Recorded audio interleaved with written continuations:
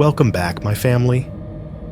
Before we dive into tonight's creepy little journey, make sure to like the video, subscribe to the channel, and share this with someone who loves a good scare before bed. I would love to know where you are watching from and what time it is for you right now. So drop it down in the comments and hype me up a little on YouTube. Now, get comfortable, dim the lights, and let us step into tonight's story. Police found a headless body on the sand, a homeless man burned in a barrel, and a van filled with tape and trash bags. The real horror is what the officer admits he did in between. That is not a headline. That is the way the man who sent us tonight's story chose to introduce himself. He says that 10 years ago, he was a deputy in a small coastal town off Highway 101, the kind of place with 2 gas stations, 1 Walmart, and a stretch of beach locals swear is safe, because nothing really happens there. On a freezing Thursday night, his radio crackled with a call about a possible mannequin lying on North Jetty Beach. By sunrise, there would be 2 bodies, a missing gun, a green van that smelled like death, and a career-ending secret he has never told anyone, until now. On paper, the case looks strangely clean. A headless corpse wrapped in tarp, dumped on the sand. A homeless man, well known to local officers, later found dead. A battered van packed with duct tape and black trash bags, parked just a few yards from the original crime scene. The department, the prosecutors, even the internet true crime crowd all agreed on the same neat story. A dangerous drifter murdered someone, tried to move the body, and wound up dying in a struggle with a cop who, in a twisted way, delivered justice. The problem is, the deputy who lived it says that is not what happened. In his version, there is a 3-hour window on that beach that never made it into any report. It starts with him standing alone in the wind, guarding a corpse with a trash bag taped over its head. It includes the moment he woke up on the sand to find the body gone, his holster empty, and a cold orange glow flickering at the far end of the beach. And it ends with him dragging a second man's body down to the tide line, trying to make it look like nothing had changed while the rest of the world slept. Tonight, you're not going to hear about ghosts, cursed objects, or demons in the dark. You're going to hear a confession from a former officer who says the scariest thing on that beach was not the headless corpse, or the burned remains, or the van full of tape and bags. It was the moment he realized he could fix everything if he was willing to treat a living person like just another piece of evidence. This is the story he asked us to share. And once you know what he did between those 3 discoveries, you might never look at a quiet beach or a parked van the same way again. 1.1 Present day.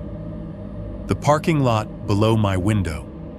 It is 12:43 a.m. when I finally admit I am not going to sleep tonight. The apartment is quiet in the way cheap buildings are quiet. Not silence, just a mix of small, tired sounds. The fridge behind me buzzes with that uneven hum it makes before the compressor kicks in. The AC unit under the window wheezes on low, barely moving the heavy air. Somewhere above me, pipes tick and settle inside the wall. It is not loud, but it is busy, like the whole building is breathing slow and shallow. I am sitting at a fake wood kitchen table that came with the place, laptop open in front of me. The only light in the room is the screen and the sodium glow leaking in through the blinds.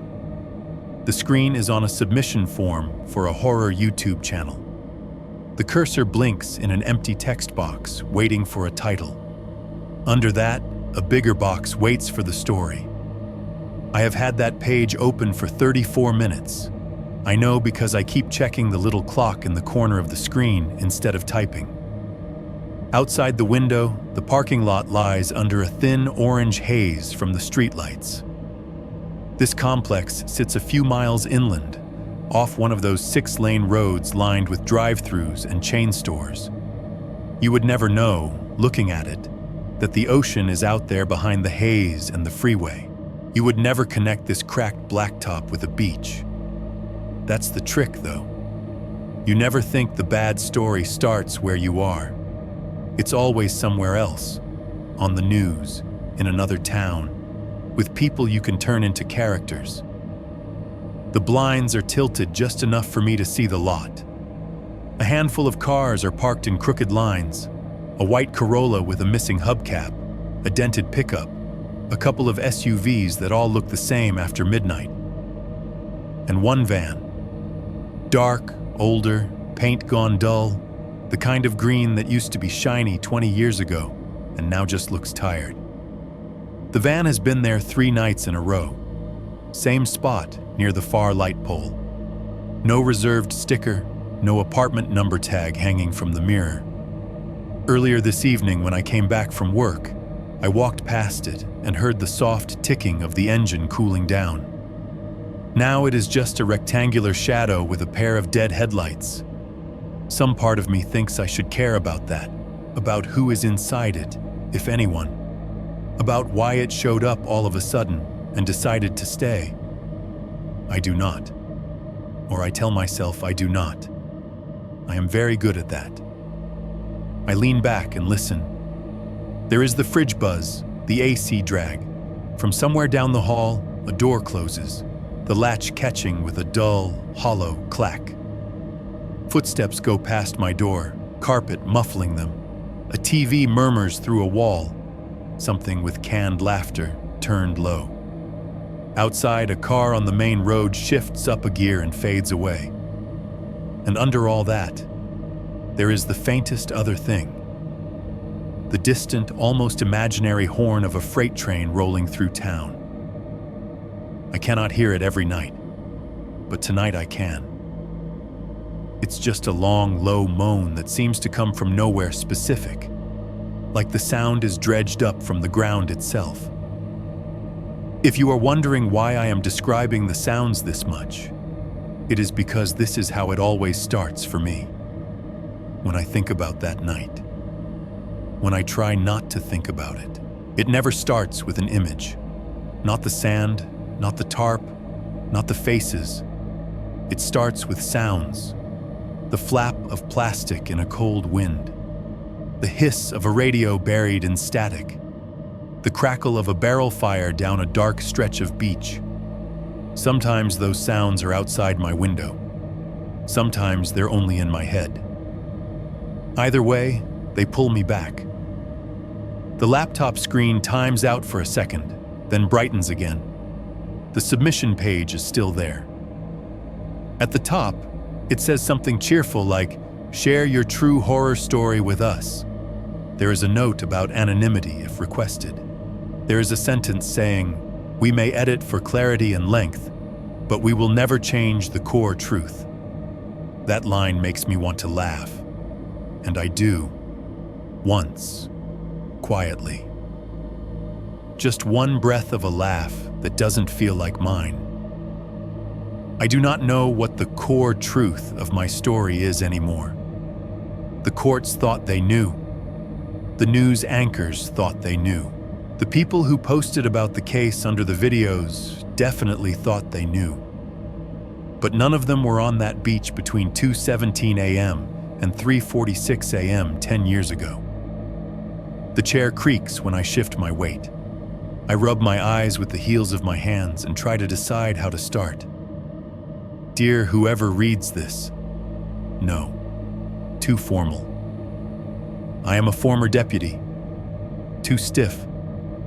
I do not want this to sound like a report, because that is what I have been doing for a decade. Reporting a version of that night that is acceptable. Neat enough to file, narrow enough to defend. This is not going to be that. I look out the blinds again. The parking lot hasn't changed.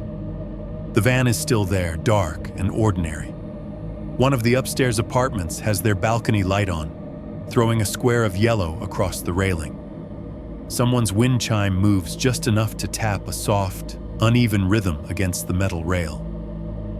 I think about going down, just walking over, tapping on the van's window, asking, "You live here?" in that fake casual way cops do when they already know the answer they want. Except I am not a cop anymore. Haven't been for a while. The habit is still there though. The urge to walk toward the thing that doesn't fit. I do not move. The truth is, I do not go down to check anything at night now. Not the van.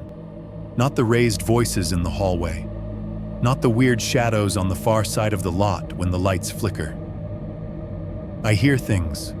I register them. And then I stay in my chair or in my bed and let them slide past me like water under a bridge I am afraid to stand on. Because the last time I went out to check something, after midnight, a man died. I lower my eyes to the laptop. The cursor blinks and blinks. I put my fingers on the keys. They feel stiff, like they belong to someone who works with his hands all day, lifting boxes, turning wrenches, anything but holding a badge. I used to be law enforcement, I type. Then I stop, backspace, try again. I used to wear a badge in a small coastal town you've probably driven past without noticing. That's better. It sounds like me, or at least the version of me that's still willing to talk. I keep going, fingers loosening as I type. 10 years ago, on a Thursday night in late March, my radio crackled with a call about a possible body on the beach. My stomach tightens just seeing the words "body on the beach" lined up like that. My brain immediately supplies the sound that came before the sight. The static on the radio, my partner's voice answering, the wipers thumping across the windshield as we drove toward the shore. I pause, listening to the present again, making sure I haven't missed anything out here while I was back there. No one is in the hallway. The TV next door has gone silent. The fridge clicks and changes pitch. Outside, a car door slams, then another. Voices, brief and muffled, a lock turning. I wait for the sliding sigh of a van door. It doesn't come. Not this time. I look back at the screen. The text box looks small compared to what I know is coming.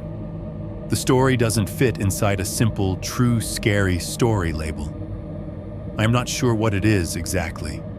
A confession, a warning, an explanation that doesn't excuse anything. I know this. It is not a ghost story. If you are here for that, I should tell you now so you can click away. There were no demons on that beach, no cursed objects, no faces in the waves. What happened was done by human hands, in human panic, on human judgment. The horror of it comes from how normal it all felt while it was happening. That, and what people decided it meant afterwards. You should also know that I am not here to convince you I am a good person. I am tired of hearing other people argue about that like it's a sport. Hero cop on one side, monster on the other, with everyone ignoring how fast those labels can flip when the story changes. I am writing this because there is a version of that night that never made it into any deposition or article, and I am the only one who can lay it out. What you do with it after that is your problem, not mine. I tilt my head back, stare at the ceiling for a second, then look out the window one more time. The van is a darker lump in the orange light, still not moving. Somewhere a train horn sounds again, low and distant, threading through the quiet like a reminder that the world is still bigger than this parking lot and my guilt. You might be wondering what exactly the incident was, the one that ended my career, that put my name in a few headlines before the feed moved on, that got me half a criminal record and a full-time insomnia. You might be trying to guess. An unjustified shooting, evidence tampering, something with drugs, There are a lot of stories like that out there now. Mine has pieces of some of those, but not in the way people like to tell it. So here is the part where I stop hinting and say it. This is not the story of a haunted beach or a possessed van. It is the story of the night I killed a man on the sand and then watched the universe twist that act into something people called karma. They liked that word. It made them feel better. It made the headlines cleaner. I am here to tell you why I hate it. 1.2. Headlines versus reality. If you ever want to know how little your life weighs, see it turned into 3 lines under a photo you never approved. I did not read the first headline when it came out. I heard about it the way you hear about everything now, through other people's phones, held just out of your reach, faces twisting as they scroll. One of the guys at the station walked past the report writing room, shook his head, and said, "You seen what they're calling it?" Then he kept walking. Later, another deputy slid his phone across the table toward me, screen lit, as if offering a cigarette. I did not read the exact wording. I did not need to. The gist was there in bold letters and a thumbnail. A strip of sand behind yellow tape, a white sheet over something too long and too low to be mistaken for anything else. And my cruiser parked at an angle, lights still flashing blue and red. Homeless man killed by deputy on North Jetty Beach. That was one of them. Another one liked late night confrontation. Another went with use of force incident. They all sounded like different flavors of the same lie. Neat, impersonal, compact enough to fit under a logo. Months later, when the cameras were gone and I was the only one still living with that night day in and day out, they ran another round. Former deputy accepts plea deal in controversial case. And then, after some court documents were released, a smaller, nastier one. Questions remain about missing evidence gun. That last part made people feel clever. It opened a door just enough for them to slide their own theories in. Where did the gun go? Who had it? And for how long? Did I lie about that too? Comment sections did what they do. Some folks decided I was a murderer who got away with it. Others decided I was a hero railroaded by politics. Very few seemed interested in the idea that I might just be a weak, scared human being who made the worst possible choice and then lied about it. Those headlines didn't mention the paperwork. They did not mention how many hours I spent under fluorescent lights that hummed at a pitch just high enough to crawl under my skin. Rooms all the same. Beige walls, plastic chairs that tipped if you leaned too far back. The smell of coffee burned down to a bitter crust on the hot plate. They did not mention the forms with boxes to tick and lines to fill, asking me to summarize a life-ending 8 seconds in phrases like "subject proceeded toward officer" and "perceived imminent threat."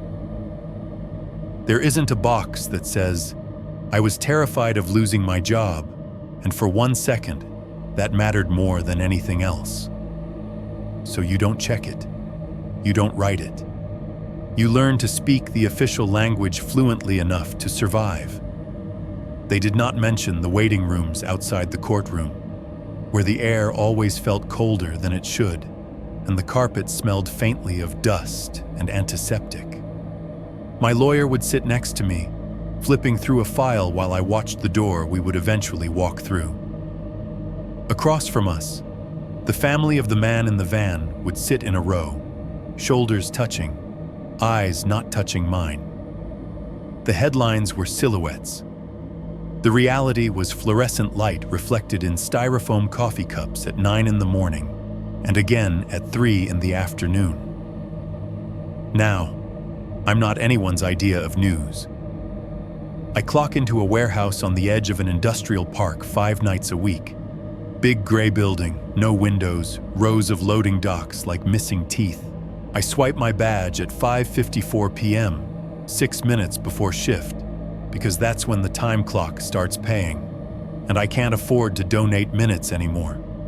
If you want the details, metal detectors at the employee entrance, plastic bins for keys and phones, the smell of cardboard and pallet wood hitting you the moment you step onto the floor, conveyor belts rattling overhead, forklifts beeping in reverse, scanners chirping every time a box is scanned and moved.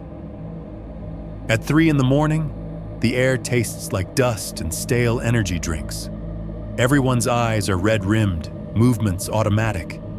We are cogs moving other cogs in a machine that never really stops. It just slows when the world sleeps. I stack, lift, scan, push. Walk miles in circles without ever seeing a sky. There is a 30-minute lunch break where I sit in a break room with a vending machine that eats dollar bills and a TV always tuned to some late-night show. Sometimes they talk about police scandals or true crime cases. Sometimes I hear the word van, and my hands sweat so much I can't open my chips. On paper, I have a daughter. She lives 2 states away with her mother. We talk twice a month, on a schedule set by court order and habit. She is old enough now to have opinions and search engines. I do not know how much she has read about me, or what version of those headlines she has decided to believe. The last time we were on video, she asked if I still lived near the beach. I said no, I lived inland now, somewhere with more warehouses than waves. She said, oh, and then asked about my job. I told her the truth, more or less. I move boxes until the sun comes up. I did not tell her that when I hear a pallet wrap crumple just right, my spine goes cold because it sounds like plastic flapping in a nighttime wind. I did not tell her that when the overhead PA system crackles to life, I always brace for the hiss and pop of a radio on my shoulder instead.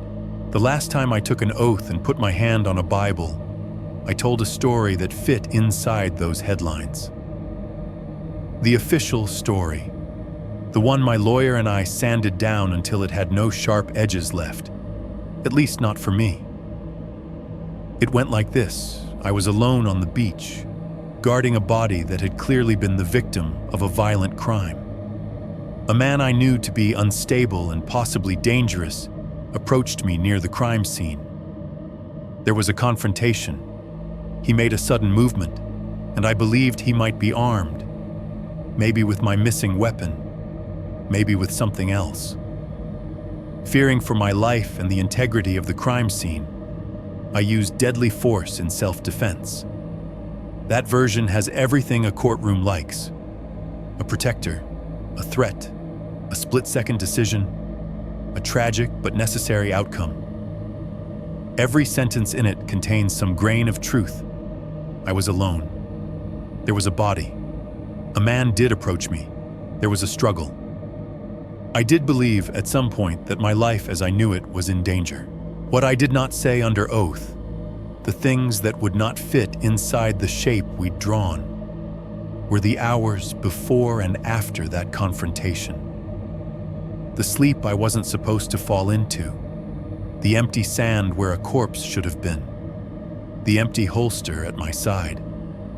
The way my fear was not only about dying, but about losing my badge, my paycheck, my last shred of stability. The official story was like those headlines, not wholly false, but carefully incomplete. It was the story that kept me out of prison for life. It was the story we decided the system could live with.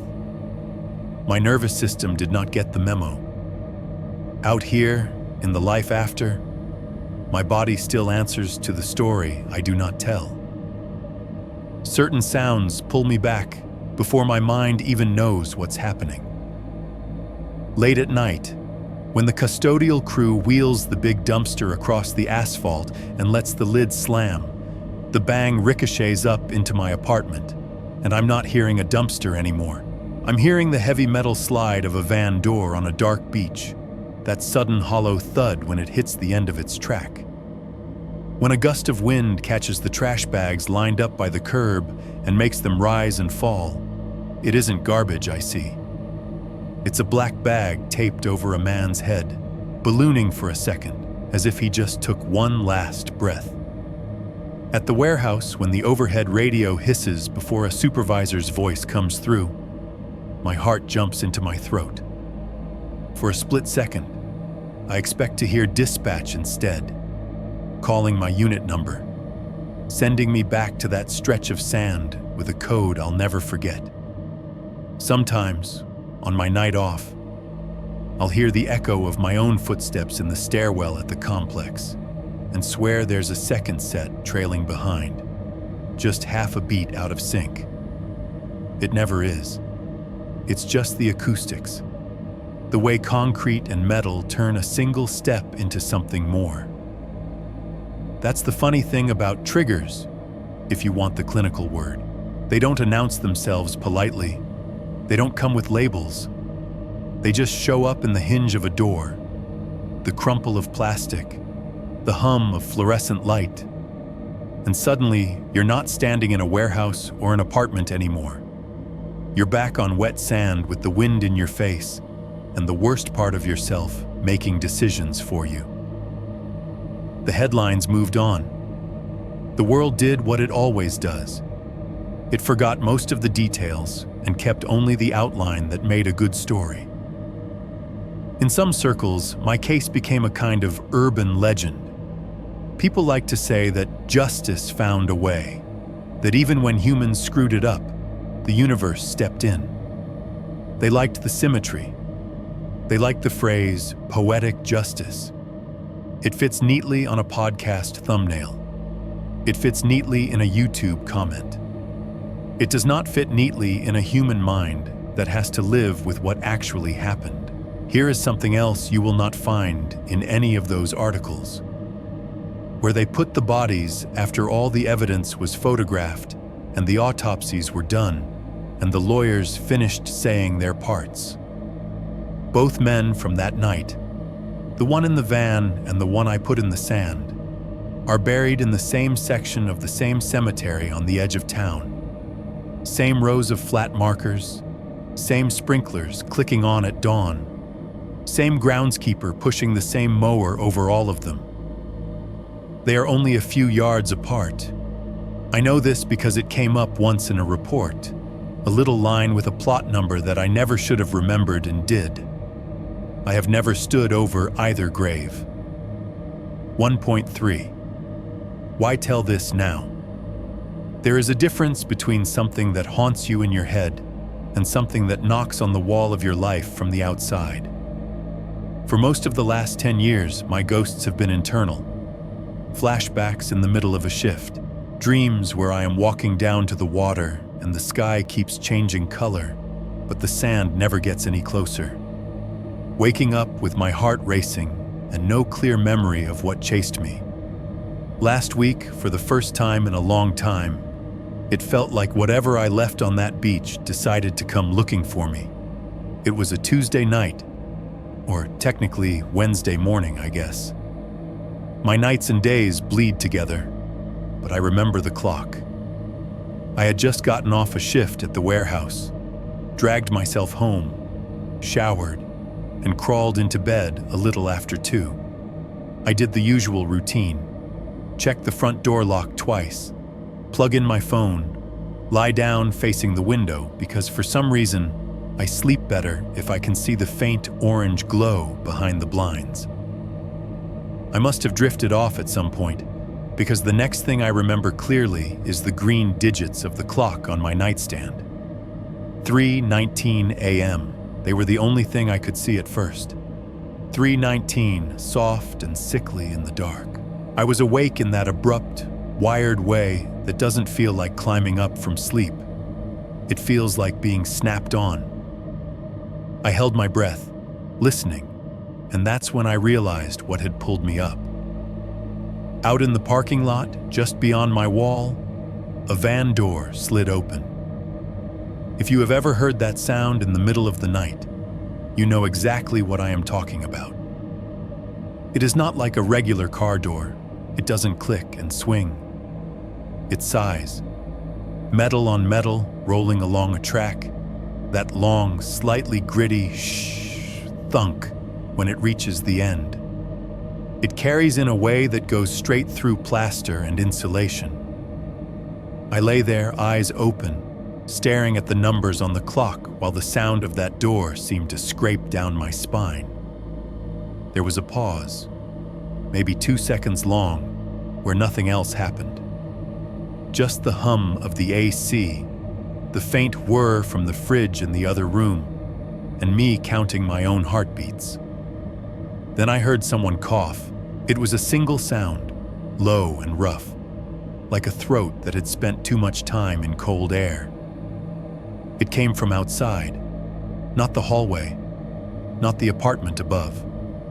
Somewhere out in that orange-lit rectangle between buildings, where the dark van had been sitting for 3 nights. A cough, then a soft, ugly clearing of the throat, cut off halfway. The kind of sound you do when you think you are alone. I wish I could tell you I jumped up, that all the old training kicked back in and I crossed the room, yanked the blinds up, and assessed the situation. That I looked to see if someone needed help, or if something was wrong, or if the van was even the same one I had been watching with half an eye. I did not move. My body made the decision before my mind even lined up the options. I stayed exactly where I was, on my side, hands under the blanket, watching the glow of the clock. I listened to my own pulse in my ears and the little, ordinary noises of the complex. The compressor under the fridge kicking on, a water heater somewhere thunking as it adjusted. The cough did not repeat. The van door did not slide again. After a minute, a car far off on the main road passed by, tires hissing on asphalt, and the world smoothed back into its usual late-night hum. And I lay there, 3:20, 3:22, 3:27, tracing the shape of my own fear. Here is the part I'm not proud of. It was not the van or the cough that scared me. It was the possibility of what getting out of bed might lead to, walking to the window, looking out, seeing something that would demand a decision. I have become afraid of my own curiosity. That sounds dramatic, but it is the truth. The last time I listened to that impulse, the urge to go check it out, to just see what's going on, I walked down a beach toward a flicker of orange light and a man warming his hands over a barrel fire.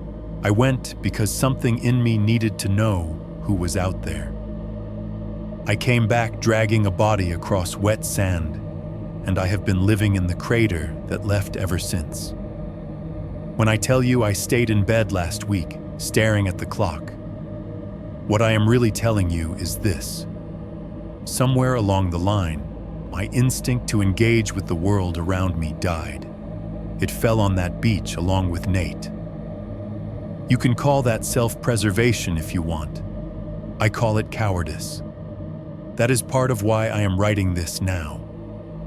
Not because the cough belonged to Nate's ghost, or because the van in the lot is cursed, or because the universe is sending me coded messages through parking lot sounds. I am not that special, and the universe is not that organized. I am writing because lying there, watching 3:19 turn into 3:31, I realized something I haven't wanted to look at straight on. The horror of what I did that night is not just in the act itself, it's in what it has turned me into afterward. Someone who hears a noise in the dark and chooses paralysis, because moving might mean repeating the worst version of himself. You expect the monster in a story like mine to be out there somewhere. A faceless killer dumping bodies from a van. A stranger with tape and tarps and bags. And don't get me wrong, there was someone like that in the background of my case. The man in the van did not tape himself up.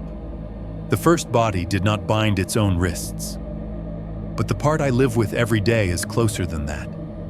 It is the version of me who, when pushed into a corner between losing everything and doing something unforgivable, chose the second option, and then told himself it was for the greater good. The version of me who looked at another human being and saw an opportunity instead of a person. That, the way I learned to treat people as background noise, as scenery in my own drama, that's what this story is really about.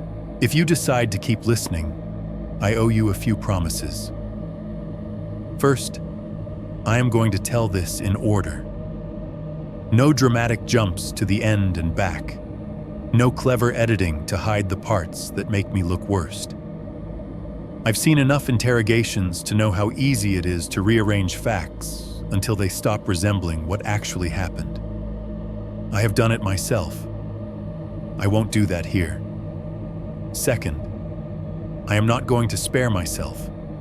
I will tell you where I hesitated, where I lied, where I took the easy route instead of the right one. I am not saying that so you will think I am brave for admitting it. I am saying it because if I trim those parts away, then what you are hearing is just another headline. Third, I am not going to pretend I am a pure villain either. That might sound strange, but there is a kind of comfort in casting yourself as the monster. Monsters are simple. They do bad things because they are bad. End of story. You can close the book and sleep. I was not simple, I am not now. I did some good things in my years wearing a uniform. I did some stupid, selfish things long before the night on the beach. What I did with Nate did not come out of nowhere. It was the worst expression of a pattern I had been living in for a long time. If I make myself into a cartoon, you will not see how easy it is for someone almost ordinary to end up where I did. This is not a redemption arc. There is no neat ending where I learn my lesson, become a better person, and the credits roll over a shot of me laying flowers on a grave. I am not interested in earning your forgiveness, because you are not the one I took anything from. What I am trying to do is show you what happened when I, someone whose job was literally to distinguish between foreground and background, danger and noise, decided that one man was just part of the scenery. A piece on the board I could move to fix my mistake. And what happened when, for reasons I still don't understand, the universe arranged the facts afterward in a way that made it look like justice. You will hear people talk about my case sometimes, in certain circles, as if I was an instrument of fate. They like to say that the man I killed had it coming, that he was involved in something terrible, that even if I acted out of panic or self-interest, the right guy ended up dead. On the official record, that's true, in a narrow, stomach-turning way. Somewhere in a filing cabinet at the county courthouse, there is a stack of paper with my name and badge number on it, and a few pages in, a line that labels the man I killed. Not just as a victim, not just as decedent, as a suspect, in an unsolved homicide that happened before the night on the beach. His prints were in the van. His DNA was on the first body. His phone pinged near another dump site on another lonely stretch of sand. The detectives built a chain of circumstantial links long enough to convince themselves, and a prosecutor, that the story added up. A disturbed drifter turned killer, taken out by one of his would-be protectors in a tragic but tidy loop. That is how they filed it. That is how podcasts retell it now, when they need a grim little bow to tie the episode together. In the end, the deputy who broke the rules unknowingly stopped a murderer. It sounds almost comforting, doesn't it? Like the universe corrected for our human mess. Here is the part I need you to sit with before we go any further. At the exact moment I decided to kill that man on the beach, I did not know any of that. I did not know what was in his van. I did not know whose body was wrapped in the older tarp. I did not know what the detectives would find on his clothes or his phone. I did not think I was stopping a killer or balancing any scales. I thought I was saving myself. Whatever you think of me by the end of this, start there, in that ignorance. In that moment between hearing the crackle of the barrel fire and feeling the weight of another man's body in my hands. That is where the real horror begins. 2.1, a little coastal nowhere on Highway 101. Before you picture the beach, you have to picture the town that feeds it. Not the postcard shot, the one they used on the tourism website with the sunset and the kids flying kites, but the real version. The one you see at 2 in the morning when your cruiser is the only thing moving through it. From the air, it probably looks like someone dropped a handful of chain stores and cheap motels along the edge of Highway 101 and then forgot about them. The freeway skirts the town on one side, the ocean presses in from the other, and everything in between feels temporary. Signs fade faster here. Paint peels quicker. Salt gets into everything. On the north end of town, near the exit ramp, there's a clutch of chain motels, all pretending to be the same place with different names. Vacancy signs that flicker even when half the rooms are occupied. Thin curtains over sliding glass doors that never quite close, so you can see the blue light of a TV from the road. The parking lots are a mix of weary minivans, beat-up pickups, and the occasional shiny SUV that clearly took a wrong turn off the highway. Farther down, there's the 24-hour Walmart, squatting behind a sea of asphalt. At night, the place glows like a spaceship landed and then gave up halfway through takeoff. Sodium vapor lights buzz over the loading docks. The automatic doors sigh open for whoever walks up. Tourists who forgot sunscreen, locals who can't sleep, and people like me grabbing socks or razor blades after shift because nothing else in town is open. Across from that, there's a Waffle House-style diner, all yellow signs and big windows, sitting under a constant halo of steam from the grill. On graveyard patrol, that place is a kind of anchor. You know you're near home base when you see the line of pickups and cruisers out front and smell burnt coffee and bacon through your open window. Inside, the same handful of night owls claim the corner stools, and the same server tops off cups without asking. The gas stations cling to the highway like barnacles, one on each end of town, both with half-working pumps and bathrooms you don't use unless you have to.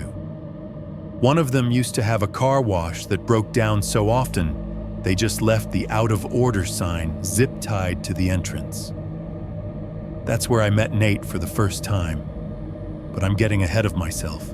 On the ocean side of town, past the strip malls and a line of sad-looking palm trees that never quite thrive in the coastal wind, the tourist shops huddle together, bait and tackle, a store that sells shells and kitschy signs about beach hair don't care, a surf rental place that does most of its business in July and then lives off that money the rest of the year. Their neon signs flicker off one by one around 10 p.m., and the streets fold into themselves. The seasons don't mean much here, not the way they do inland. We get fog in the mornings, thick enough to swallow the tops of the streetlights, pearl gray clouds sitting low over the roofs. The salt air chews on metal, balcony railings turn crusty, and the undersides of bridges rust faster than seems fair. Gulls scream over every parking lot, dropping shells and worse things onto windshields. On sunny days, the light bounces off wet pavement and chrome like it's trying to blind you. On rainy days, everything turns the same shade of slate, and the ocean disappears into the sky. That was the backdrop of my life for about 4 years. Highway 101 on one side, water on the other, and me somewhere in between, wearing a tan uniform that never quite fit right. As a junior deputy, your world shrinks down to the department and the county real fast. You stop thinking of the town as home and start thinking of it as area of responsibility. My days, when I still worked days, started with roll call in a windowless room painted the same off-white as every government office you've ever been in. Fluorescent lights buzzed overhead, slightly out of sync, so there was always a faint, nervous vibration in the air. 30 minutes before shift, guys would drift in, uniforms half-buttoned, vests still open. There'd be a whiteboard with assignments, a stack of incident printouts on the table, and the smell of burnt coffee bleeding out from the tiny break room across the hall. The coffee at the station was a horror story of its own. Some of it had probably been sitting on the hot plate since the night before, muddy and thick, the glass pot ringed with a brown line like a high water mark. We drank it anyway. You poured a cup, threw in powdered creamer if you were brave, and leaned against the counter while the sergeant droned through updates. Warrant lists, bolos, anything new going on. Like another reminder not to park in front of the chief's spot, even for just a minute. Then you got your assignment, signed out your radio and your taser and your weapons, and walked out to the motor pool. The air outside always felt colder than it should after the fluorescence inside, like stepping into someone else's life. Engines turning over, radios crackling with dispatch chatter, someone's country playlist leaking from a car speaker. My patrol pattern was usually the same. Start with the strip malls, cruise past the movie theater and the cluster of fast food joints, sweep the Walmart lot for shoplifters, slide through the apartment complexes that got more calls than the others, loop through the trailer parks on the east side of 101, where the gravel roads never really dried out and the porch lights burned all night. Then swing down toward the beach access roads, shining the spotlight across a few parked cars, making sure nobody was doing anything too stupid in the dark. Most nights it was low-level boredom with a low hum of possibility underneath. You responded to domestics where nothing changed, no matter how many times you showed up. You wrote reports about cars broken into for pocket change and fast food. You took statements no one would remember giving 2 weeks later. And then, once in a while, something sharp would cut through the dull. A crash on the highway bad enough that you smelled antifreeze and hot metal before you even saw the twisted frames. A drunk with a knife in a parking lot behind a bar. A missing kid who wasn't missing, just asleep under a blanket in the back of a minivan. Those calls were the ones you replayed later, lying in bed. The problem was, the boring ones stacked up too. They became the background hum of your life until it was hard to tell which was more dangerous, being constantly on edge, or letting your guard down because nothing had happened in a while. I was already divorced by the time North Jetty happened. My ex and my daughter lived 2 states away, in a place with real winters and actual trees that changed color. There was a court order taped to the inside of my locker back then, listing the days I was supposed to call, the weekends I was supposed to have if I could afford the flight. My rent on a 1-bedroom in town was $950 a month, plus utilities. That number lived in my head constantly. So did the child support payment that hit my account every other Friday like clockwork. I knew to the dollar how much I could spend at the grocery store without bouncing something. I knew the exact week my tires would need replacing and how much overtime I'd have to pull to cover them. If all that sounds mundane compared to a headless body on a beach, good. It was mundane. That's the point. Before the night that blew everything apart, my biggest fear wasn't dying in the line of duty. It was losing the job, losing the paycheck that kept my crappy apartment over my head and my kids' school supplies paid for. Losing the one thing that made me feel like I had any weight in this town at all. The older sergeants could smell that on me. They'd seen it before. Guys with alimony, with kids, with sick parents, all clinging to the badge harder than they probably should, because they didn't have a net underneath. There's a way they look at you in briefing, a little longer than necessary, like they're measuring how much pressure it would take to crack you. So I worked my shifts, took the overtime when it was offered, volunteered for the late calls when someone needed to stay over. Low-level boredom, occasional spikes of adrenaline, a constant undercurrent of money anxiety. That was my life. And running right under that, like a quiet little stream no one noticed, was another pattern I didn't think about until it was too late. It showed up in our CAD system the same way every time. Unwanted person, trespass, suspicious individual. Caller complains of male loitering, my unit number, timestamp, address. Most of those calls were about the same man, sleeping behind the Walmart loading dock, sitting on the curb outside the diner with a backpack at his feet, standing too long near the gas station pumps, staring at nothing, making customers nervous. Dozens of calls, over months, over years, each one a blip on my screen, a line in a report, a name I typed so often my fingers learned it faster than my brain. Nate. 2.2. The first times I met Nate. The first time I laid eyes on Nate, he was standing in the yellow wash of the gas station canopy, and nothing about him felt important. It was close to midnight on a Tuesday. Midweek nights have a particular deadness in towns like ours. The commuters are home, the tourists are in their motel rooms watching whatever's on cable, and the only people moving around are the ones who have to be truckers, graveyard shift workers, cops, and the kind of folks who always seem to appear after the sun goes down. My partner that week was a guy named Morales. We rolled into the North End gas station because he wanted a coffee that didn't taste like it had been filtered through a sock.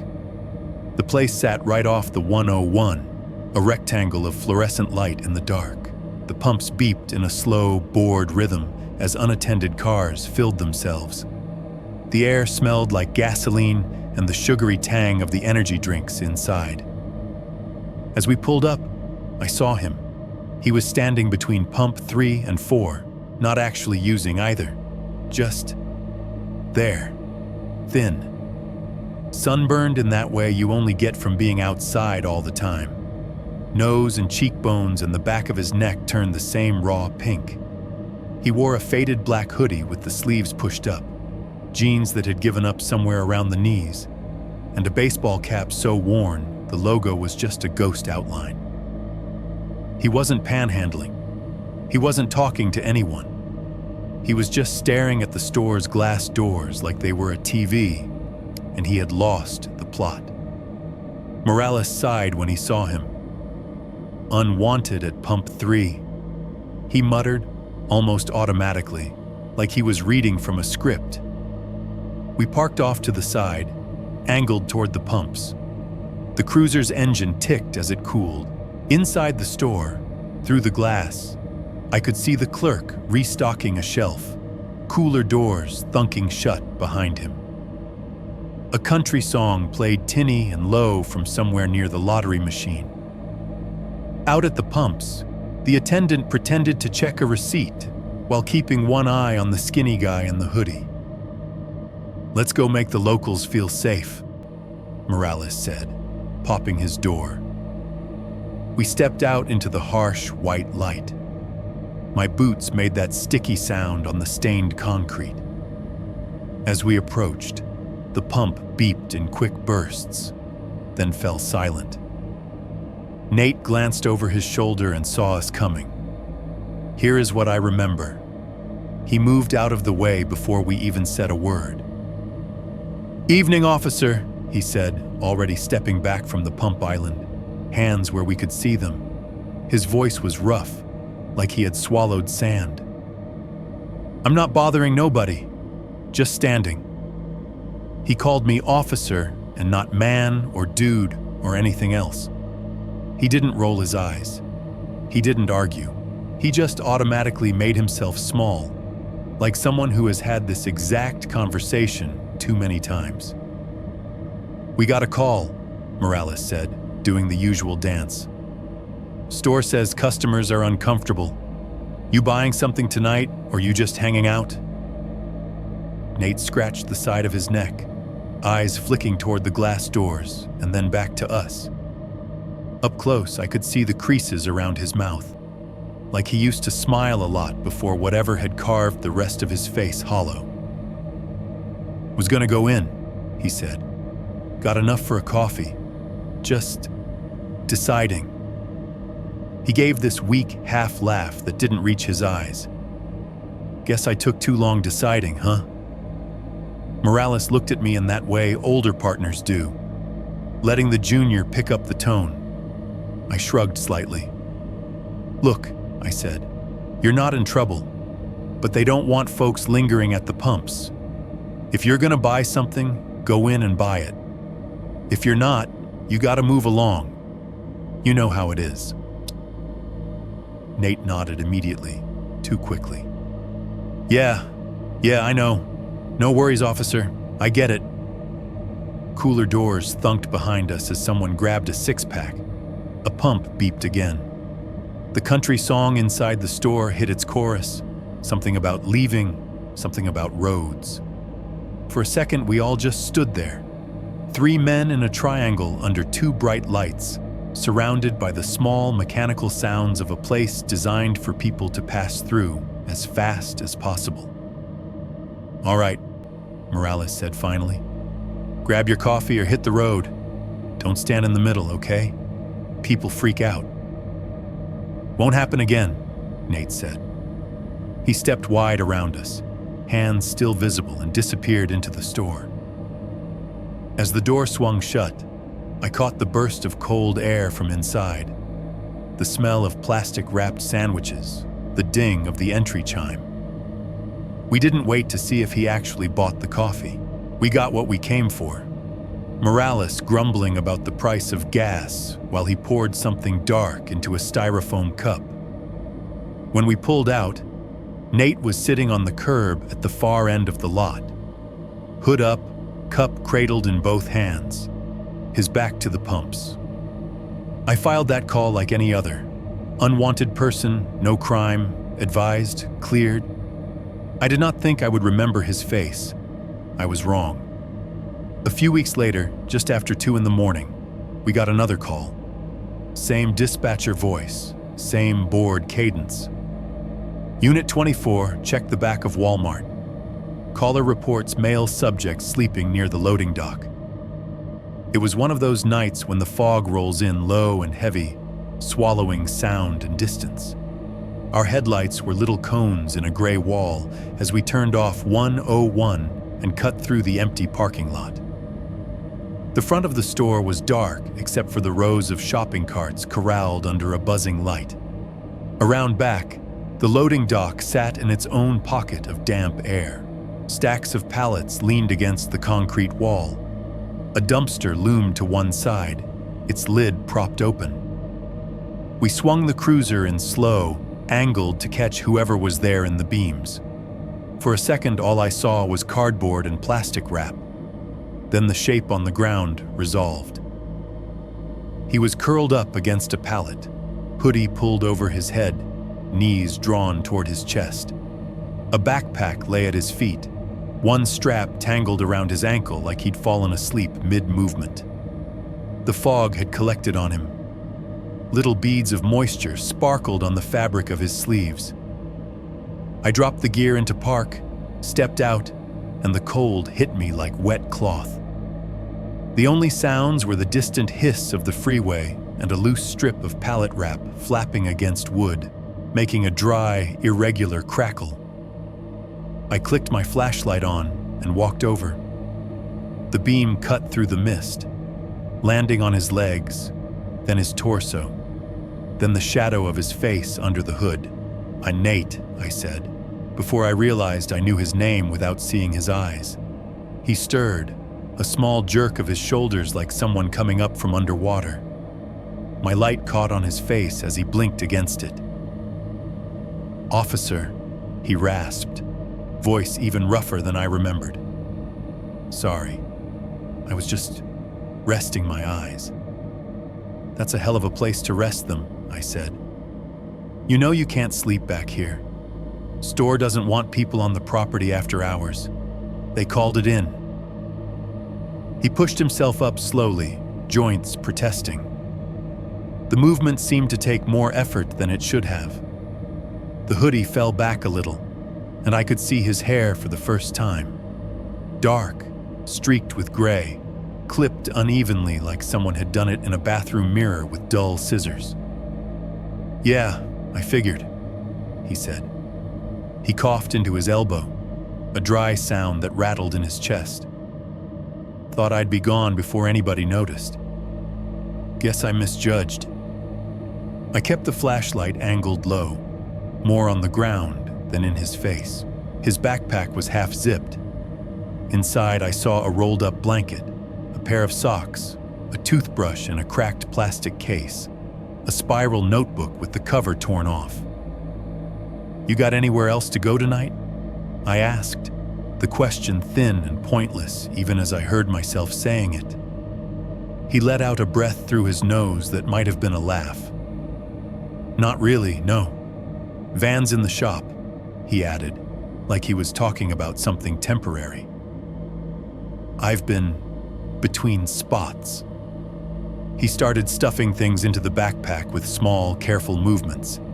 Each item had a place. Blanket rolled tighter, notebook laid flat, toothbrush tucked in the side. He had done this 1,000 times. Pack up, move along, try again somewhere else. Look, I get you're doing your job, he said. I'm not trying to cause trouble. It's just, I used to unload trucks back here. He nodded toward the loading dock. Funny, huh? I used to tell people to get out of this area. Now I'm the one getting moved along. He said it without bitterness, just a statement of fact. The fog swallowed his words as soon as they left his mouth. You worked here? I asked. Couple years, he said. Before things went sideways. He shrugged one shoulder, as if that explained everything and nothing. It happens.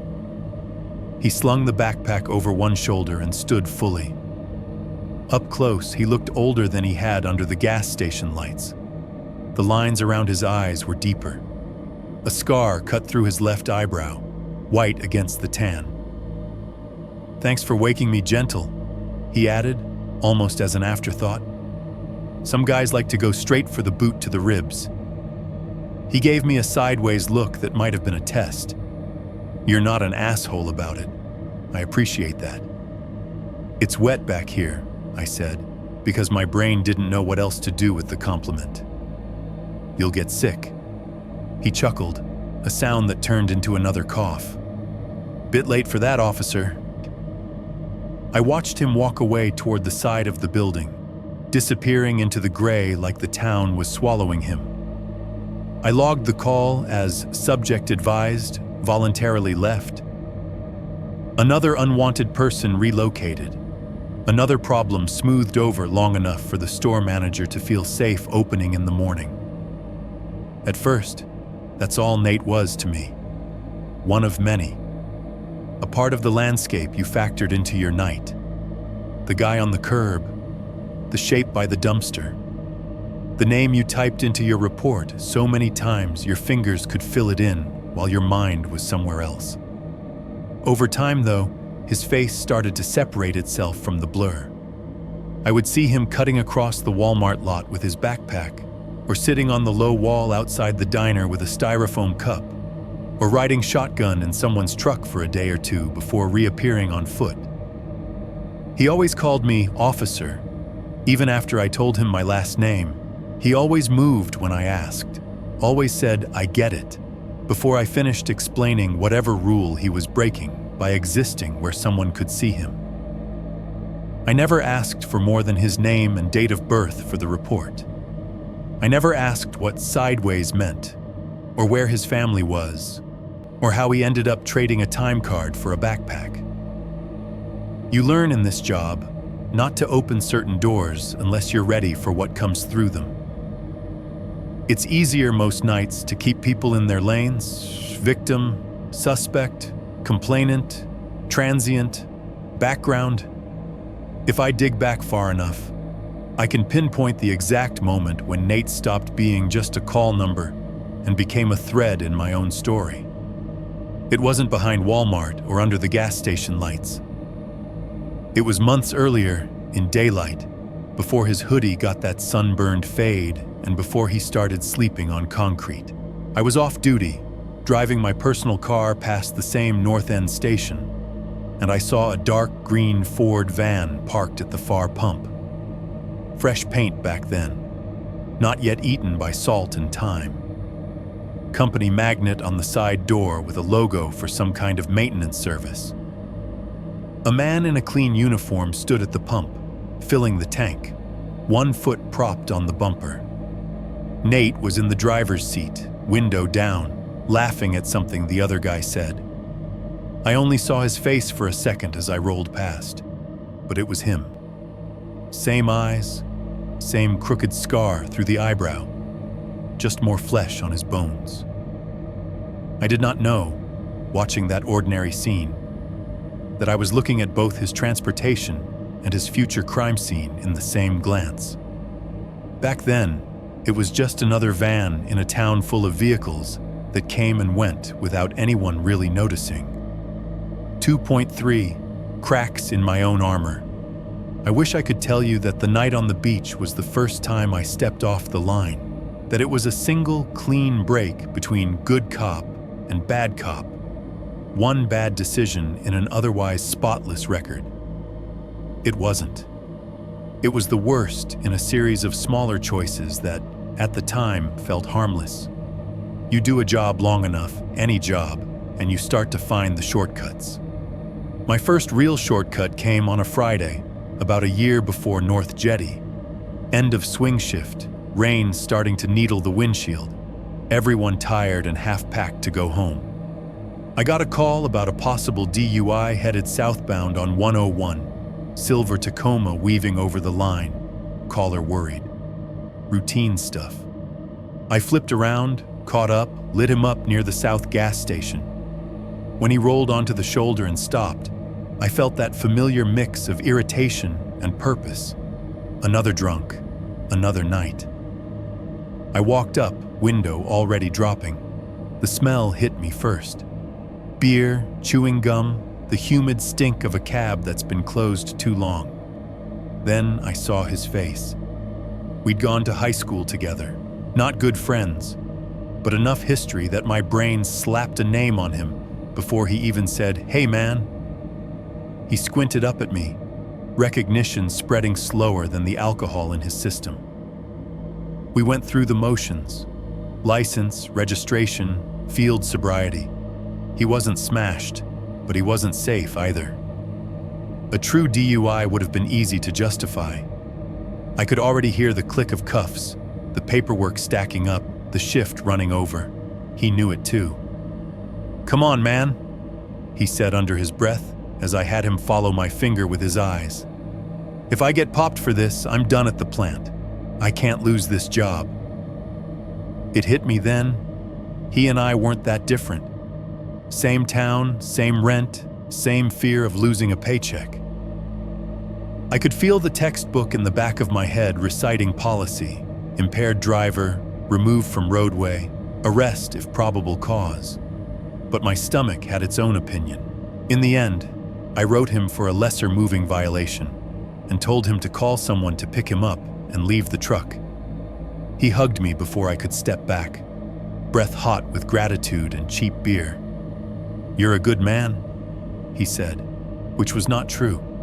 I was just tired. I told myself I was using discretion. That's what my field training officer had always called it when he let people off with warnings. But something in me knew I just decided the rules were flexible if I liked the person enough. After that, it got easier.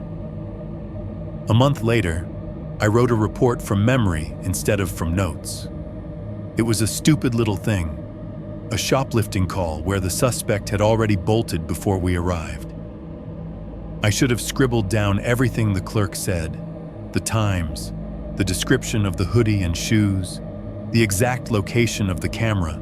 Instead, I nodded, said, "We'll add it to the log," and pieced it together later in front of a computer, filling in blanks with approximate and believed to be. Nothing bad came of it. No one was wrongly accused. The video quality was so bad you couldn't have ID'd your own mother. But I remember the feeling when I hit submit, like I'd cut a corner in drywall. No one would see it once the paint was on, but I knew it was there. Then there were the complaints that came in at 5:52 a.m. on a 6 a.m. shift end. Loud music in a complex we'd already been to 3 times that week. Suspicious person reported walking down a quiet street. No description, no urgency. "I'll take it," I'd say over the radio, then slow roll through the area with my windows up and my radio turned low, half hoping I wouldn't see anything at all. Maybe that guy with the backpack was just going to work. Maybe the music would be off by the time I got there anyway. Never mind that it was our job to check. Never mind that the person who called might actually be scared. I had laundry to do and a court date for a traffic ticket later that morning. I was tired. I shaved those 10 minutes off where I could. None of these were monstrous. No one bled because of them. No one ended up on the beach because I fudged a report or gave a warning instead of a citation. But every time I stepped away from the strict version of the job, it got harder to see the line at all. The badge felt less like a set of rules and more like a tool I could tilt as needed. The universe could have called me out on any of those small things. It didn't. Maybe that's why, when the big test finally came, I was already halfway slid toward the edge. The closest I came to killing someone before Nate happened in a concrete box that smelled like oil and old rain. It was a Tuesday, late again. Most of my worst memories wear the same clock. We got a call about a suspicious person in the parking structure behind the downtown bank. The structure was one of those low, gray things with open sides, the kind that never see full daylight. A cleaning crew had reported a guy pacing up and down the 3rd level, ducking behind pillars when he heard cars. We rolled in slow, engine echoing off cement. Our tires crackled over broken glass near the entrance. The radio hissed softly on my shoulder. We turned up the ramp, headlights sweeping across empty stalls and concrete pillars marked with fading numbers. On the 3rd level, Morales killed the spotlight and let the cruiser idle. "There," he said, nodding. At the far end, between a minivan and an empty stall, a figure stood in profile. Hood up, hands messing with something near his face. He was half in shadow. From that distance, I couldn't read his posture. Just a jittery movement, like he was talking to himself or arguing with someone who wasn't there. We stepped out, doors shutting with twin thunks that bounced off the ceiling. The air up there was colder than outside, damp and stale. Somewhere below, a car alarm chirped twice. Fluorescent tubes hummed overhead, some flickering on a delay. "Sheriff's office," I called, my voice sounding too loud. "Let me see your hands." The guy flinched. I saw a flash of metal near his waist, a quick gleam that snagged my eye like fishhook. My hand went straight to my holster, muscle memory overriding thought. In the same heartbeat, he jerked his arm up, hand coming toward his chest. Time did that thing everyone talks about in training videos, stretching out like chewing gum. I felt my fingers curl around the grip. My thumb flicked the retention, my own breathing loud in my ears. I saw his outline, saw the shine, felt my brain scream weapon. Then there was a little plastic clack, a buzz, and a blue rectangle lit up under his chin. Phone. He was lifting a phone. The metal gleam had been the edge of the cracked case catching our headlights. "Hands," Morales barked, already ahead of me, already seeing what I hadn't. "Drop the phone. Hands up." The guy froze, eyes wide, phone slipping from his fingers to hit the concrete with a small, shattering sound. He put his hands up, palms out. "Whoa, whoa!" he stammered, voice high. "I'm just waiting for my ride, man. I'm not doing anything." I realized then that I had my gun halfway out of the holster. Not drawn, not pointed, but free enough that another half second of fear would have brought it all the way up. My stomach dropped. The fluorescent hum seemed to disappear. For a second, the whole garage was silent except for my pulse beating against my eardrums. If that little plastic clack had sounded different, if the phone had been anything but what it was, if Morales had looked away for that same moment instead of seeing the blue glow, we would have been telling a very different story in a very small room later that night. We cleared him, checked his ID, confirmed he was actually waiting for a friend who worked at the bank. We grumbled about him picking a weird place to lurk. We told him not to make sudden movements around cops. He nodded, still shaking, and promised he wouldn't. When we got back in the cruiser, my hands were sweating so badly I had to wipe them on my pants before I could write anything in the log. "You good?" Morales asked, eyes flicking to my still open holster. "Yeah," I lied. "Yeah, I thought I saw—" "I know what you thought you saw," he said. We both did. Just be careful. You don't get points for being fast if you're wrong. We drove away, the tires making that hollow boom boom as we crossed each expansion joint. On the way down the ramp, someone on the lower level slammed a van door. The sound exploded in the confined space, metal sliding, then crashing home. It made me jump in my seat. I remember that sound more clearly than the guy's face. The metallic slide of the door, the abrupt thud at the end. It echoed around the garage, rattled my already frayed nerves, and lodged itself somewhere behind my ribs. When I think back to that night now, I don't picture the phone or the man's raised hands. I hear that door. I told myself, driving away from the garage, that I would carry that near miss with me as a lesson, that I would be extra careful with my weapon, that I would never let fear and assumption pull me that close to the edge again. And in a way, I did carry it. I knew exactly how easily I could be the guy on the stand saying I thought he had a gun. I knew how thin the margin was between caution and catastrophe. Ironically, that knowledge made what happened with Nate worse. When the time came, when the firelight on the beach painted everything in jagged shadows and my brain screamed danger, I couldn't just blame training. I had proof in my own memory that I could slow down, that I could choose not to shoot, not to act. I had an example where I'd stepped back from that cliff. On the sand, I stepped off it anyway. Not in a panicked half-second, but in a dragged-out, considered way that still makes me sick.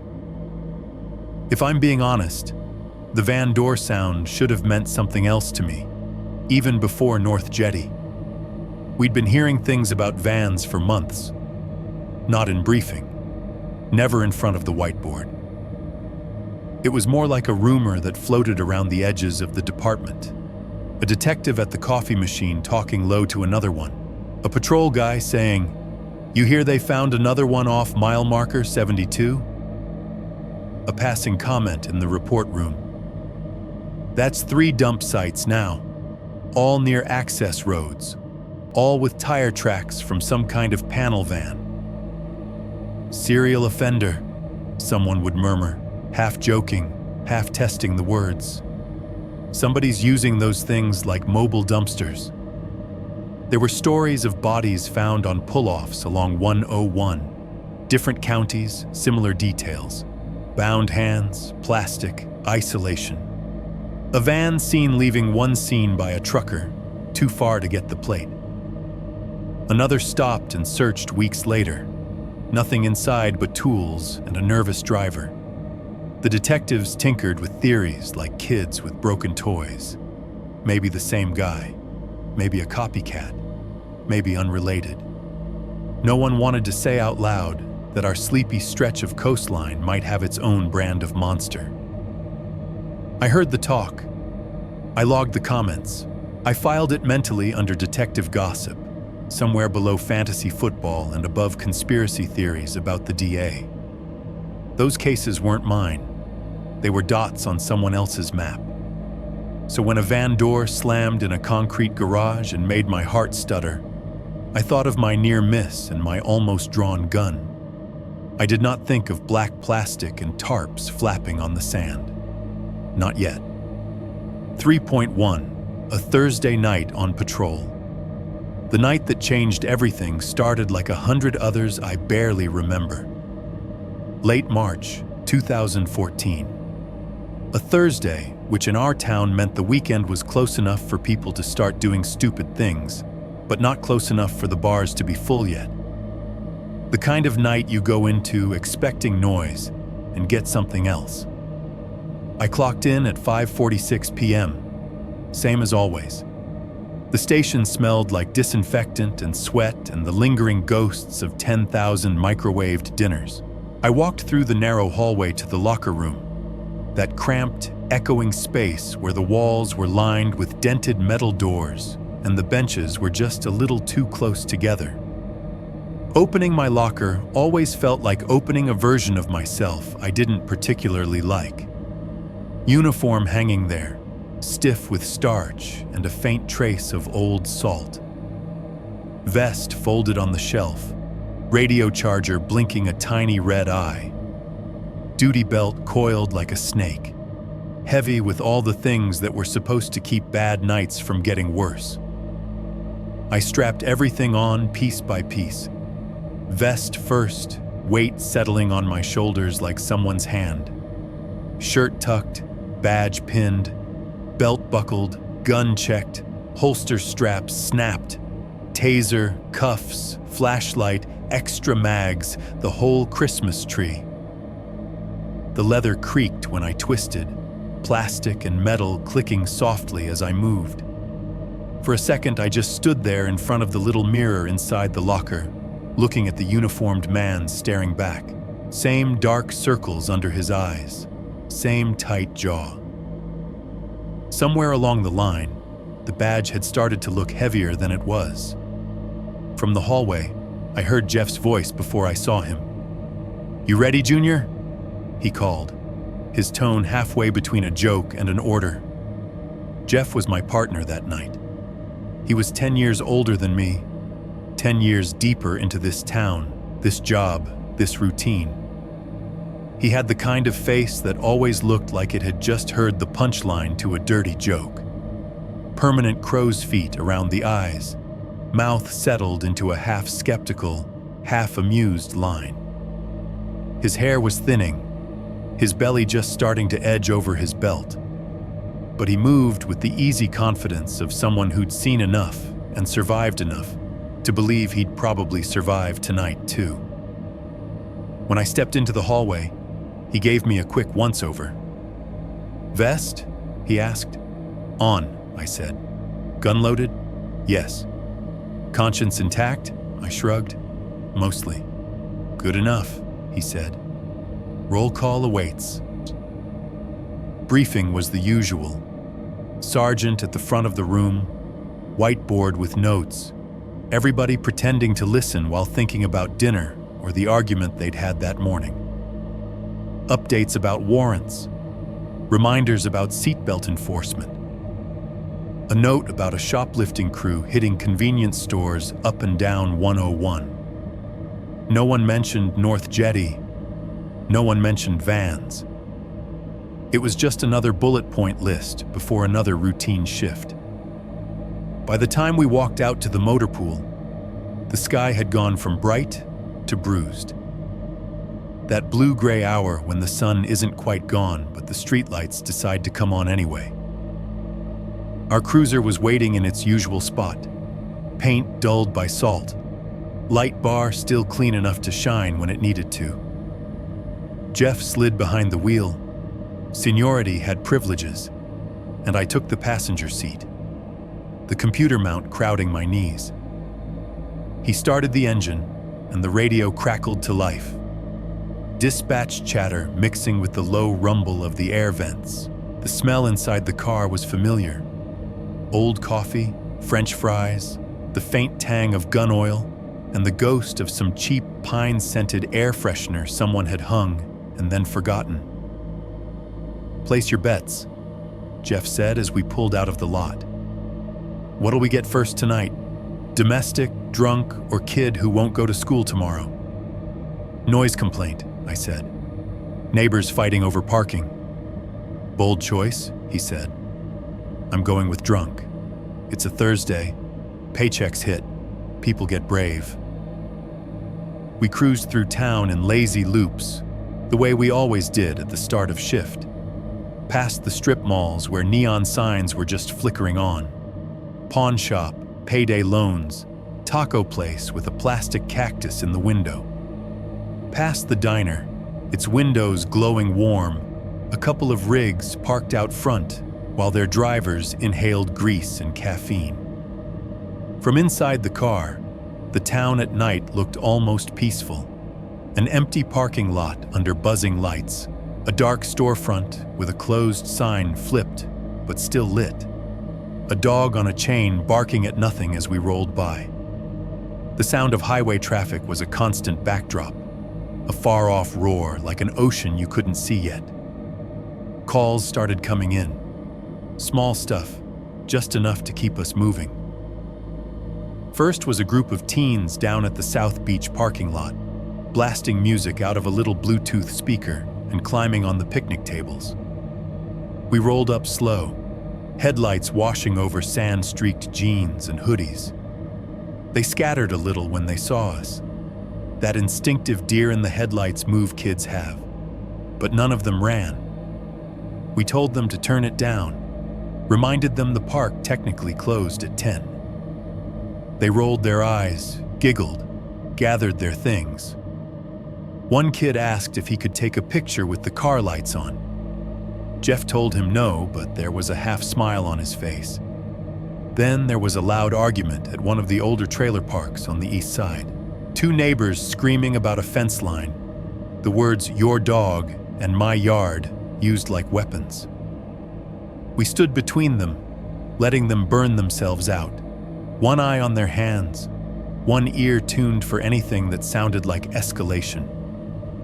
In the end, we wrote nothing, arrested no one. We just soaked up their anger until they were too tired to keep going, and then left them under the flicker of the one working streetlight. That's what nights like that mostly were, being the sponge for other people's worst moments. Through it all, I couldn't shake a feeling I couldn't name. A low hum under my skin, like the fluorescent buzz in the station had followed me out into the dark. I told myself it was just fatigue. Too many late shifts in a row. Too many cups of bad coffee. Too much thinking about custody schedules and rent checks. But every time the radio hissed, a tiny piece of me tensed, waiting for something sharper than teens and fence fights. Around 10:30, Jeff turned the cruiser west, heading toward the ocean. "Let's go see if our fine citizenry is behaving by the water," he said. The road to North Jetty Beach cut through a strip of low-slung houses and vacation rentals, then opened into dunes and scrub, the air getting colder and wetter with every block. We rolled down our windows a couple of inches. The smell changed, less exhaust, more salt and kelp, that damp chill that slides into your bones if you stay too long. As we came around the last curve before the parking lot, the world widened. On the left, a cluster of tall grasses swayed in the wind. On the right, the lot itself spread out. A flat expanse of cracked asphalt with faded white lines, bordered by a low wooden fence, and beyond that, darkness where the beach began. I tilted my head toward the window, listening. Even from the car, you could hear the ocean out there in the dark.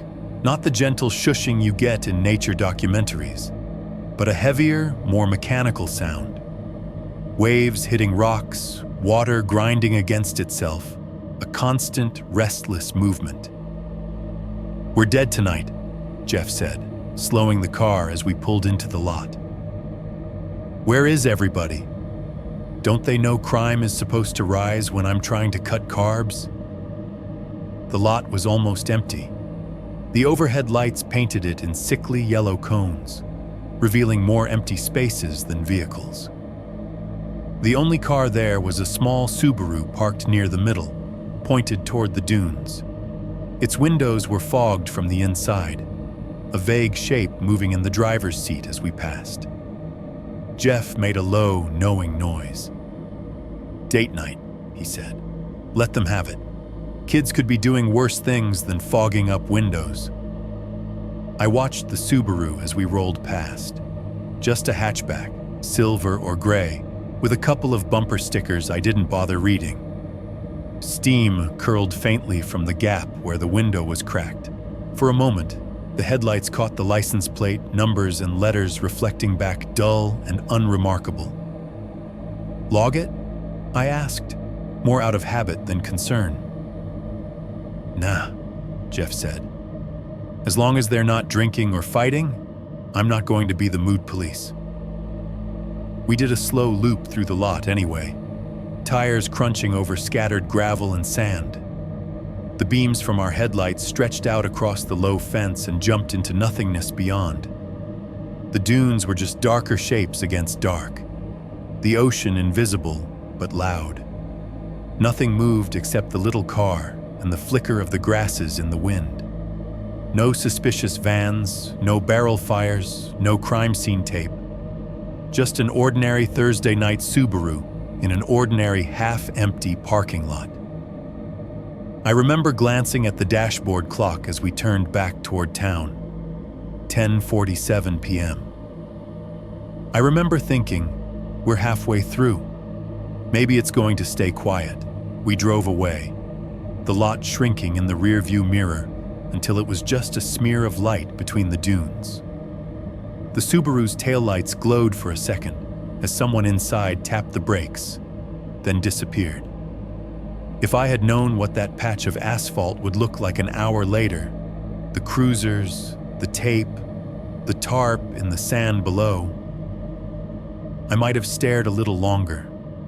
I might have written down the license plate just to feel like I had a handle on something. Instead, I did what I always did. I noted it, filed it as nothing, and let the night carry us on. 3.2. Possible mannequin on the sand.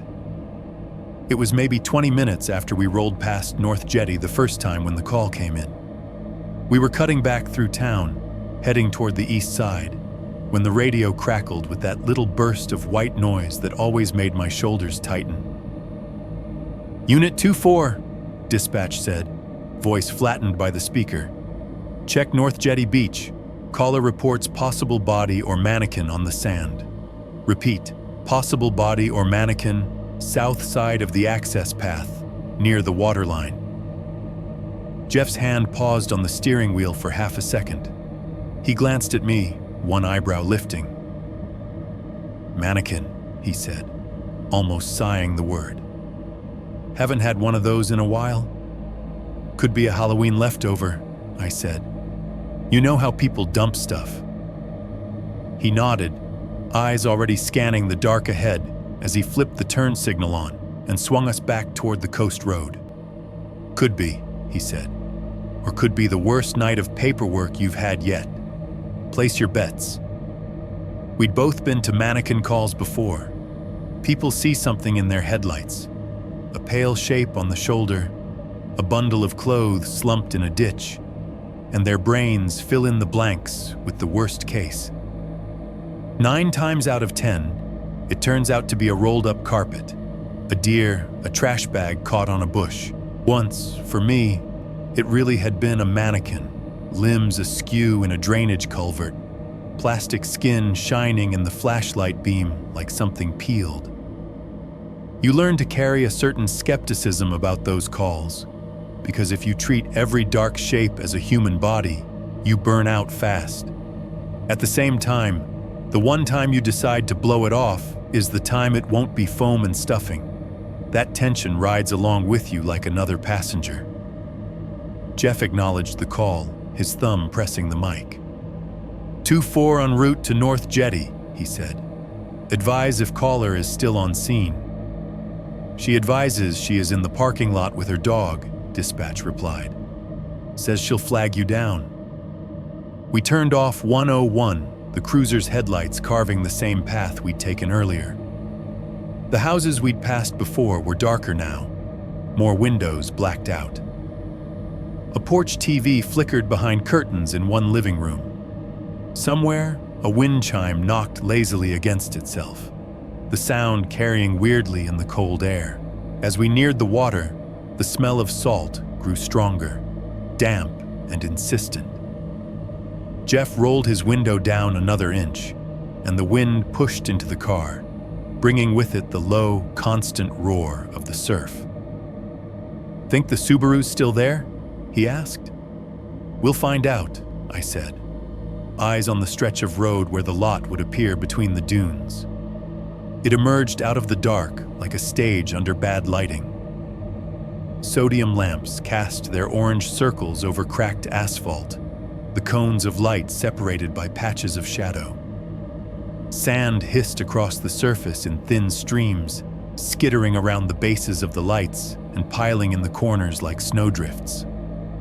The Subaru was still there, same spot near the middle. Its windows were fogged even worse now, opaque in our beams. The rear end sat a little lower than before, maybe from two people shifting their weight. When our headlights swept past, whoever was inside went still. No one opened a door. Near the entrance to the lot, just off to the right, a woman stood with a small dog. The dog strained at the end of its leash, nails clicking frantically on the pavement. Its tags jingled and chimed in a nervous staccato. The woman herself looked like she'd come here in a hurry. Jeans, slip-on shoes, a hoodie thrown over a shirt that might have been pajamas. Her hair was loose and whipping around her face in the wind. Jeff parked the cruiser at an angle, giving us a view of both the dune path and the Subaru. He killed the high beams, but left the takedowns on, white light washing over the lot. The radio hissed softly over our heads. We stepped out into the wind. It came in off the water, cold and damp, pressing the fabric of my uniform against my skin. The dog barked once, high and sharp, then cut off, choking slightly as it hit the end of the leash. "Ma'am?" I called over the sound of the waves. "You the one who called?" She nodded too fast, one hand tightening on the leash until her knuckles went white. Yes, she said. Her voice had that trembling edge that might be fear or embarrassment or both.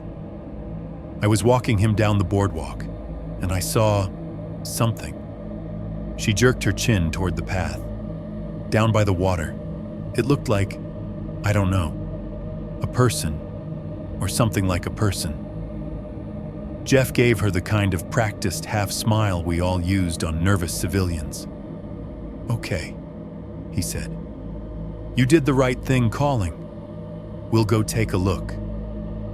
The dog's tags jingled again as it shifted, whining, eyes fixed on the dark gap where the boardwalk disappeared between the dunes. Its little body vibrated with tension, every muscle pointing away from the beach. "You can wait in your car if you want," I told her. "We'll let you know." She shook her head. "I'll stay until you say it's nothing," she said. I couldn't walk away without telling someone. There was something about the way she said, "walk away," that stuck with me, as if she was already picturing herself doing it in some other version of tonight. Jeff and I exchanged a look, then turned toward the boardwalk. The path down to the beach was a narrow ribbon of weathered planks that creaked under your boots. Wooden railings flanked it on either side, sand piled up against them in soft, shifting drifts. The wind felt sharper once we stepped between the dunes, funneled by the walls of sand into a colder, more insistent current. Above us, the sodium lights from the lot faded, and the world became a different kind of dark. Open, low, broken only by the faint smudge of the horizon and the distant glint of white where waves broke. We clicked our flashlights on. 2 narrow cones of light speared out in front of us, slicing the darkness into shaky white ovals on the planks. The batteries weren't fresh. The beams had that slight yellow tinge that always made shadows look deeper than they were. As we walked, the sounds changed. The hum of the lot dropped away, replaced by the full body of the ocean, waves rolling in with a heavy, repetitive crash, each impact followed by a long hiss as water sucked back across the sand. Over that, the wind rattled the dry grasses on the dunes, making a whispering hiss that, if you weren't careful, could start to sound like voices. "Place your bets now," Jeff said quietly, more for my benefit than his. "What do you think we got?" I adjusted my grip on the flashlight, the cold biting into the exposed skin around my knuckles. "Tarp full of trash," I said. "Maybe some idiot dumped their yard waste." "Optimistic," he replied. "I'm guessing a dead seal or somebody's broken kayak. People love calling those in as bodies." He said it light, but I could feel the tension winding up in both of us with every step. There's a particular flavor of dread that comes with walking towards something you don't want to see, but can't ignore. Part of you is annoyed at the inconvenience. Part of you is bargaining. Let it be nothing. Let it be a mannequin. Let it be something I can laugh about later.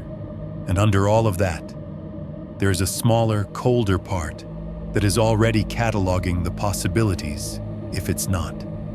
The boardwalk ended at the top of the last dune. From there, the sand sloped down in a gentle, pale ramp toward the water. Our flashlight beams skated over the ground, picking out the usual debris: driftwood, seaweed clumps, the glint of broken bottles half buried, the dark smear where a fire pit had been. And then we saw it. About 20 yards down, closer to the waterline than I would have liked, there was a shape. It lay just above the wet mark where the last high tide had reached, a dark bundle against the paler sand. It wasn't moving. It was the wrong kind of dark to be driftwood or kelp. Too solid, too uniform. The kind of dark that belongs to something wrapped, not scattered. Jeff angled his beam toward it. The light washed over the object, revealing a form that was wrong in all the right ways. Rectangular in the middle, tapering slightly at one end, bulging at the other. Black tarp, crinkled and flattened, edges lifting in the breeze, something underneath giving it shape. I felt my annoyance rise first, stubborn and prickly. "This is probably trash," I muttered, mostly to myself. "Some contractor dumping a load with tarp still on it." But the rest of the sentence was already there in my head. "But if it's a body?" We started down the slope, our boots sinking with each step, sand giving way under our weight. The wind hit harder down there, nothing to break it. It carried the smell of salt and something else. Damp, organic, not yet strong enough to identify, but enough to make me swallow. The closer we got, the more the shape resolved. The tarp was wrapped sloppy, but not random. There were folds that looked intentional, taped edges that caught the light in dull silver flashes. It wasn't just a loose sheet blown over junk. Someone had bundled whatever was under there. "Jesus," Jeff murmured. His voice sounded smaller, with the ocean chewing up the edges of it. We were still 10 yards away when the wave hit. Up until then, the water had been keeping a steady rhythm, stopping politely at the same invisible line with each approach. This time, something in the tide shifted. A larger swell rolled in, darker and higher than the rest, dragging its weight all the way up the beach. I heard it before I saw it. The deeper, throatier roar, the change in pitch as it rushed over the existing surf. I looked up and saw a wall of foamy white coming in faster, eating up sand that had been dry seconds before. "Back!"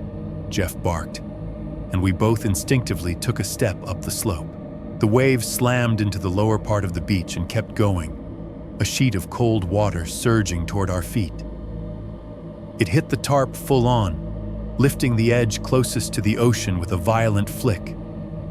For a heartbeat, it looked like whatever was under there had reared up.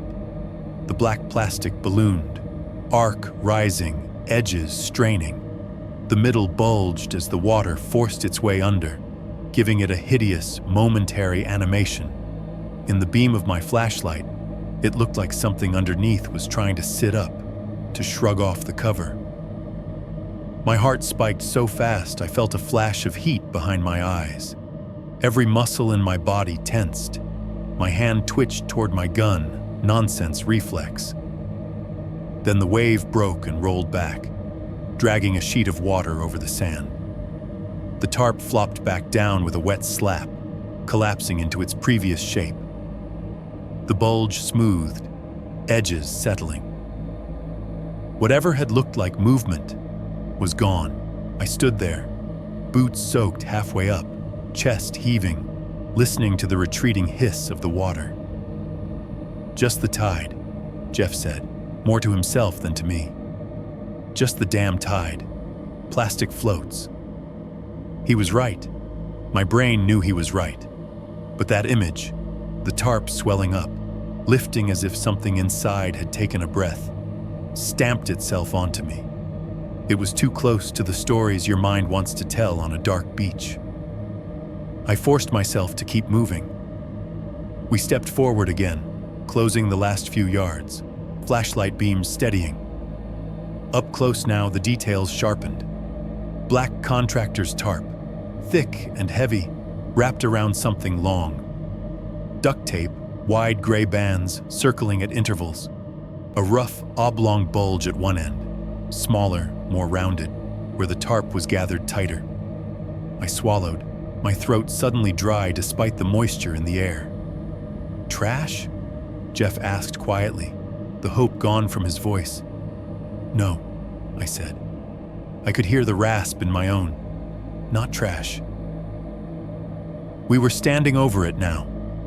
The water licked at the sand a few feet away, patient, as if it had all the time in the world. The wind tugged at the corners of the tarp, making them flutter with small, irregular flaps that sounded too much like breathing for my comfort. We'd both heard the word mannequin on the radio. Neither of us said it now. Because now, looking down at that bundled shape with the ocean whispering at its feet, I knew there was nothing plastic about what was under there.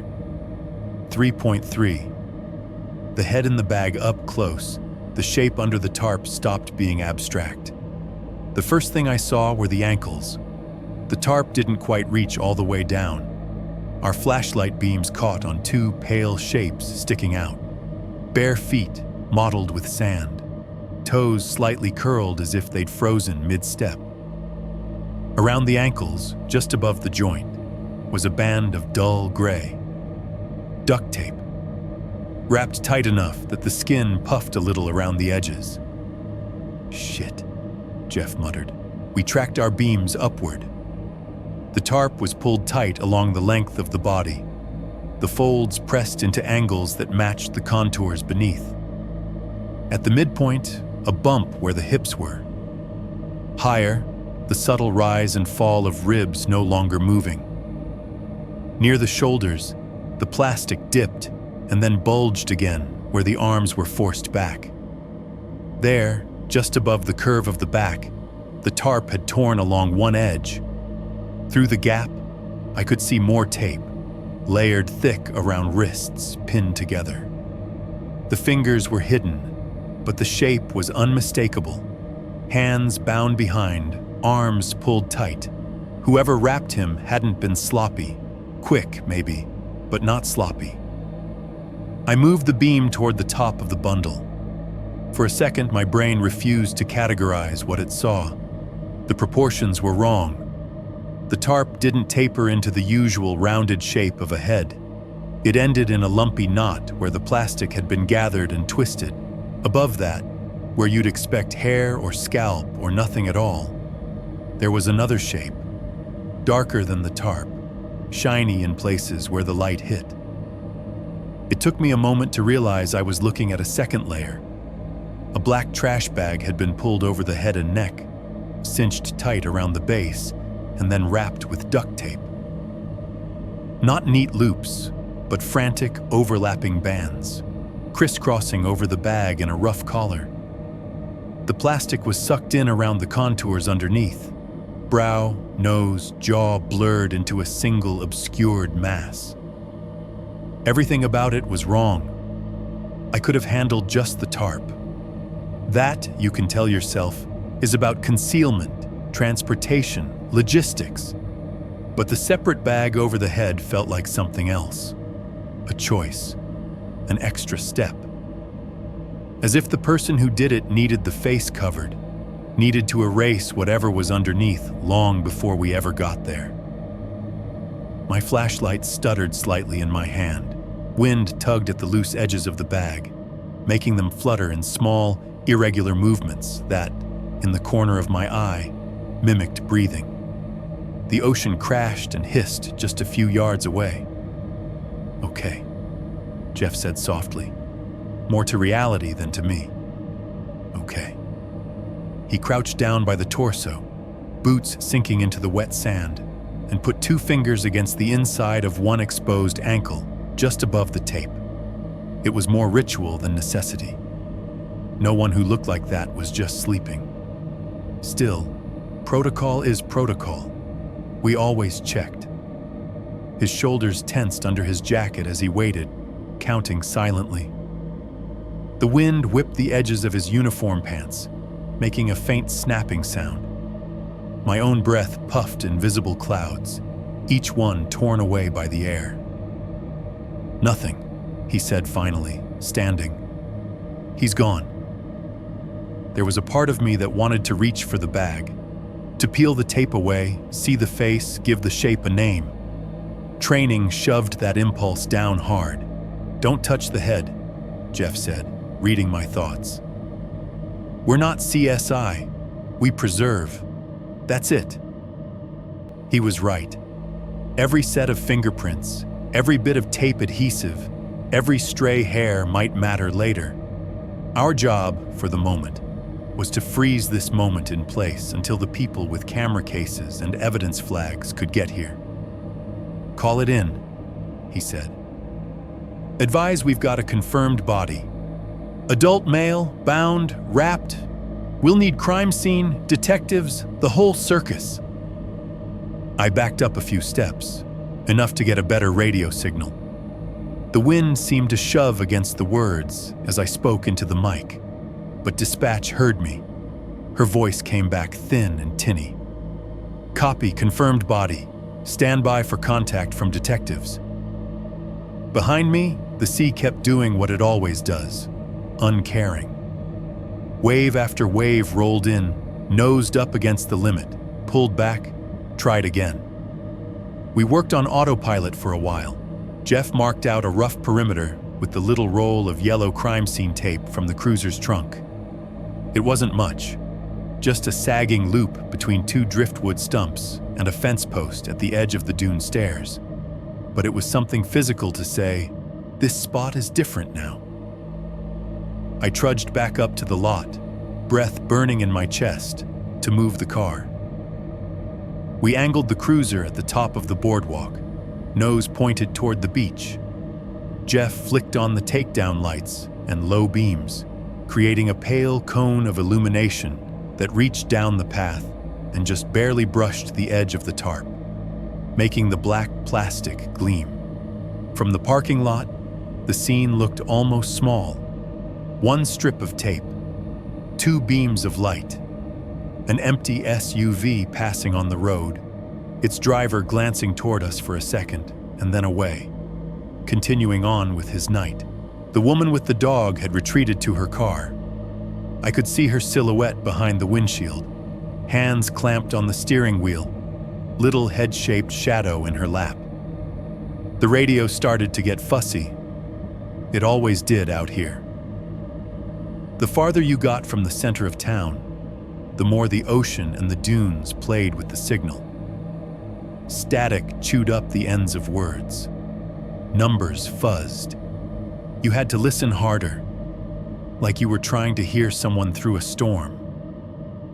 2-4, detectives advised. Dispatch came through. County unit en route from headquarters. ETA approximately 45 to 50 minutes. No CSI on call.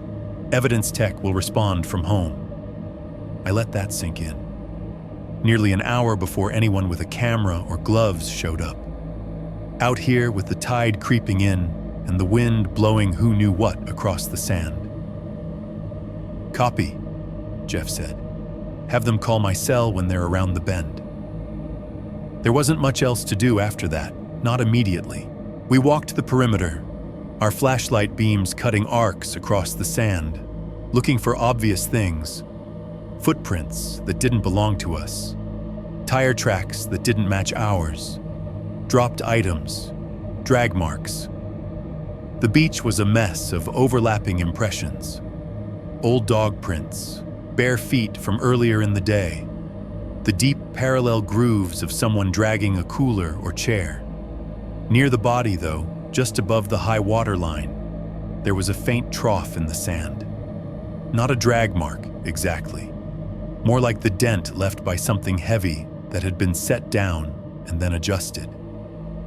The edges were already softening under the wind and the occasional creep of errant water. I radioed in, noted our observations out loud for the recording. It felt thin, inadequate, like shouting details down a well. Somewhere between all that, the first other call of the night found us again. The radio crackled, then surged with distorted sound, like someone had crumpled the air between us and dispatch. A few fragments punched through the static.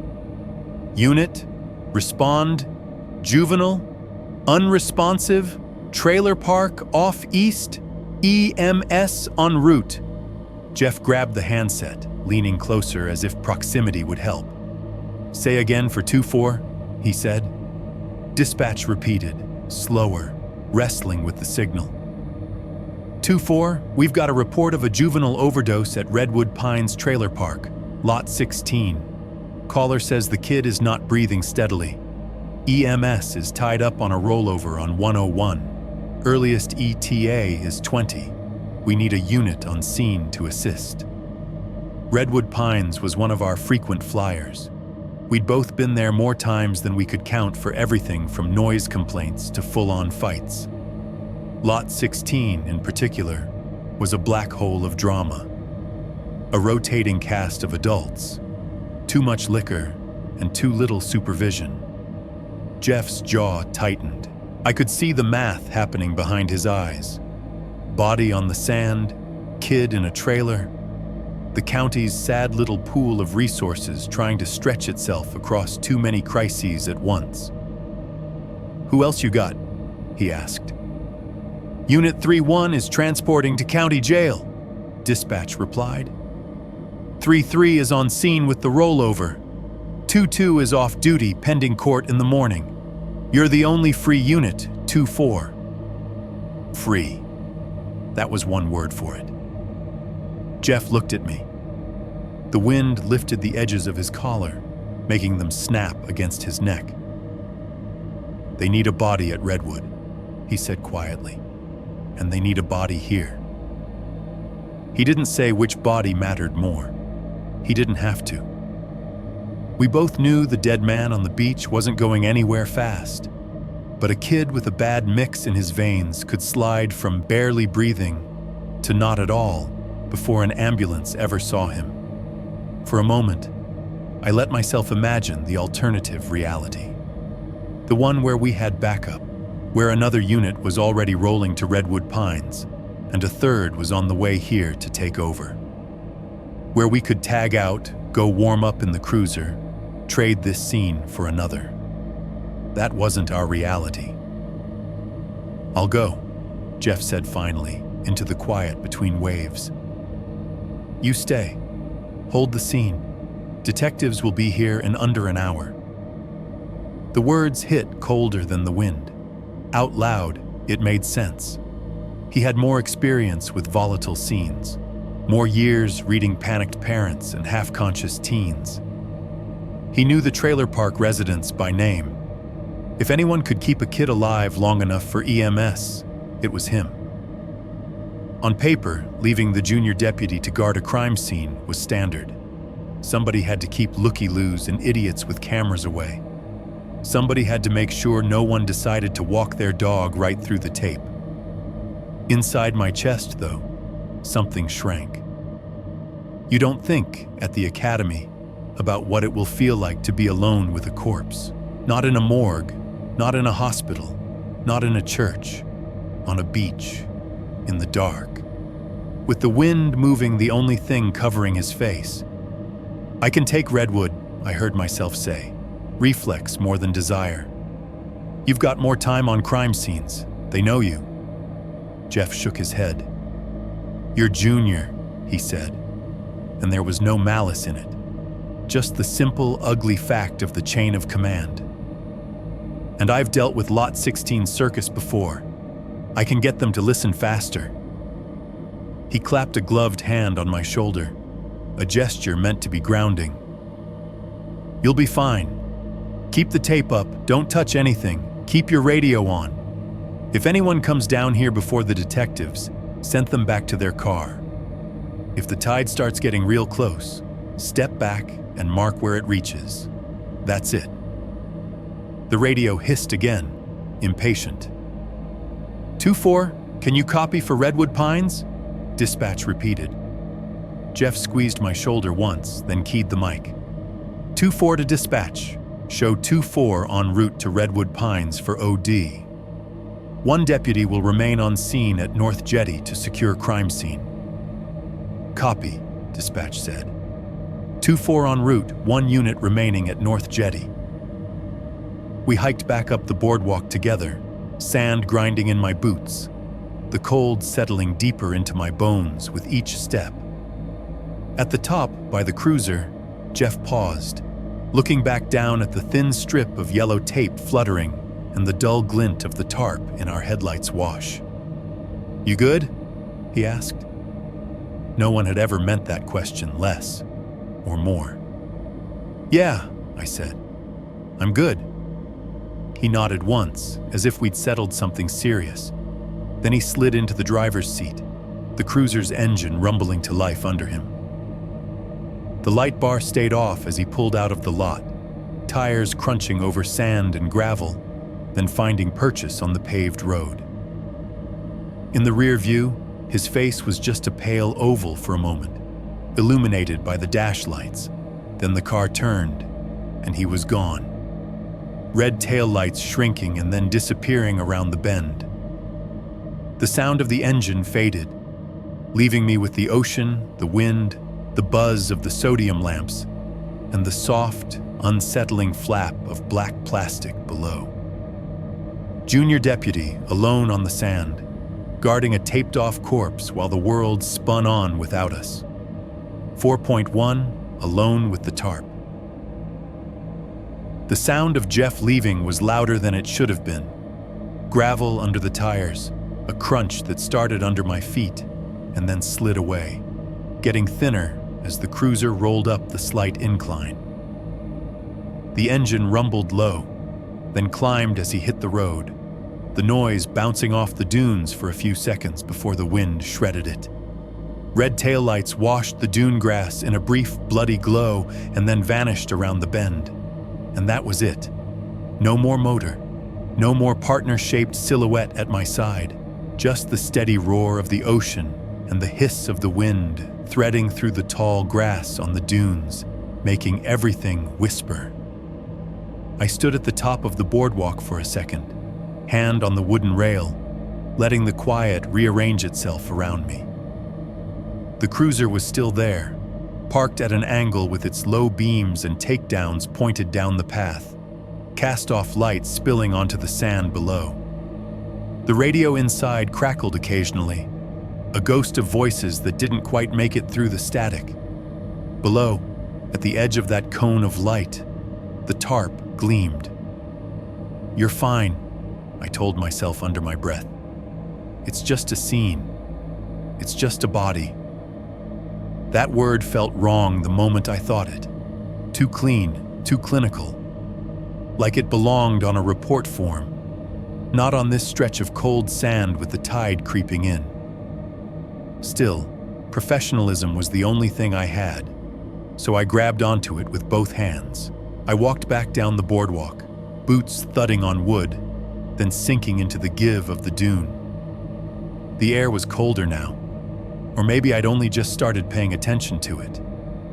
Moisture clung to my collar, damp fabric chilling the skin at the back of my neck. Each inhale tasted like salt and something dull and metallic underneath. Near the bottom, I paused and scanned the area again with my flashlight, perimeter tape sagging between its makeshift posts, tarp-wrapped shape just inside the line. The sand around it was a patchwork of prints and scuffs, ours, the callers, some older ones, half erased by the wind. I started my slow circle. You tell yourself you're doing it for evidence, but it's also a way to keep from just standing in one spot and staring at the thing in the middle. I moved deliberately, counting steps, beam tracking the ground. 5 feet outside the tape, sand giving under each foot, grinding into the seams of my boots, rubbing at my socks. I turned the light down, searching for anything that didn't belong. A cigarette butt with a brand we could tie to someone. A bottle cap. A footprint with a tread pattern that didn't match ours. Every few yards, I'd stop and scribble a note in my pad, my pen barely moving in my stiff fingers. The cold had settled into my hands first. The cheap gloves we wore weren't made for standing still on a windy beach at night. They were made for grabbing people, wrestling them into cuffs, keeping your skin away from their skin. I could feel the tips of my fingers going numb, the joints in my knuckles tightening. When I flipped the notebook open, the paper felt damp and slick, the ink threatening to smear. The radio on my shoulder hissed sporadically, little bursts of sound that might have been words or just the weather chewing on our signal. Every time it crackled, my heart did a little half jump, hoping for Detective so-and-so is 10 minutes out, and getting only clipped fragments about the rollover, about redwood pines, about problems far from this stretch of sand. The wind pressed against my jacket, turning it into a cold second skin. It blew a mix of dry grit and invisible moisture into my face, stinging my eyes just enough to make them water. I blinked and kept walking. Eventually, I ended up back where I'd started, near the head. Up close, the plastic bag over it was worse in the half-light. The cruiser's beams hit it at an angle, making the trash bag shine in greasy highlights. The duct tape around the neck caught the light too. Dull silver bands squeezed into each other. Bits of sand stuck to the plastic, forming a thin, grainy crust. The bag had collapsed around whatever was inside, clinging to contours I could only half guess. A shallow dip where the nose might be, a bulge where a mouth might have opened once. It wasn't detailed enough to see a face, but it was suggestive enough that my brain kept wanting to draw one in. I tried to keep my eyes on the tape instead, on the practicalities. Whoever did this had used more duct tape than necessary. The layers were thick, overlapping, some of them wrinkled as if applied with shaking hands. It was either rushed or obsessive. Maybe both. My boots left fresh prints in the sand as I shifted my stance. I wrote another line in my notebook with stiff fingers. Bag overhead, secured separately with multiple layers duct tape, no identifying marks visible. A wave rolled in, louder than the last few, the crash making my chest vibrate. It rushed up, wet sand glistening as the water spread and then slid back, stopping inches short of the perimeter tape. The pattern was unpredictable, each swell testing a new limit. I stepped a little closer to the midsection, angling my flashlight along the length of the tarp. Out here, with no streetlights, my beam became my entire world. Anything outside that narrow circle might as well not exist. The wind shifted. It happened in a second. One of those invisible pivots where the air just decides to come from a slightly different angle. It hit the tarp and the bag dead on. The edges of the trash bag snapped once, like flags catching a gust. Then the entire bag swelled. It was fast, obscene, too much like life. Air rushed under the plastic, inflating it violently, stretching it up and out as if something underneath had inhaled hard. The contours blurred, then rounded. For one horrible heartbeat, it looked like the head was rising, turning toward me, the plastic skin puffing over features that should have been still. I don't remember deciding to move. 1 second I was staring. The next, my free hand was halfway to my gun. My pulse slammed in my neck so hard I could hear it over the surf. A fast, hot thudding that drowned out everything else. The beam of my flashlight jittered across the bag, throwing wild shadows. The tape collar looked like a clenched fist around a throat that was trying to expand against it. Then the gust passed. The air leaked out of the bag as quickly as it had gone in. The plastic crumpled back down, folding in on itself, hugging the shape underneath once more. The edges settled, little flutters dying off into stillness. It lay there again, as inert as it had been a second before. My hand stayed on the gun for a moment longer, fingers locked around the grip, body waiting for something else that did not come. When my brain finally caught up to what had happened, the embarrassment came in like a tide behind the fear. Just wind, just air, just pressure finding the easiest way through. I forced my hand off the weapon, flexed it, feeling the ache in the tendons. My heart rate refused to listen to logic. It still hammered, sending tiny tremors through my arms. "Get a grip," I muttered, voice thin and too loud in the open space. I knew what that bag was. I knew it wasn't going to split open on its own and reveal anything that could move. I knew the man underneath it was beyond breath, beyond panic, beyond anything the living have to fear. And yet the image stayed. The bag inflating sharply, as if lungs had filled. The silhouette bulging, reaching. I'd seen enough bodies by then to know the difference between a person and an object. In the hospital, under sheets. In houses thick with the smell of sickness and Lysol. On the side of the highway, where blood and glass decided the story before we did. A body is something you put in a report. A victim is something you put in a file. But there, on that cold strip of sand, with the bag still slowly deflating, I realized something ugly. This didn't feel like an it anymore. The first time the bag had puffed up, my brain hadn't said the body moved. It had said he moved, as if something inside had tried to sit up, to speak, to finish whatever had been interrupted. I hadn't met this man when he was upright. I didn't know his name, his voice, or whether he would have called me officer like Nate did, or something rougher. All I had was a shape wrapped in plastic and tape.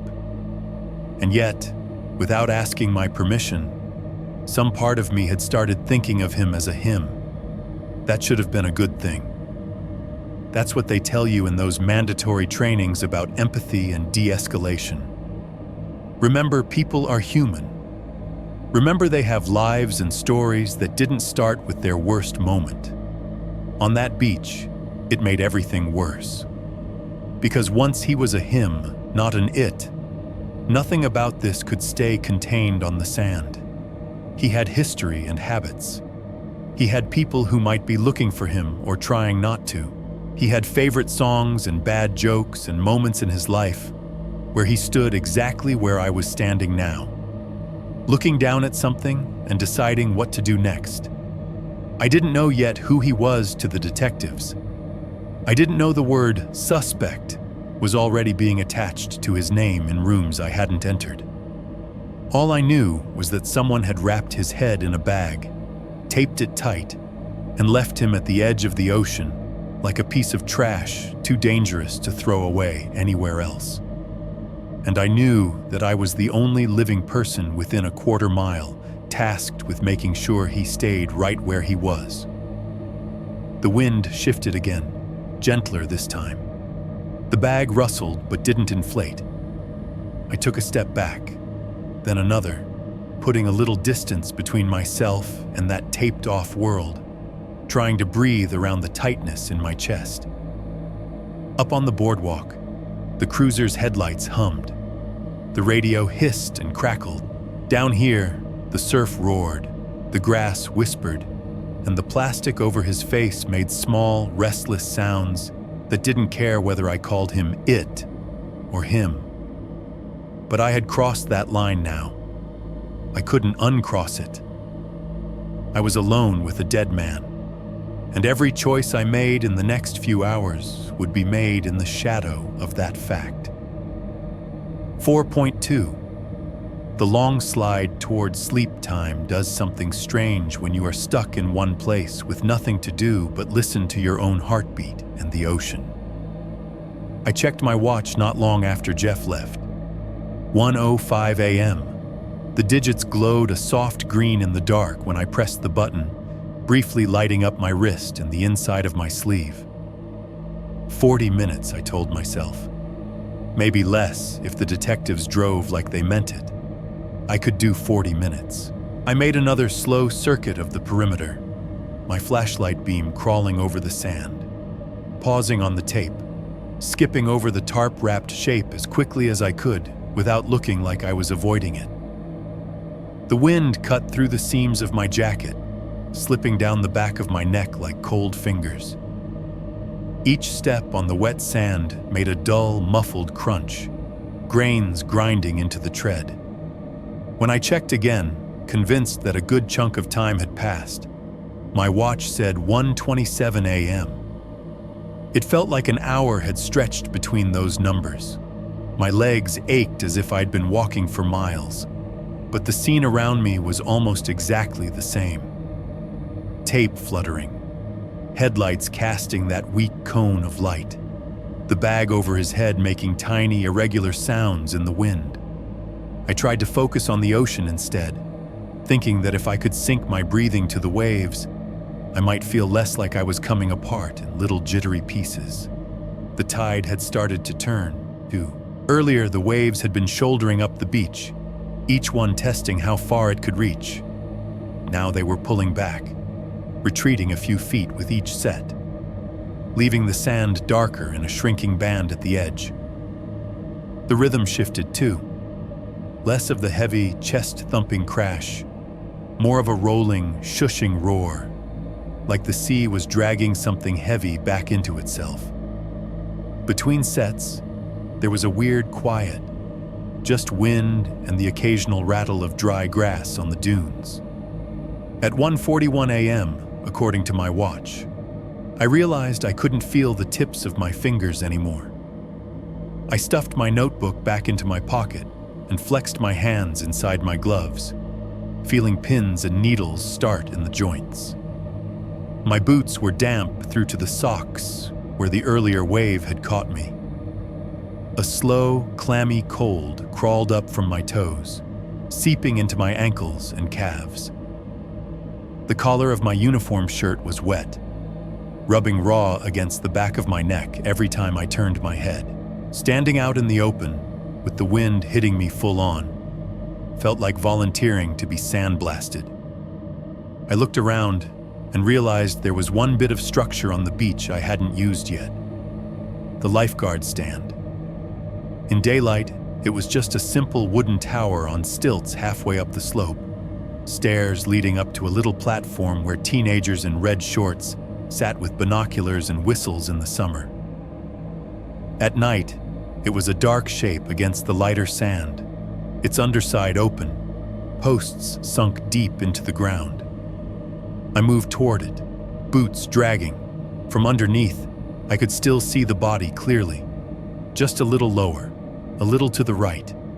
The tape line was intact, the tarp, the bag, the glint of duct tape, all in my line of sight. But the bulk of the stand broke the wind enough that I could breathe without feeling like my lungs were being scoured.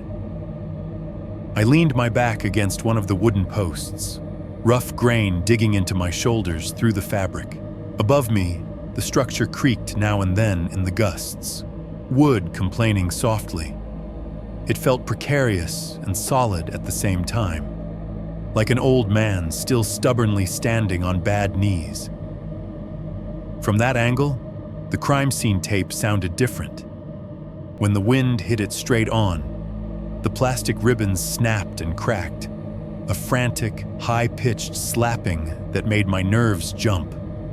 A gust would come screaming in from the side, and all the loose ends would whip in unison, like something trying to tear free. When the wind shifted, coming more from behind the dunes, the tape only fluttered in slow, lazy movements.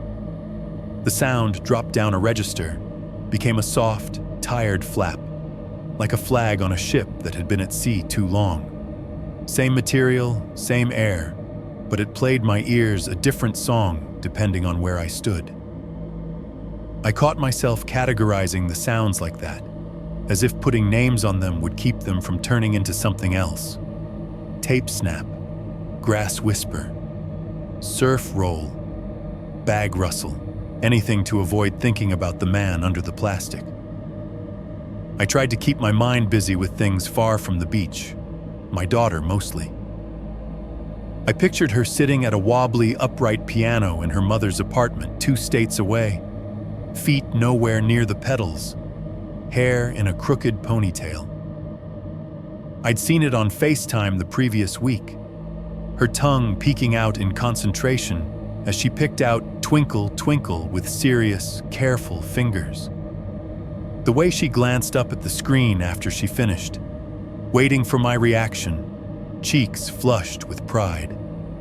Again, I'd said, smiling so wide my face hurt, and she had laughed, that clear little bell sound, and played the same wrong notes the same wrong way, completely unbothered by their imperfection.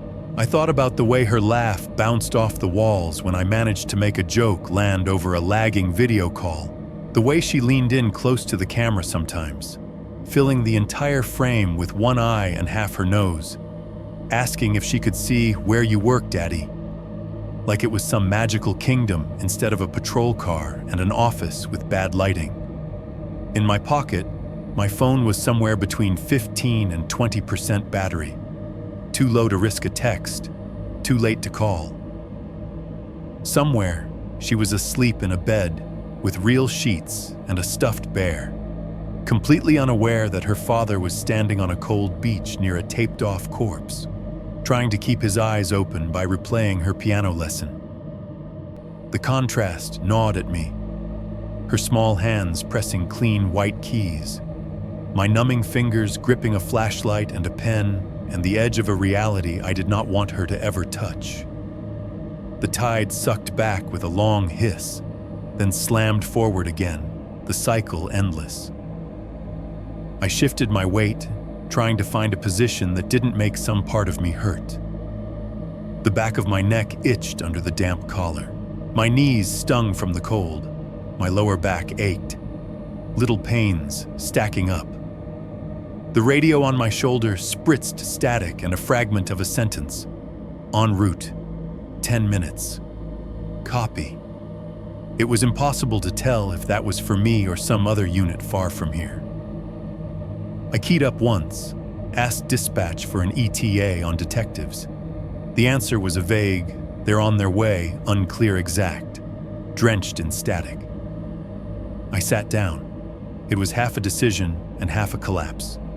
My legs bent, boots sliding a little in the sand, and then I was on the ground with my back against the lifeguard post, knees up. From there, the view did not change much. The tarp was still there. The tape still fluttered. The bag still occasionally twitched when the wind caught it. Sitting made it worse in some ways. The cold seeped up through the wet sand into my thighs and hips, turning muscle into heavy, sluggish meat. But I'd reached that point where standing felt harder than staying. I pulled my jacket tighter around myself. It was too thin for this. More of a windbreaker than any kind of coat. I tucked my chin down into the collar, breath warming the inside for a second before the damp stole it away. My eyes burned. It wasn't just the wind. Fatigue had set in like a weight on the back of my skull. I'd been up since before dawn the previous day. Court in the morning, errands in the afternoon, shift running long. The kind of tired that gets into your thought processes, making them move through molasses. I told myself I would just rest my eyes for a minute. Not sleep. Never sleep. Just let the lids slide down for a second to stop the sting. Listen to the sounds instead of staring at them. Stay alert in a different way. That's how I justified it. I checked the time one more time before I did. The face of my watch glowed up at me when I pressed the button. 2:17 a.m. For some reason, that number burned itself in my memory like a flash charge. 217, 217. The digits etched behind my eyes. The glow of the display faded, leaving me in darkness again. I leaned my head back against the wooden post. The grain pressed into my skull. I could still see the tarp in the afterimage of my own vision, a ghost rectangle against the inside of my eyelids. The ocean rumbled. The tape gave a lazy flap. Somewhere far off, a gull cried once and then went silent. And then, threading through all of that, I heard it. A new sound, faint, from higher up the beach. Not from the water, from the direction of the parking lot. Metal sliding on metal, long and low, followed by a heavier thump. A van door. It was distant enough that I could almost convince myself I'd imagined it. The wind could make weird harmonies with fences and railings and dumpsters. The mind could layer its own memories over that, especially when it was tired and half frozen. But in that moment, it sounded exactly like the doors I'd heard 1,000 times before in lots and garages. That slightly gritty schlick of the panel moving along its track. Then the dull, hollow thud when it hit the end and stopped. My eyes snapped open, heart skipping. From where I sat, I couldn't see the lot directly. The dunes and the angle of the lifeguard stand blocked my line of sight. All I had was that sound, hanging in the air for a few seconds, vibrating in the wood behind my back. I waited for more. Footsteps on the boardwalk, voices, another slide, another slam, nothing. Just the waves, the wind, the tape. You're tired, I told myself.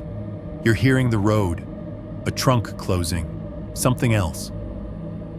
It was late enough, and my brain was foggy enough that this explanation seemed almost reasonable. The thought of standing up, climbing the dune, and checking felt like trying to move a body twice my own weight. My muscles clenched once in protest, then slackened, the last thing I remember thinking, as the heaviness behind my eyes tipped over from pressure into gravity, was that I would get up if I heard it again. If the door slid a second time, if a voice called out, if anything broke the pattern.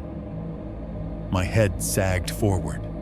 The sounds of the beach blurred into one long, low noise. Somewhere between one breath and the next, 2:17 a.m. slipped away from me, and I followed it into the dark. 4.3, the missing body, the missing gun. I woke up like I had just fallen off something. No gentle drift back into awareness, no slow blink. 1 second my brain was nowhere. The next, my heart was hammering against my ribs as if I'd been yanked out of a nightmare mid-fall. My whole body jolted, head snapping forward, hands clawing at the sand for balance. For a few confused seconds, I didn't know where I was. All I registered was cold and dark, and the rough bite of wood against the back of my skull, where it had slipped lower against the lifeguard post. Then the rest came back in a rush. The ocean, the tape, the bag, the body.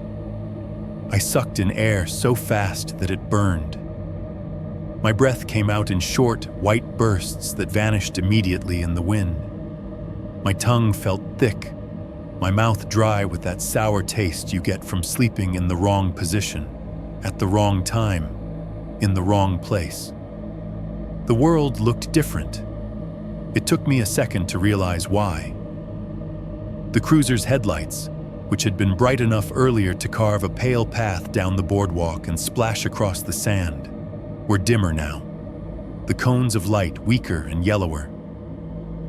The batteries were still feeding them, but they had that tired glow of a flashlight left on too long. The sky above the dunes was darker too, deeper, like it had slid one more notch toward morning without bothering to change color. The air felt sharper, like the temperature had dropped a few degrees and decided to stay there. My neck screamed as I moved. I'd slept hunched, chin to chest, and the muscles protested that insult with a dull, electric ache. My legs were pins and needles from the knees down. When I shifted to stand, every joint complained. I scrambled for my wrist with clumsy fingers, pressing the button on my watch.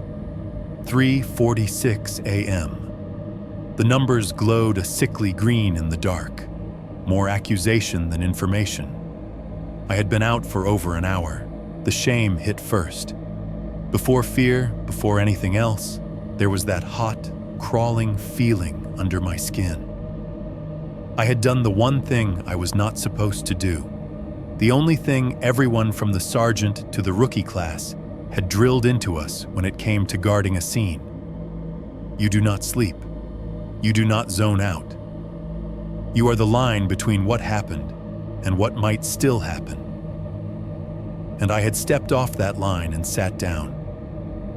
I lurched to my feet, hands slapping the post behind me for balance, sand sloughing off my pants in little gritty cascades. My knees almost buckled on the first step, but I forced them to lock.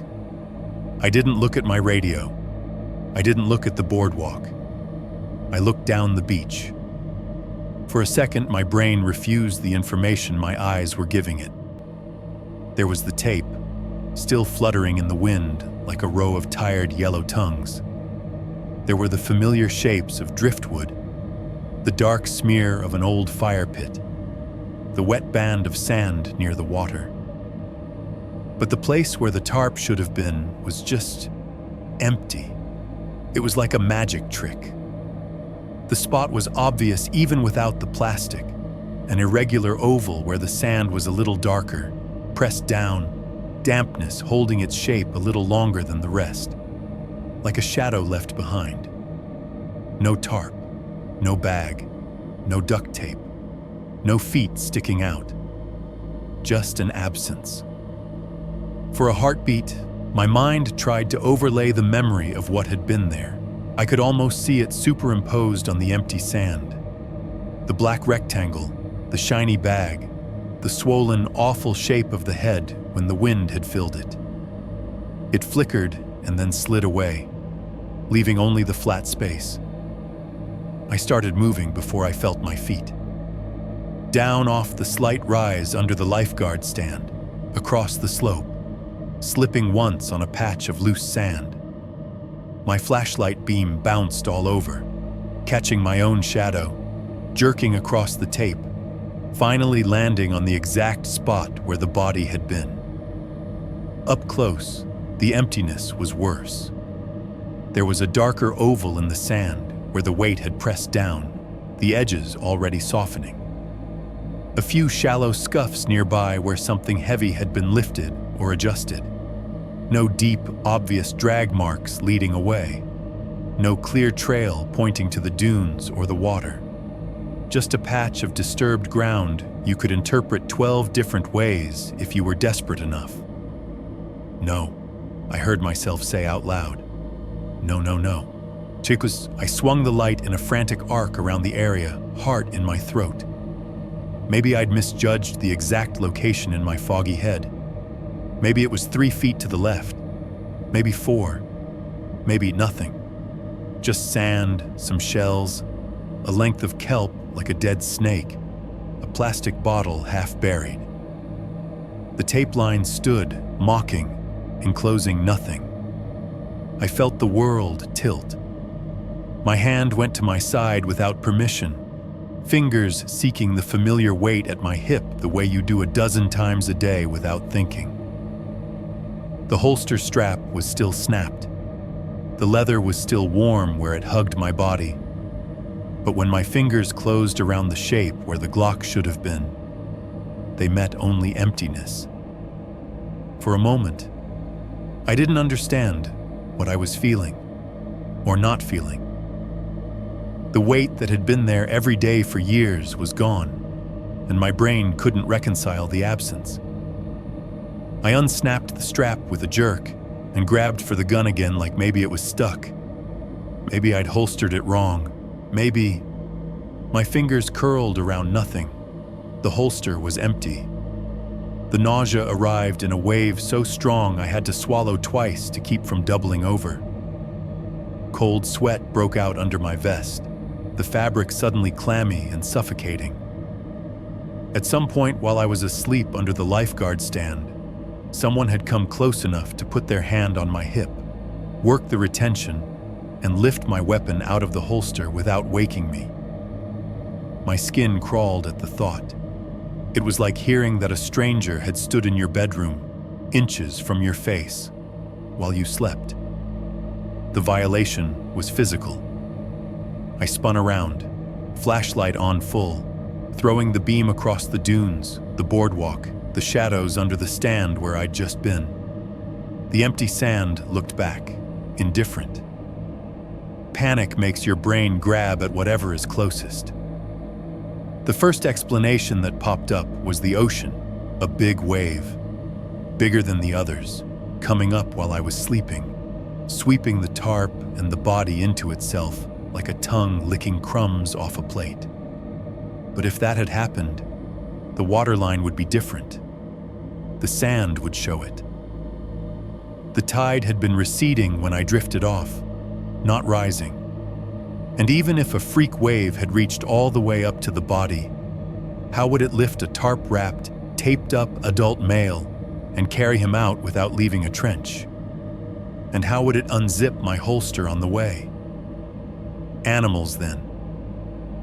It was the next thing my scrambling mind offered. Maybe coyotes or dogs had come down, tugged at the tarp, dragged the body away into the dunes piece by piece. We'd been warned about scavengers on other scenes. It happened. Nature didn't care about our tape, but there were no tracks. No drag marks leading to the tall grass. No dark trail of disturbed sand.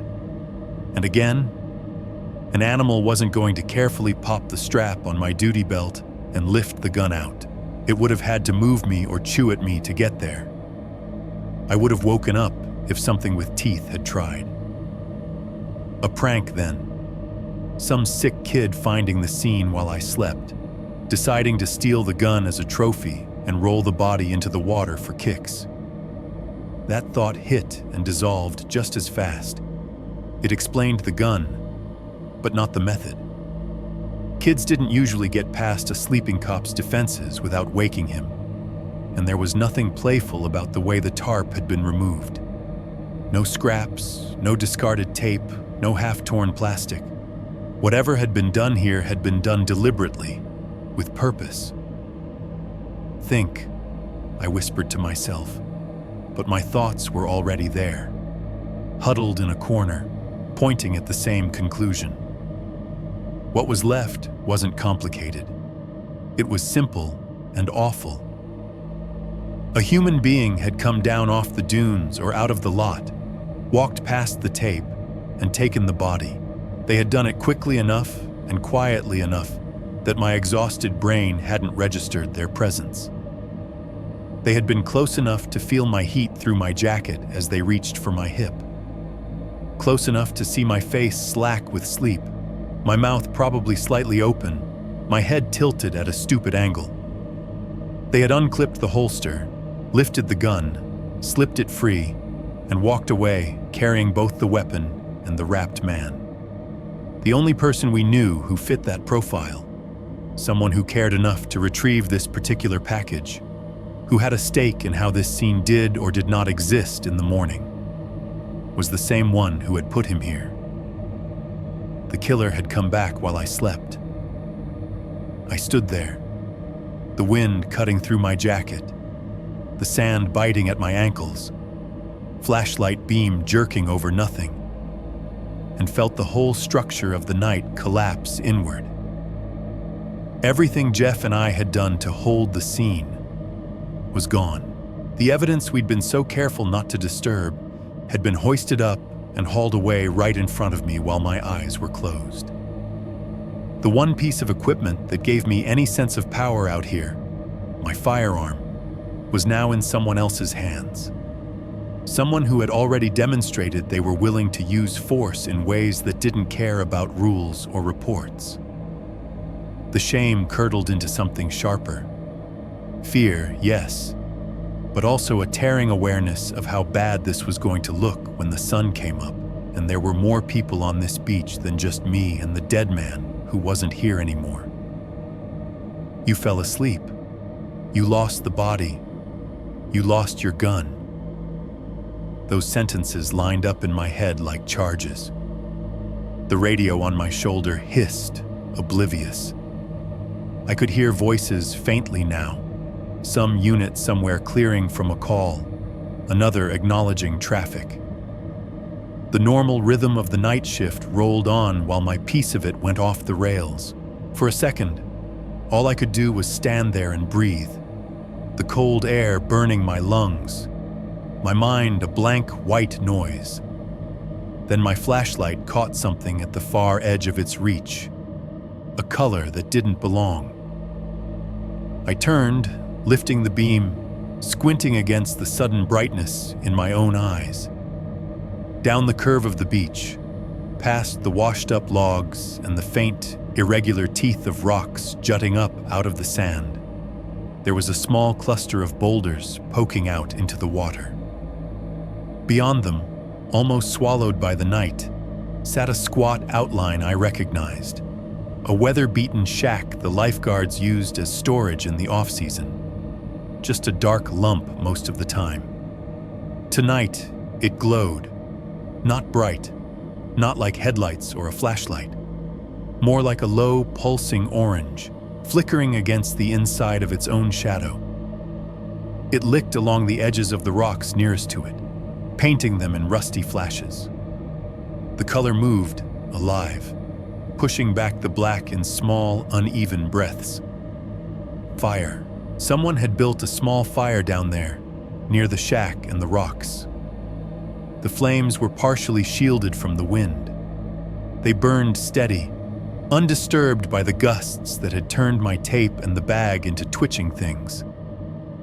For a moment, I hoped irrationally that it was just some kids. A couple of teenagers who'd snuck down after midnight to drink and feel dangerous. Someone unrelated to the man who had been lying at my feet an hour ago. Then I saw the shape in front of the orange. A figure outlined in black against the intermittent glow. Standing, not sitting. Shoulders hunched slightly, hands moving in front of them, doing something with the fire, feeding it, tending it. The wind snatched away any sound they might have been making, but the posture was plain, purposeful, focused. They were between the flames and the shack, back to the water. From where I stood, the distance made their features impossible to see. But I could tell they were alone. Alone with the fire. Alone on the same stretch of sand as the missing body and my missing gun. The beam of my flashlight wobbled as my hand trembled. I lowered it instinctively, not wanting to broadcast my exact position to whoever that was just yet.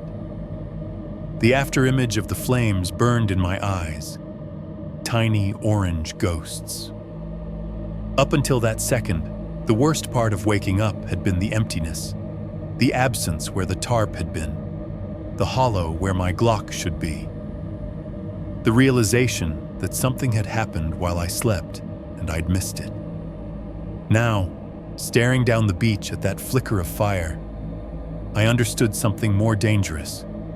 Whatever had happened wasn't finished. And I was not alone on that beach at all. 5.1. Walking toward the light. There is a very specific kind of dread that comes with realizing the danger is not behind you in some neat, cordoned-off scene, but somewhere ahead of you in the dark, moving. For a few seconds I stood frozen between the empty patch of sand where the body had been and the flicker of orange down the curve of the beach. The firelight was small, but in that blackness, it felt like an accusation. Someone was down there. Someone had chosen this stretch of sand, this night, this moment. My fingers twitched toward my hip again out of habit and closed on emptiness. That hollow space where the gun should have been did something to my breathing. Each inhale came shorter, shallower, like the air was getting thinner. I still had my knife. It was a stupid thought, but it surfaced anyway as I checked the sheath on my belt. The handle was there, solid under my glove.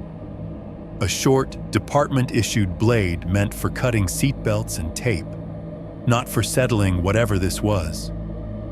Still, the weight of it under my fingers gave me something to hold on to that wasn't pure panic. "Call it in," a saner part of me said. "Back up, find cover, wait." But what was I going to say over the radio?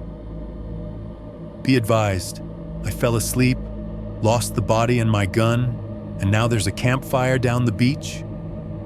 The shame was a physical thing, thick in my throat. I told myself I needed more information before I involved anyone else. That was the lie I chose in that moment, because the truth, that I didn't want to admit how badly I'd already screwed up, felt too big to look at directly. So I started walking. The sand changed under my boots as I moved away from the crime scene. Near the tape, it was damp and packed, molded by the receding tide and our own footprints. Farther along, closer to the rocks and the shack, it got looser, more littered with shell fragments and bits of driftwood. My soles crunched on broken mussel shells and the occasional piece of glass worn smooth by the sea.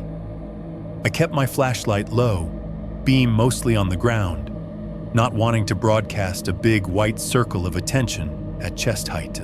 The fire gave off its own glow, a pulsing orange heartbeat in the distance, throwing long, jerky shadows that made it hard to tell exactly how far away it was. Every few steps, I glanced up, measuring the distance, then back down to avoid tripping on something that could put my face in the sand. The sound of the ocean shifted as I moved. It didn't actually get quieter. The waves still rolled in and out with the same relentless rhythm, but the fire laid another layer over it. At first it was a faint crackle, almost lost in the wind. The closer I got, the more it grew into a constant dry hiss, the sound of wood popping and collapsing in on itself. Then I heard glass, a light, clear clink, like a bottle knocking against metal. Then another, heavier thud, followed by a muffled chime as something hollow slipped down and hit something else inside. Whoever was down there wasn't just warming their hands. They were using a container, likely an old steel barrel the lifeguards sometimes used to burn trash in the off-season, to feed whatever was burning. Fire, metal, glass. All the ingredients of a very particular kind of scene. Every instinct I had screamed at me to slow down. I did anyway, letting my pace drop to a careful, measured walk, each foot placed where I could see it. I didn't call out. Not yet. I wanted a few more seconds to look, to take in the angles and distances. As I rounded the last curve of the beach, the shack came fully into view. It sat on a slight rise above the high tide mark, a squat rectangle of weathered wood with a door that barely hung on its hinges. Beside it, half sheltered from the wind by a jagged cluster of rocks, was the barrel. The fire inside it glowed like a miniature sun, orange and red tongues licking up from the blackened rim. Flames curled around pieces of wood shoved in at odd angles, broken pallets, driftwood, a length of 2x4. The heat rising off it made the air shimmer. A figure stood between the barrel and the shack, back half turned toward me, hands working above the flames. They were feeding something into the fire, another plank maybe, or some smaller pieces of scrap. The glow lit the edges of their jacket, turning them into a silhouette with a halo of dancing light. I lifted my flashlight and flicked it up, the beam cutting across the scene, white washing out orange. "Sheriff's office," I called, voice harsher than I intended. "Let me see your..." The light landed on the man's face and he flinched hard, throwing an arm up to shield his eyes. "Jesus, officer," he croaked. "You trying to blind me?" It took my brain half a second to match the voice to the face under the hand. Even with the deep new shadows carved into his features by the firelight, it was unmistakable. The narrow cheeks, the crooked scar through the eyebrow, the uneven stubble on a jaw that had never seen a decent shave since I'd known him. "Nate," I said, the name slipping out before I could stop it. He blinked against the beam, lowering his arm gradually as his eyes adjusted. Recognition shifted across his face, turning the initial startle into something like wary relief. "Officer," he said, mouth twitching into a tired half-smile. "Guess you're working late." My flashlight trembled for a second before I forced my wrist to steady. I let the beam drop from his eyes to his chest, then lower, giving us both a break. "What are you doing down here?" I asked. My voice came out calmer than I felt. "It's nearly 4 a.m. He leaned back against the shack, casual, but there was a tension in the way his hand stayed close to the barrel, like he didn't want to drift far from the heat. The firelight painted his face in flickering layers, orange on one side, deep shadow on the other. It made him look older and younger, and like a stranger I'd seen 100 times. "Same thing as you, I guess," he said, trying not to freeze my ass off. He jerked his chin toward the barrel. "Found some scrap wood, figured I'd make use of it. Old lifeguard junk. Nobody hates a little warmth, right?" The smell hit me then. Not just wood smoke. There was that, sure, the sharp, dry tang of burning pallet and driftwood. But underneath it was a sweeter, heavier note. The scent of something else catching. Maybe cardboard, maybe plastic, maybe something that ought to have been in a landfill instead of a barrel. the kind of smell that sticks in your sinuses and lingers on your clothes long after you leave. I stepped closer, keeping a few yards between us, my flashlight now more on the ground than his body. Up this close, the fire's heat reached me in small, inconsistent waves, touching the front of my uniform with little ghost hands, and then retreating. Behind Nate, farther up the slope near the narrow access road, a shape loomed in the dim. At first, it was just another dark mass against darker surroundings. Then my eyes picked out the lines. Boxy, familiar. A van, parked awkwardly, nose pointed toward the exit, rear angled as if it had been backed in quick and crooked. The side I could see had a sliding door, closed. In the faint light, the paint looked dark, maybe green or blue. The front windshield reflected nothing. It was just a black rectangle. A little part of my brain sparked at the sight, sending up a flare of memory. Nate in a clean uniform years before, leaning against a freshly painted van at the gas station, laughing with a co-worker. Dark green Ford. Company logo on the side. I noticed the resemblance now, noted it, and then set it aside. There was too much else screaming for attention. "You pick a weird spot for a campfire," I said. "Beach is a beach," Nate shrugged. "Other jetty was too windy. Figured I'd walk down, see if it was better on this side. Found this old barrel behind the shack, good metal, still solid. Thought, why not?" He nudged the side of it with his boot, making the flames dance. Something inside shifted with a dull thunk and a delicate clink of glass against steel. I watched his face carefully as the fire jumped.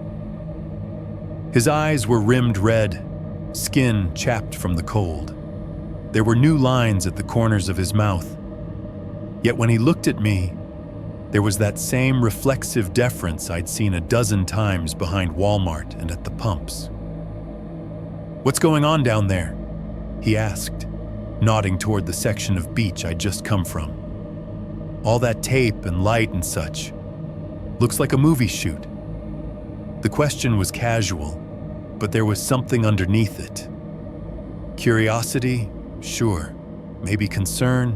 Maybe something else. His gaze flicked past me, to the faint glow of the cruiser's headlights in the distance, then back. I kept my face as neutral as I could. "Police business," I said. "We got a call." "About what?" he pressed, not quite able to help himself. I hesitated. Technically, there was no reason not to tell him. The second the sun came up and detectives started stomping around, the whole town would know there'd been a body out here. It would be in the morning briefing, on the local news, in the whispers at the diner. But saying it out loud here, in front of him, with that barrel fire popping and his van squatting in the dark like a patient animal, it felt like giving the night too much clarity.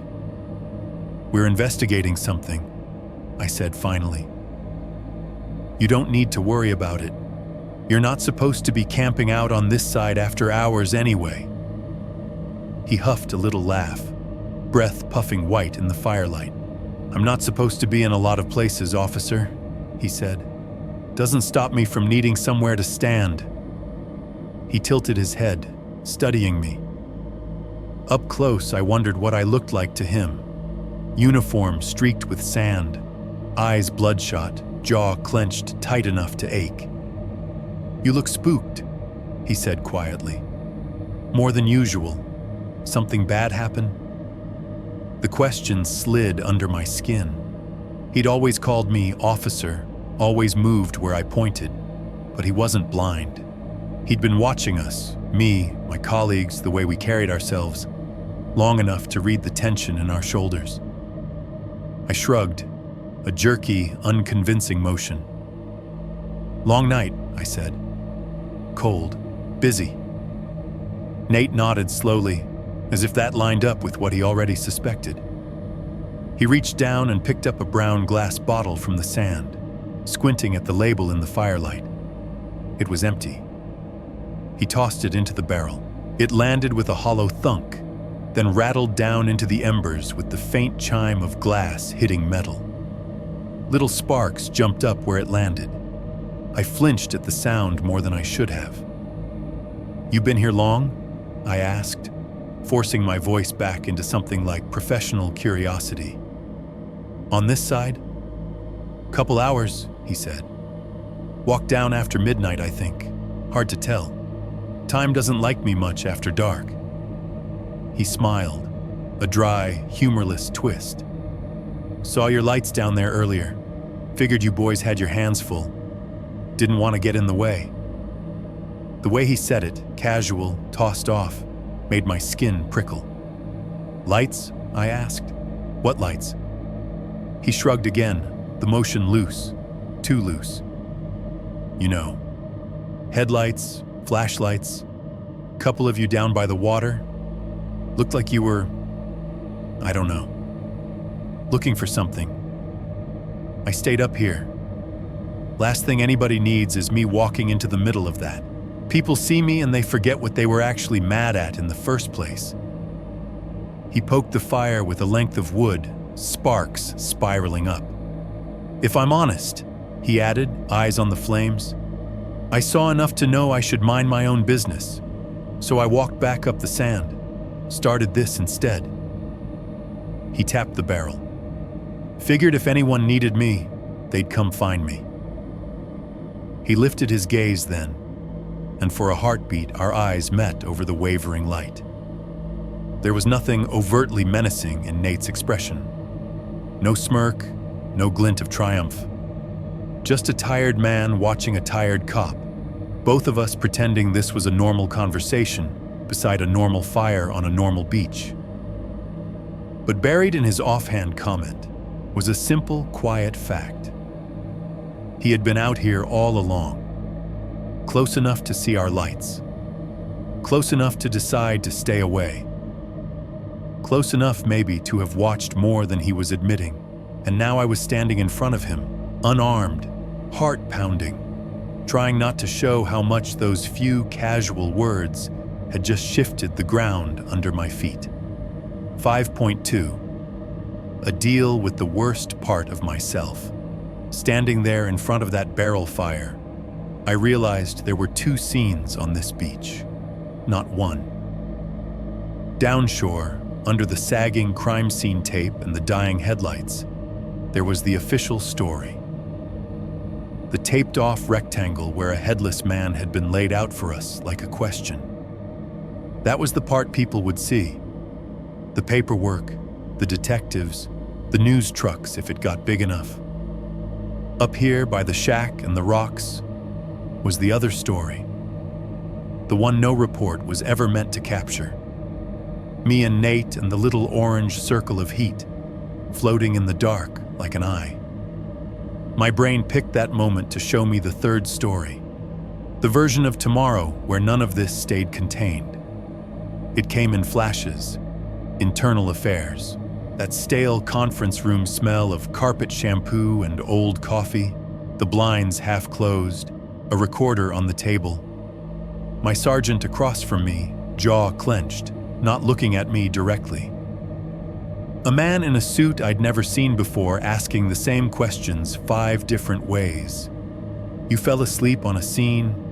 You lost a body. You lost your service weapon. Then the press.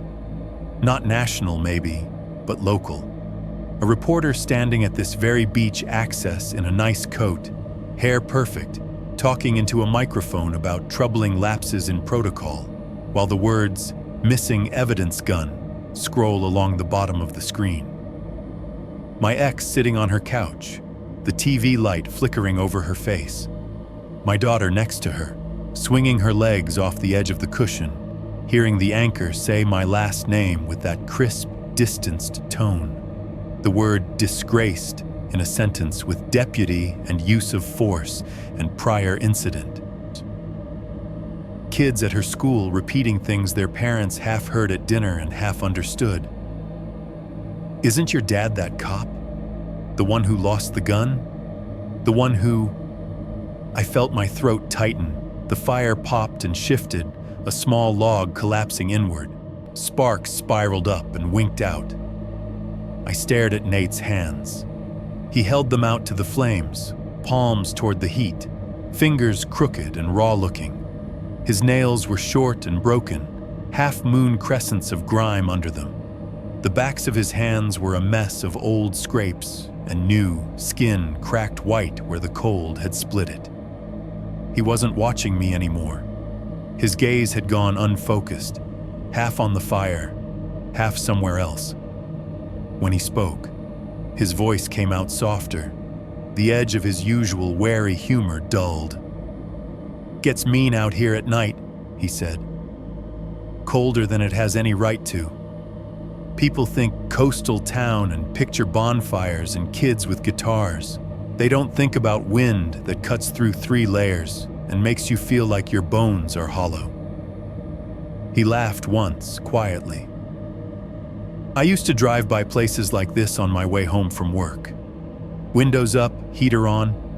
Never thought about who was out here after 11 o'clock. Now I'm the one in the rear view, I guess." I heard what he was saying and what he wasn't. The way he said places like this, and now I'm the one. He wasn't asking for sympathy, just stating the facts of his own erasure. "You know what I am to this town now?" he went on, eyes still on the flames. "I'm like background noise. I'm the guy people see when they're filling up their tank or taking their trash out and then forget before they're even back in the car. I'm the ghost of this place, and I'm not even dead yet." The words landed with an ugly precision.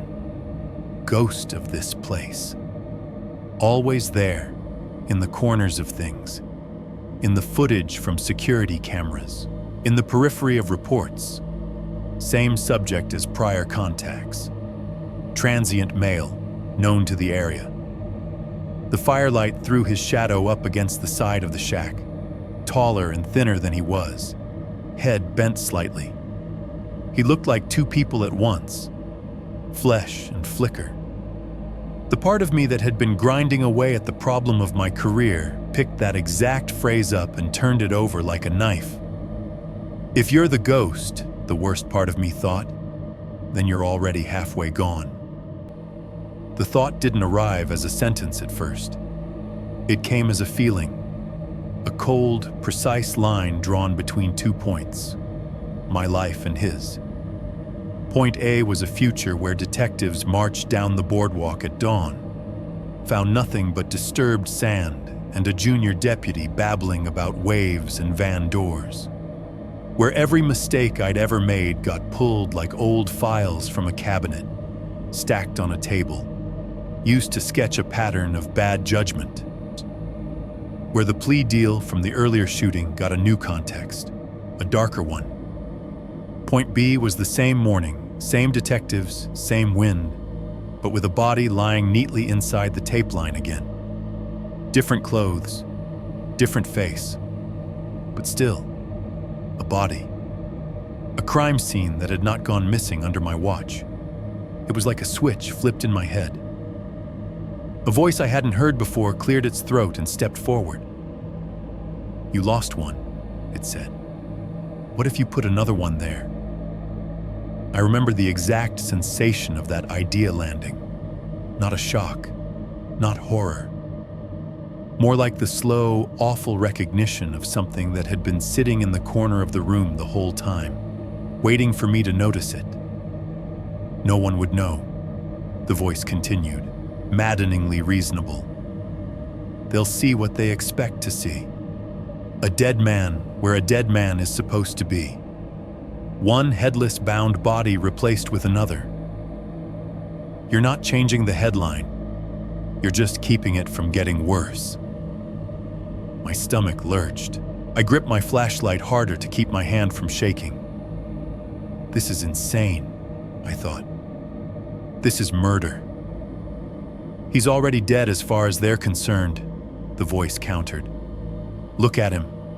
This town decided he's disposable a long time ago. They move him from one back lot to another like he's trash. They call you when he's in the way.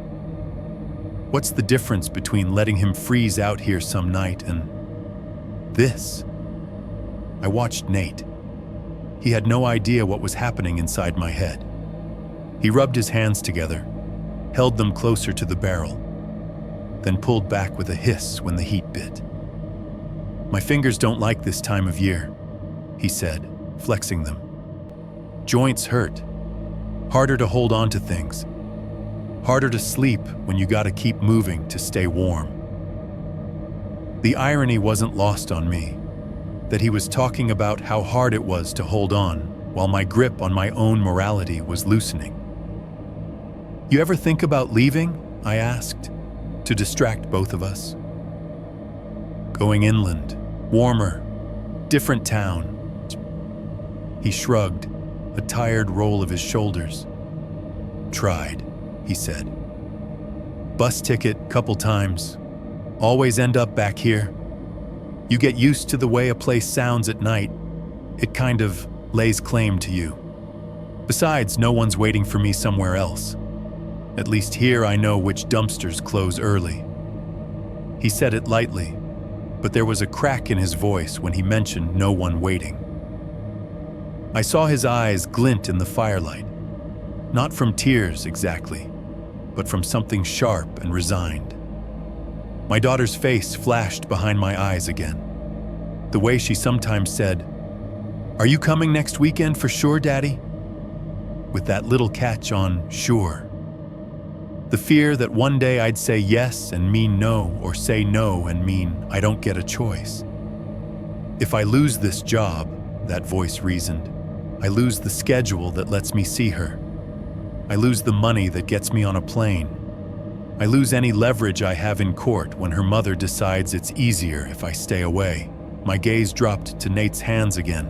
It's the same ones I'd watched stuffing a blanket into a backpack behind Walmart. The same ones that reached for coffee at the gas station with a quick, grateful nod when the clerk gave him a free cup.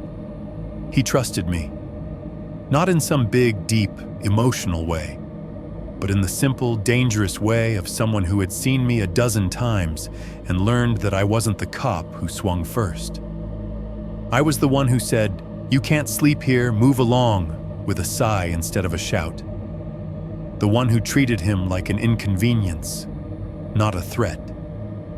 He'd stepped aside when I told him to. He'd thanked me for not being an asshole about it. He'd called me officer with none of the bite some people put on the word. He had no reason to believe the man in the badge in front of him might be sizing him up like a problem that could solve another problem. The voice in my head pressed its advantage. "You're not killing a stranger," it argued.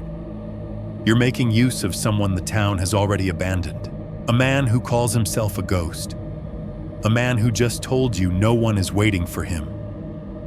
You're trading one life that's already circling the drain for everything you've built. Your badge, your freedom, your kid's idea of who you are. If you don't, you lose all of that anyway, and he still dies, eventually, in some alley, alone." It is amazing how quickly a brain can build a case when it wants to hear a particular verdict. I felt something settle in my chest. Not resolve exactly, more like a quiet, terrible curiosity. How far would I actually go if I stopped pretending the line wasn't already blurred? A gust of wind came in off the water then, harder than the ones before. It slammed into us full on, picking up sand and flinging it sideways. The fire reacted like a living thing, rearing up and then bending, flames streaming sideways out of the barrel in a bright, feral tongue. Sparks exploded from the rim and scattered, little stars spinning through the air. Some died before they hit the ground. A few landed on the sand and blinked twice before fading. One hit the side of the shack and guttered against the damp wood. Nate cursed, stumbling back a step, turning his face away from the sudden heat. He raised one arm to shield his eyes, the other steadying himself on the shack wall. For a split second, his whole body was turned, ribs open, throat exposed, attention pulled entirely toward the wild flare of the fire. My hand dropped, almost of its own volition, to the handle of my utility knife. I felt the textured grip under my glove, felt my fingers curl around it, testing the weight. The sensation was horribly familiar. Different tool, same motion as drawing my gun 1,000 times in training and dozens in the field. Except this time, there was no safe backstop, no rubber bullet, no paper silhouette. Just a man I knew by name and routine, standing a few feet away from me on a cold beach. My heartbeat was so loud, it turned the rest of the sounds into a blur. The ocean, the wind, the hiss of the fire. It all folded under that thud, thud, thud in my ears. If I do this, I thought, with a clarity that scared me, the story ends tonight for me. Or maybe it finally begins. Maybe this is the moment I stop pretending I'm just unlucky. Maybe this is who I've been sliding toward with every cut corner. Every time I decided the rules were optional if I was tired enough or scared enough or angry enough. I waited for something, anything, to stop me. A voice on the radio calling my name, a new set of headlights cresting the hill, Nate turning at the exact wrong second and catching whatever was on my face, the fire dying suddenly, a rogue wave reaching all the way up the sand and knocking us both off our feet. Some big, dramatic intervention from the universe that would let me say later, I almost did something terrible, but then nothing happened. The wind calmed as fast as it had risen. The flames settled back into their barrel, still hungry but contained. The sparks that had flown faded into black flecks on the sand. The shack creaked quietly and then went back to being just wood. Nate dropped his arm and laughed, a short, nervous bark. "See?" he said, rubbing his face. "Even the damn fire's trying to kill me." He had no idea that the only thing between him and death at that moment was my hesitation. I stood there with my hand on the knife, listening to my own heartbeat, and realized something that still makes my stomach turn all these years later. There was no sign, no flash of insight, no thunderbolt of conscience that knocked the blade out of my grasp. The world did not care what I was about to do. It was just me, the worst part of myself, and a choice that no one else would know about until it was far too late. Woo. 3. The second body on the beach. There are parts of that night I can describe down to the sound of individual grains of sand under my boots. There are other parts I can only approach sideways. If you came here for gore, for a blow-by-blow of what I did under that shack, you're not going to get it. Not because I'm protecting you, but because I am still, all these years later, trying to protect myself from saying it too plainly. What matters is not how many times my arm moved, or where the blade went in. What matters is that I made the choice to close the distance between me and a man who trusted me, and I didn't stop until he was on the ground and the fire was the only thing still breathing hard.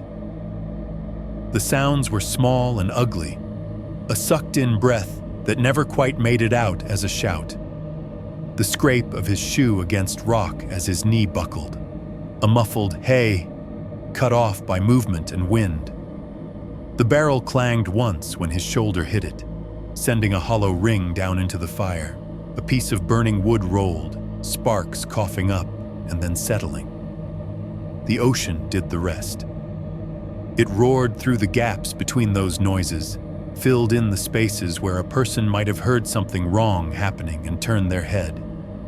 Out here, at that hour, the world was a machine dedicated to drowning out anything that didn't concern the tide. When it was over, there was a silence that wasn't really silence at all. just the usual sounds turning up again, now that my own pulse stopped screaming in my ears. I remember being surprised by the weight. You'd think, looking at a man like Nate, thin, weather-beaten, layers of clothing hanging off him like they were afraid to commit, that he wouldn't weigh much. But dead weight is different. It's not just pounds. It's the way gravity takes full custody of a body once the person inside is gone. No helping muscles, no balance, no anticipation. I hooked my hands under his arms and tried to lift. My back spasmed immediately, sending a white-hot line of pain up my spine.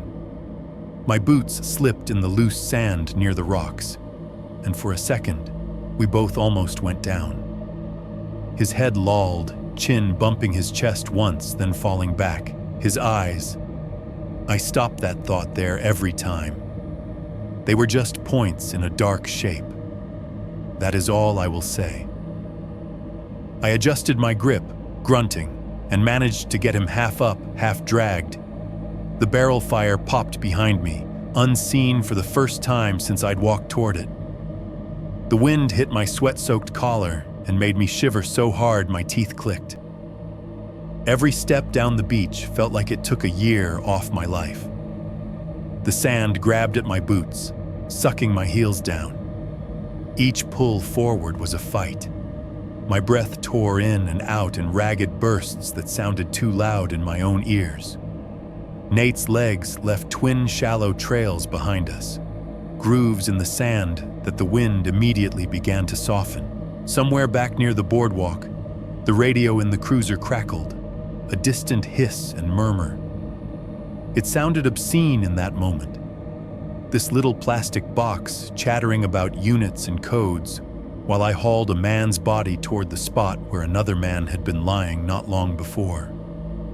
I didn't think in full sentences for most of that drag. It was more like flashes, a snippet of my daughter's laugh, the image of my own locker at the station being emptied into a cardboard box, the headline in my mind's eye shifting from officer held scene to officer lost everything. When I reached the boundary of the crime scene tape, my arms were shaking. I let Nate's body drop just outside the perimeter and doubled over, hands on my knees, sucking air in great burning lungfuls. The ocean hissed a few yards away, as if annoyed by the interruption. Under the headlights, he looked smaller than he had by the barrel. The light washed him out, turned his jacket into a dull, wet shape, his jeans darker where the sand clung to them. His hair was a mess of shadow. His face, no. I focused on the logistics. I went up to the cruiser, legs unsteady, and popped the trunk. The interior light came on, a harsh dome of white in all that dark. The trunk smelled like rubber, old flares, and the faint chemical tang of cleaning supplies. We kept rolls of things back there for scene management. Extra crime scene tape, evidence markers, a few cheap blankets for hypothermic victims, a bundle of contractor-grade black plastic meant to shield accident victims from gawkers or cover wreckage in bad weather. And duct tape, of course. There is always duct tape.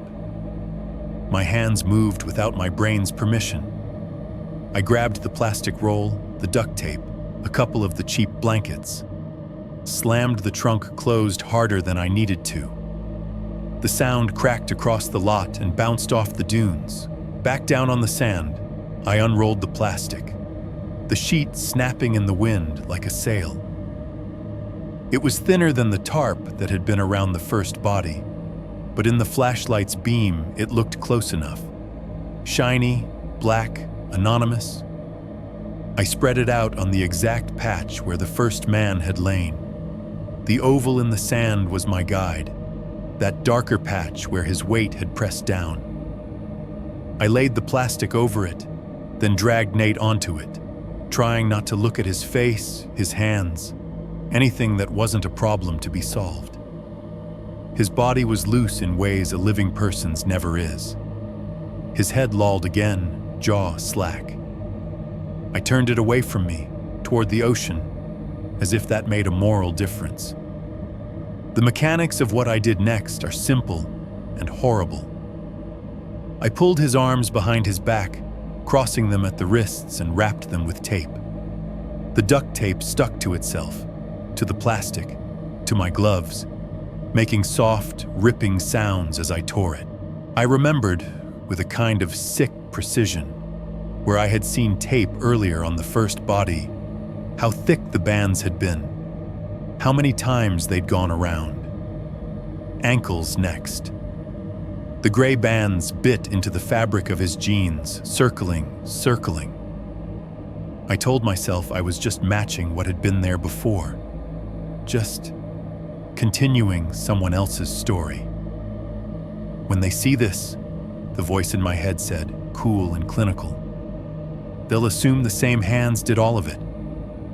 The idea disgusted me even as I leaned into it. I was copying the killer's work, putting my own signature over his, forging a style I had no right to imitate. When it came to the head, I froze. I could have left it uncovered.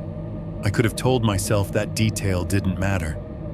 But every training I'd ever sat through about consistency in crime scenes screamed otherwise. Detectives notice patterns. Forensics notice patterns. If one body had its head bagged and the second did not, someone would start asking why. There was a box of heavy-duty trash bags in the cruiser. We used them for all kinds of things: impounding personal property, clearing debris off roadways, collecting evidence too big for the standard brown bags. I walked back up, opened the rear door this time instead of the trunk, and pulled one out. It crackled when I shook it open, a hollow, cheap sound. Back at the body, I stood there for a long second with the bag in my hands, the plastic flap tugging in the wind. Putting it over his head felt like a new offense, separate from the violence itself. The first killer had done it to dehumanize the man he dumped, to erase the face from the scene. I was doing it for what? Continuity, self-preservation, to make it easier for me not to see what I'd done? In the end, the worst reasons won. I slipped the bag over his head, the plastic catching briefly on his hair, then sliding down. I cinched it tight around the neck with duct tape, layer over layer, until it resembled what I remembered from before. A black, featureless lump with a gray collar. I wrapped the rest of the plastic around him, burrito style, tucking and taping until he was just shape and darkness. Wrist bump here, ankle bump there. No edges of clothing showing, no bare skin. When I stepped back, my chest hurt. The scene inside the tape looked, at a glance, like it had earlier in the night. A black-wrapped, bound figure at the edge of the water, crime scene tape fluttering around it, headlights washing the whole thing in a pale, steady glow. If you didn't know there had ever been another man there, you wouldn't know this wasn't how it had always been. That thought almost knocked me over. I could feel my mind scrambling to make space for this new reality. He was probably involved anyway, it whispered, desperate. You heard the rumors about vans and bodies. You saw his van. He said he saw lights. He was out here, alone, when all this started. The detectives were already suspicious of him. How many times have they mentioned that guy in the van in passing? You're not inventing anything, you're just accelerating it. Another lie piled on top before the first one had time to settle. This town never gave a damn about him. They called you to move him like trash every other week. You think they'd be more upset about this than about a deputy losing his gun and a crime scene? You're just following their lead. You're not the one who made him disposable. You're just using what they threw away. Each rationalization was thinner than the last, but together they wove a kind of net I could fall into for a few minutes. I needed that net to keep from collapsing right there in the sand. I checked my watch out of habit. 4:12 a.m. The night was slipping toward morning, toward daylight that would show everything too clearly. I stepped back until my heels hit the boardwalk stairs, wanting distance, needing to see the whole picture. The tape, the wrapped shape, the faint track my dragging had left, already being erased by wind and time. Two crime scenes fused into one lie.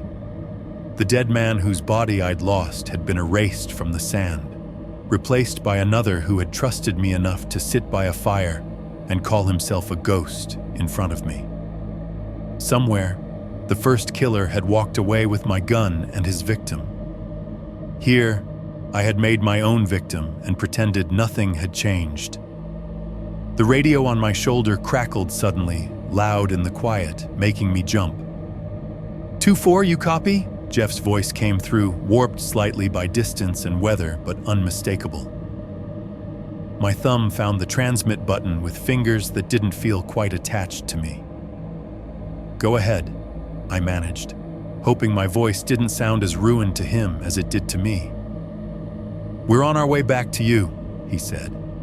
Got 2 county detectives in tow, 10, maybe 15 minutes out. Static chewed the next few words, then let the end of his sentence through clean, like the universe wanted to make sure I heard it. We've got something weird, he added. Patrol in the next town over stopped a green Ford van leaving West Point Beach earlier. Might be connected to your DOA. They'll brief you when we get there.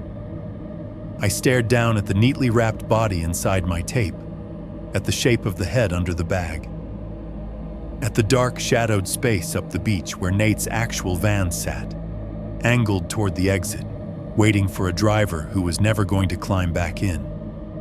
Green Ford van. Weird. The universe had finally decided to speak.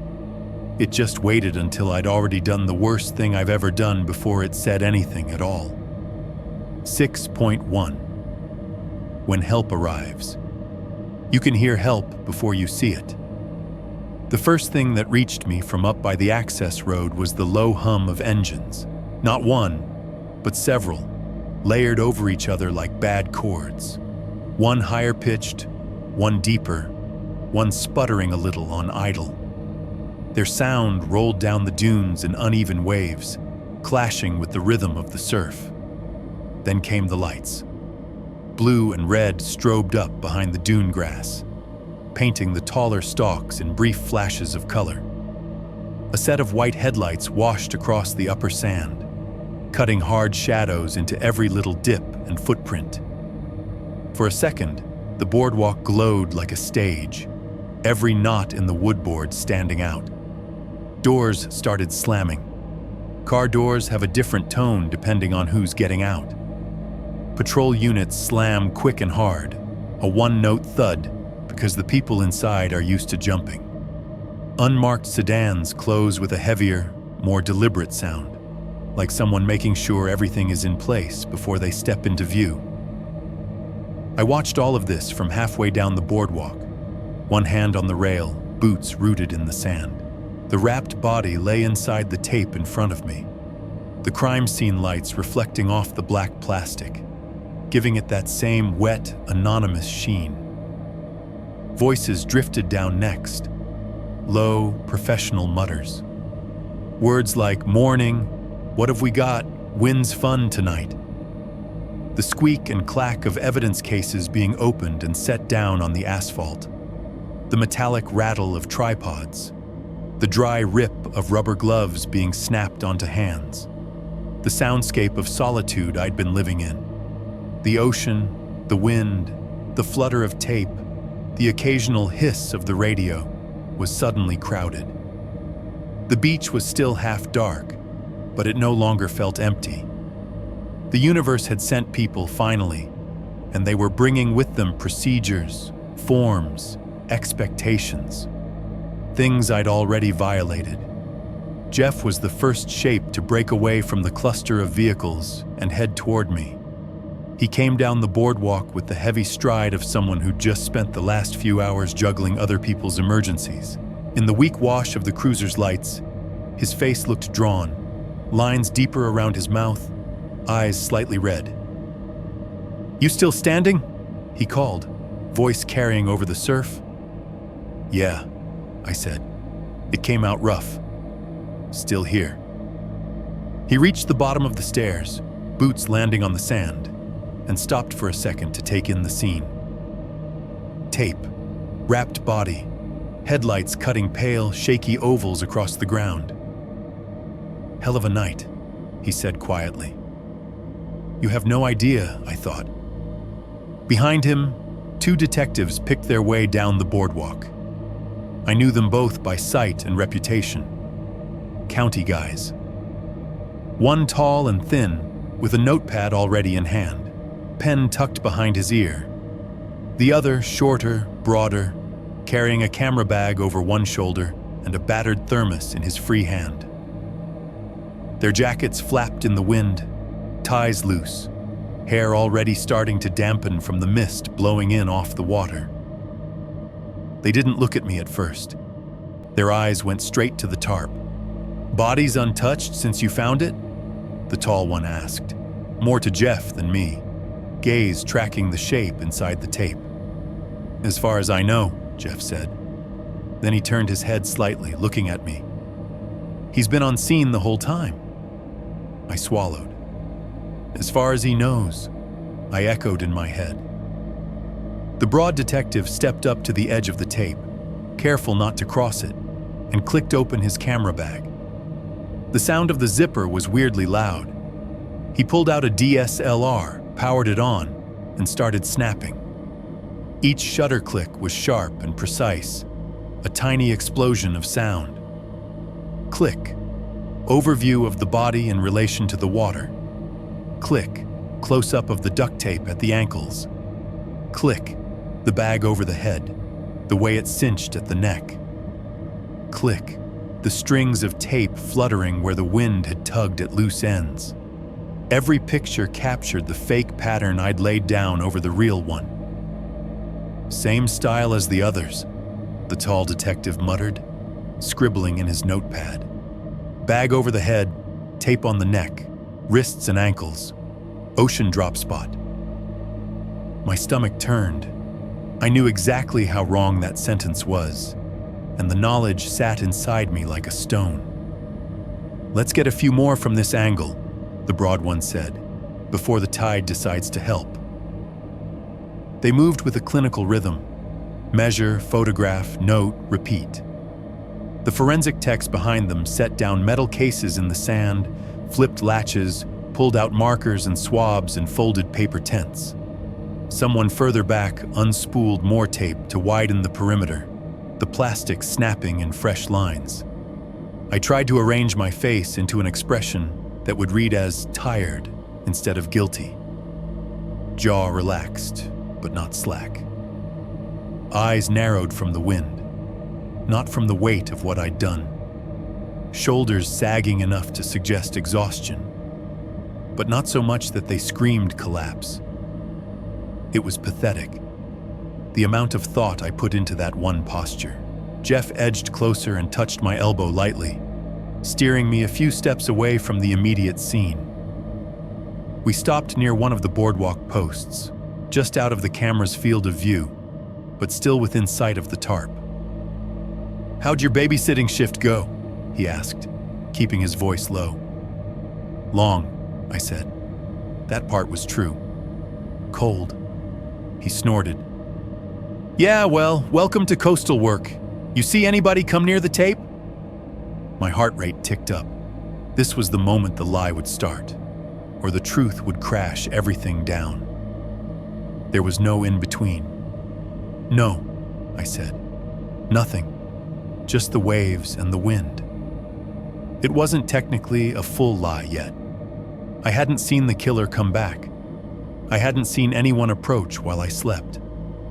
But I knew what he meant, and the words still felt like a betrayal as soon as they left my mouth.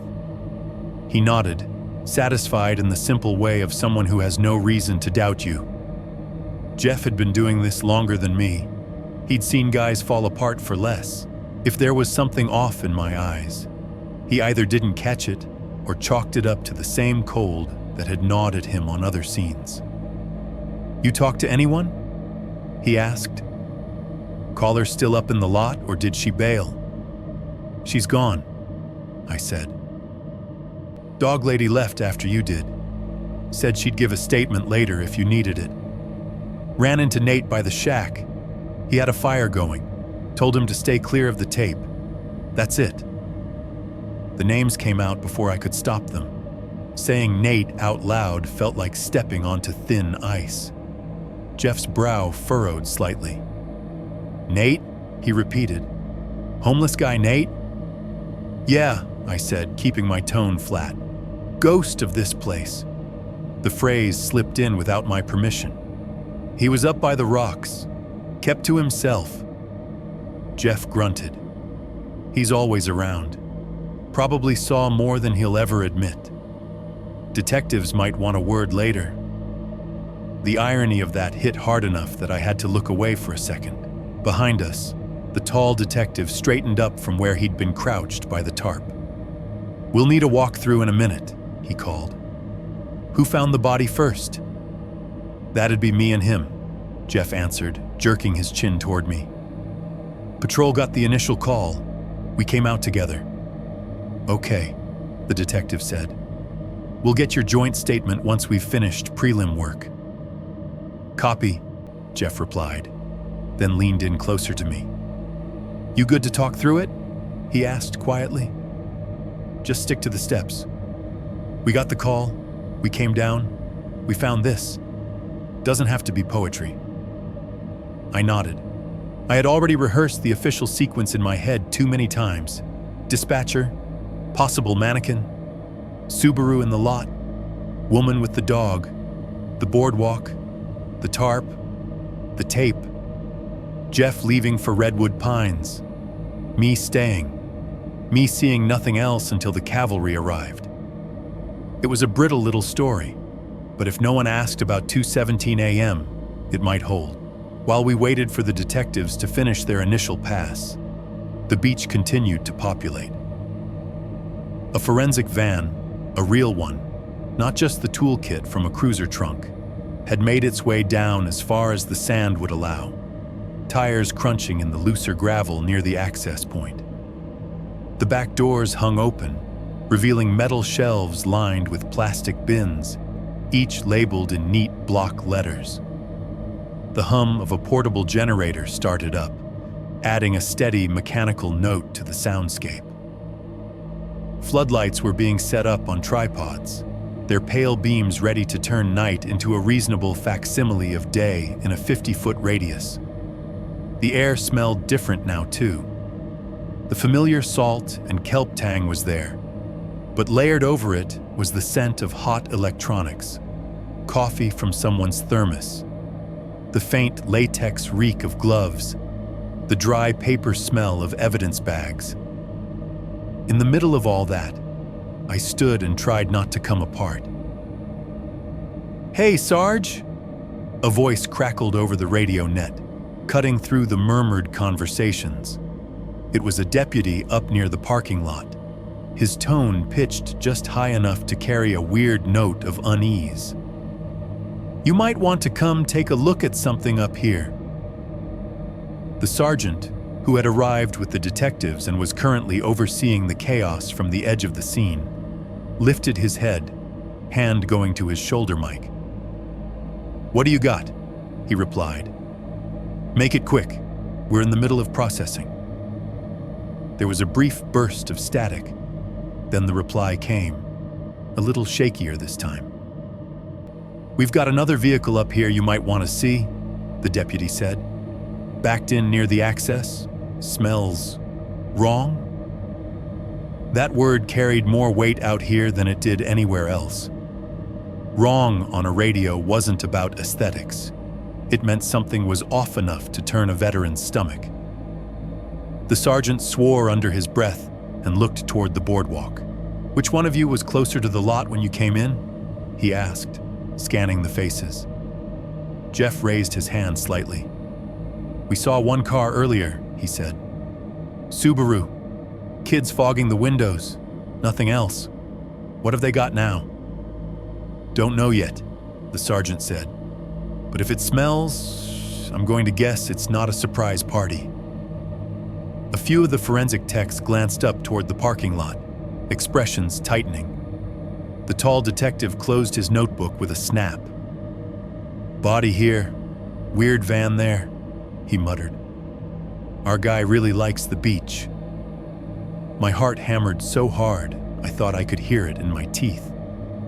Up there, in the lot, they were about to find Nate's van, the same dark box I'd seen squatting in the shadows beyond his fire, nose toward the exit, full of whatever life he'd been carrying around with him all this time. It would smell wrong because it had not been maintained, because he'd slept and eaten and sweated in it for months, because old food and damp clothes and human breath had turned it into its own ecosystem.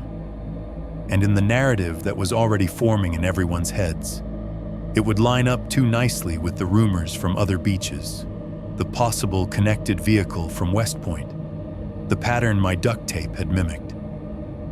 They would see that van and think, of course. Down here, beside the wrapped body I had made to look like someone else's work, I stayed very still, as if any sudden movement might shatter whatever fragile illusion I'd managed to build so far. The cavalry had arrived. They just didn't know yet that they were standing on a stage I'd rearranged while they were still on their way. 6.2. The van that should not be there.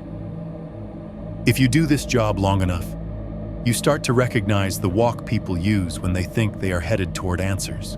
It is tighter, more focused, less of a patrol shuffle, more of a hinge, body swinging around a point of interest. That is how Jeff and the tall detective started moving when the radio crackled about the van, and that is how I found myself falling into step beside them as we headed back up the boardwalk. The wind felt sharper up there, like it had teeth now. The sky over the dunes had begun to bleed from black into charcoal gray, that ugly pre-dawn light that makes everything look more exhausted than it really is.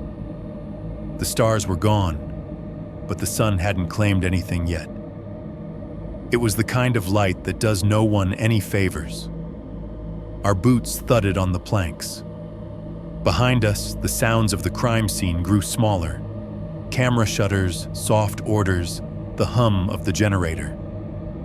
Ahead, the lot opened up in a wide, pale rectangle bordered by dunes and scrub and the low guardrail that separated asphalt from the drop down to the beach. Two vehicles stood out like actors on an empty stage. The Subaru from earlier, now parked closer to the exit, windshield fog long gone, just another car trying very hard to look unremarkable. And about 3 spaces down from the access path, skewed across the faded white lines as if it had been backed in too fast, was the van. Dark green, streaked with salt and road grime, bumper hanging just a little lower on one side. A Ford. The exact make and color you'd see a dozen times a day in any coastal town. Work vans, contractor vans, family vans gradually stripped down by time into something people slept in instead of moved supplies with. Except most vans did not have yellow tape threaded loosely around their mirrors, or a deputy standing a careful distance from the driver's side, one hand on his belt, the other hovering close to his own holster. Even from several yards away, I recognized it. I'd seen that profile in the half-light beside the shack. I'd seen Nate lean against a cleaner version years earlier at a gas pump, work shirt still pressed, logo on the side panel not yet peeled away by neglect. Somewhere in my mind, the images overlapped. Old, new, functional, ruined. "This it?" the detective asked the deputy, voice clipped. "Yeah, Sarge," the kid said, nodding. His face was pale in the washed-out light, lips pressed into a thin line. Backed in like it's hiding. Tags expired and he trailed off and grimaced. You'll smell it when we open it. I already could.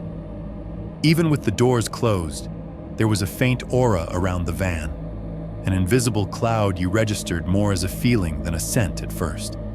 Old food, damp cloth, something sweet underneath, like fruit left too long in the sun. Something metallic, like pennies held in a closed fist. The tall detective circled the back of the van, running his gloved fingers lightly along the edge of the rear door, inspecting the latch without touching it. The broad one came up on the passenger side, eyeing the windows, taking in the clutter visible through the glass. Driver? The tall one asked. Anyone see who parked it? The deputy shook his head. Negative. When we pulled in, it was just here. Nobody inside, no one nearby. I got close enough to catch a whiff and backed off. Figured I'd wait. Good, the detective said. Last thing we need is you contaminating half the scene because you wanted to play hero. He looked at Jeff, then at me. Either of you recognize this van? He asked. I opened my mouth, then shut it. The truth was complicated and dangerous. I landed on something that tasted like half of each. I've seen Nate driving one like this, I said slowly. Same color, same make. Used to park near the gas station. He's been living out of it lately, far as I can tell. Nate, the broad detective echoed, flipping open his notebook. Transient male, 40s, white, history of vagrancy calls? That Nate? Yeah, I said, throat dry. That Nate. And you said you talked to him tonight? The tall one asked, eyes narrowing slightly. Down by the shack, I replied, heart ticking faster. He had a fire going. Said he came from the other jetty. I told him to stay clear of the tape. The detectives shared a quick look over the roof of the van. A whole conversation passed in that glance. Rumors about a green van at other beaches. A transient who fit a profile in a lazy, unfair way. A cop on scene, alone, saying the name Nate like it was a known quantity. Let's see what Connor found at West Point, the tall one muttered. Maybe we've got our guy parked right here. He stepped up to the driver's side door, jiggled the handle, then nodded to the broad detective, who produced a folded set of slim tools from his pocket. A quick, practiced movement, a soft click, and the lock gave.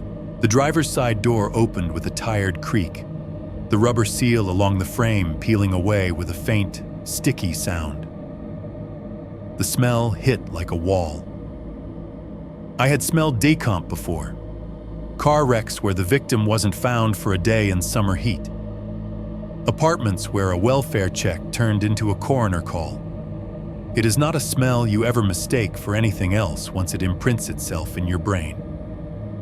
This was that, layered over the stale mildew of damp upholstery and the sour tang of spilled drinks and sweat. It was sweet and rotten and metallic all at once, heavy enough that it felt like you could chew it. One of the younger deputies gagged audibly and took a step back, hand over his mouth. The broad detective just tightened his jaw and breathed shallowly through his mouth. Jesus, Jeff muttered. That's bad. Welcome to the party, the tall detective said grimly. He skirted around to the passenger side and grabbed the sliding door handle. It made a dry, reluctant squeal as he pulled. The door shuddered along its track, then jerked open with a reluctant shh-luck, like it was being peeled away from something that wanted to hold it closed. The interior of the van was a cramped cave of chaos. Blankets piled in one corner, matted and stained. Fast food bags crumpled on the floor. A milk crate full of tools. Rusty pliers, a hammer, a roll of contractor bags. Clothes hanging from a makeshift line strung across the ceiling. Empty water jugs rolling in the footwell. And in the center, taking up most of the cargo space, was a shape under a tarp. Not the thin, shiny plastic I'd used on the beach. This was older, heavier, canvas-backed, stiff, the kind of tarp people used to cover boats in the off-season or lumber stacks in the yard. It was pulled over something long and low, edges tucked under. A dark wetness stained one corner where the fabric met the ridged metal floor. Flies had found an entrance somewhere. A few buzzed angrily near the opening, drunk on the feast inside, bumping against the cold air outside the van and then diving back toward the heat of decay. The broad detective snapped a fresh mask up over his nose and mouth and stepped closer, flashlight in one hand. He lifted the edge of the tarp, just enough to see, not enough to disturb more than he had to. I didn't want to look. I did anyway. Underneath, in that dim light, was another body, more advanced in whatever awful timeline the first had been on. Skin discolored, features distorted by bloat and gravity and the indignities of being stored like cargo.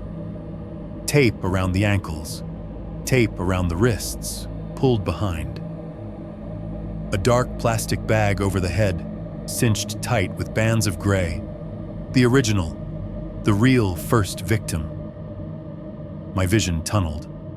For a second I saw both scenes at once, the one inside the van and the one down on the sand.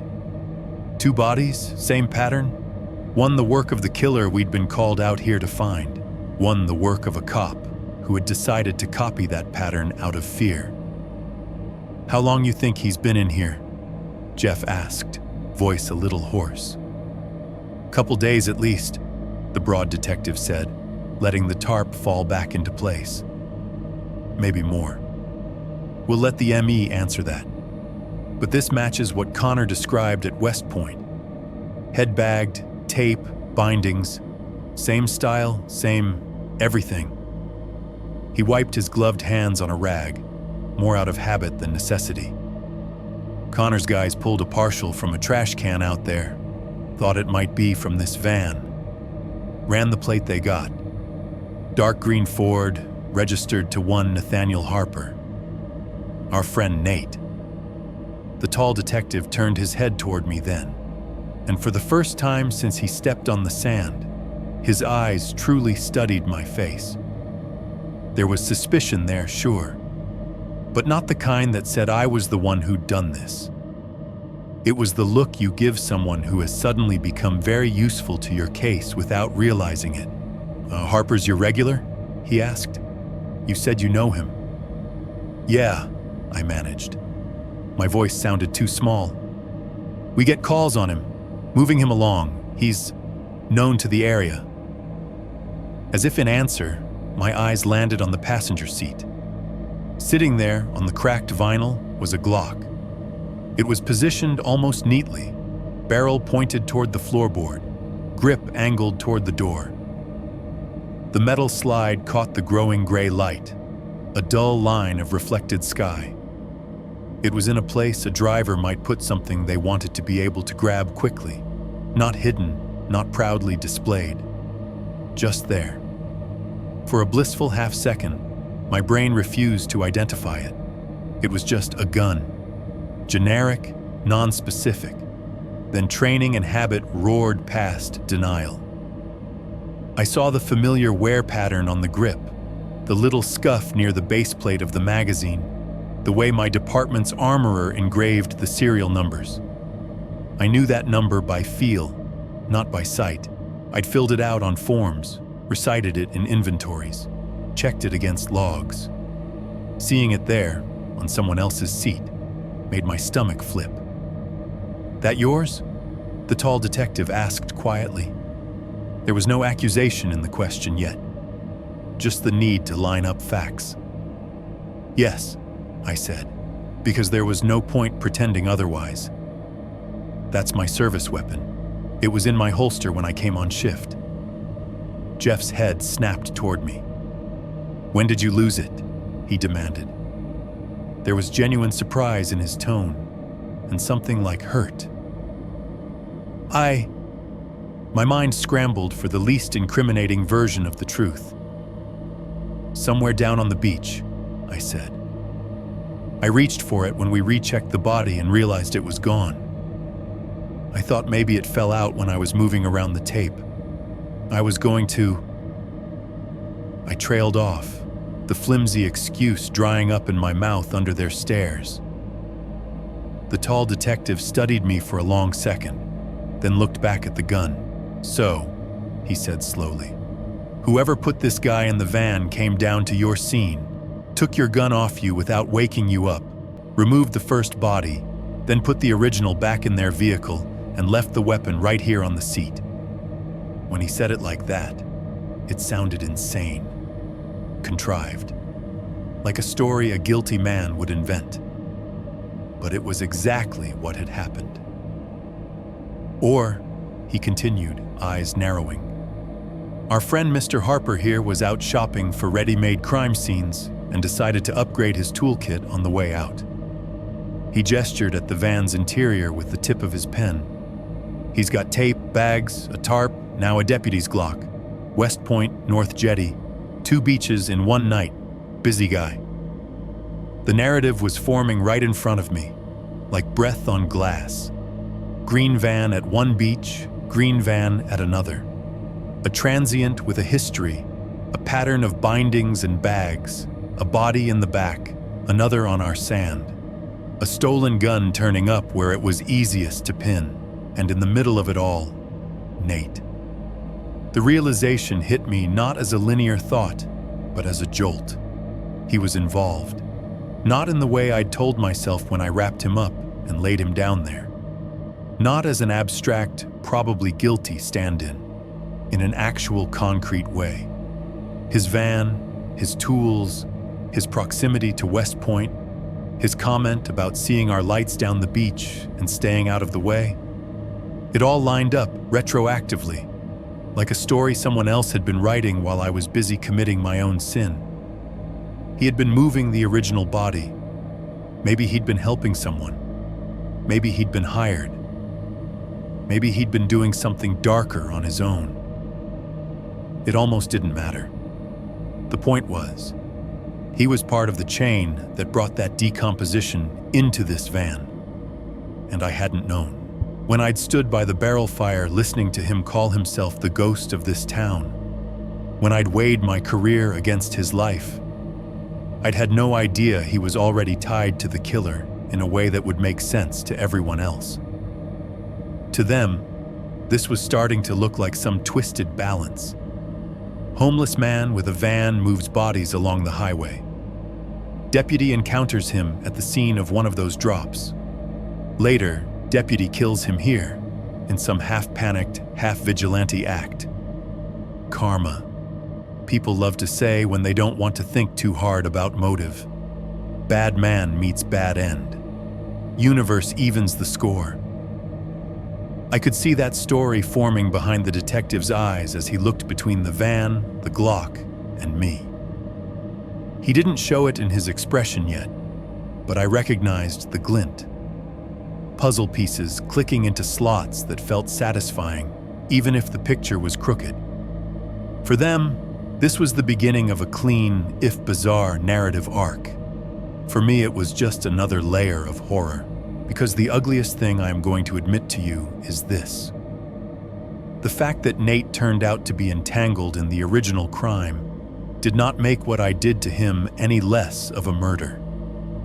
I didn't know any of this when I stepped toward him by the fire. My knife hadn't moved because I'd uncovered some deep truth about his guilt. It had moved because I was terrified of losing my job, my freedom, my daughter. I had decided in that moment that his life was worth less than my reputation.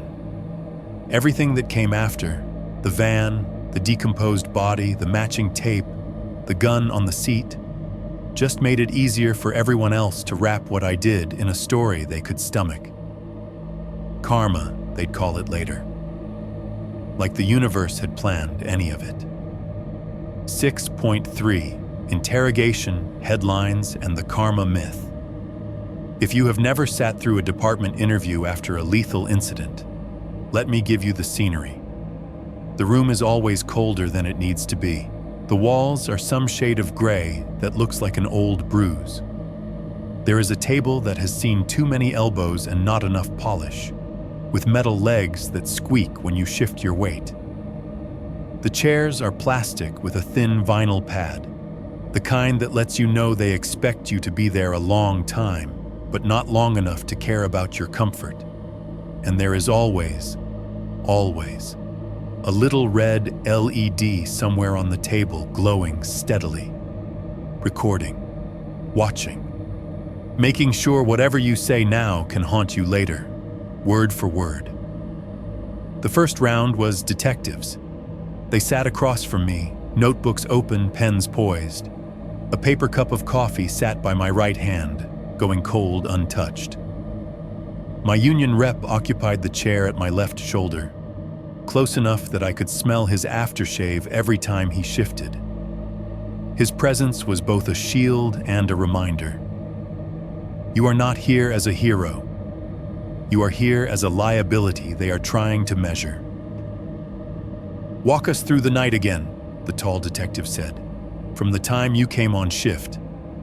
I told them the story they already mostly knew.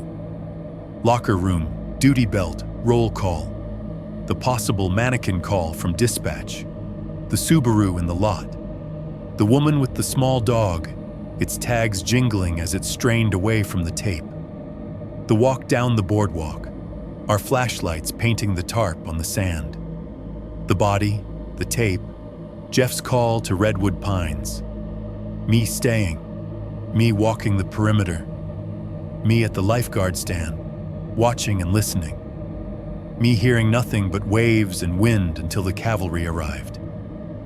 I left gaps where the worst parts lived. I stepped over 2:17 a.m., like it was a crack in the sidewalk you avoid out of superstition. I did not mention my back against the post, my eyes sagging closed, the van door in the dark. Nate by the barrel fire and my hand on the knife handle were edited down to contact with a known transient. "Tell us about that contact," the broad detective said. "With Mr. Harper." I felt my union rep's shoe tap gently against mine under the table. A reminder. We'd gone over this. There was a version of events we were going to stick to. "I approached the shack after noticing a fire," I said. "Met with Mr. Harper, who I recognized from prior contacts. He was agitated. He wanted to know what was happening down the beach, why there were lights, why crime scene tape was up." "Agitated how?" the tall one asked. "Raised voice? Threatening language?" "Pacing," I said. "Talking fast, asking a lot of questions. He mentioned seeing our lights earlier, said he didn't want to get in the way." I started to suspect he might have been closer to the original scene before we arrived. All of that was true, just bent. "Did he seem under the influence?" the broad detective said. "He smelled like alcohol," I said. That part I honestly did not remember. It was an acceptable assumption, and everyone in that room knew it. "Walk us through the use of force," the tall detective said. "Exactly what happened." My union rep cleared his throat softly. "He's already given a preliminary statement," he reminded them.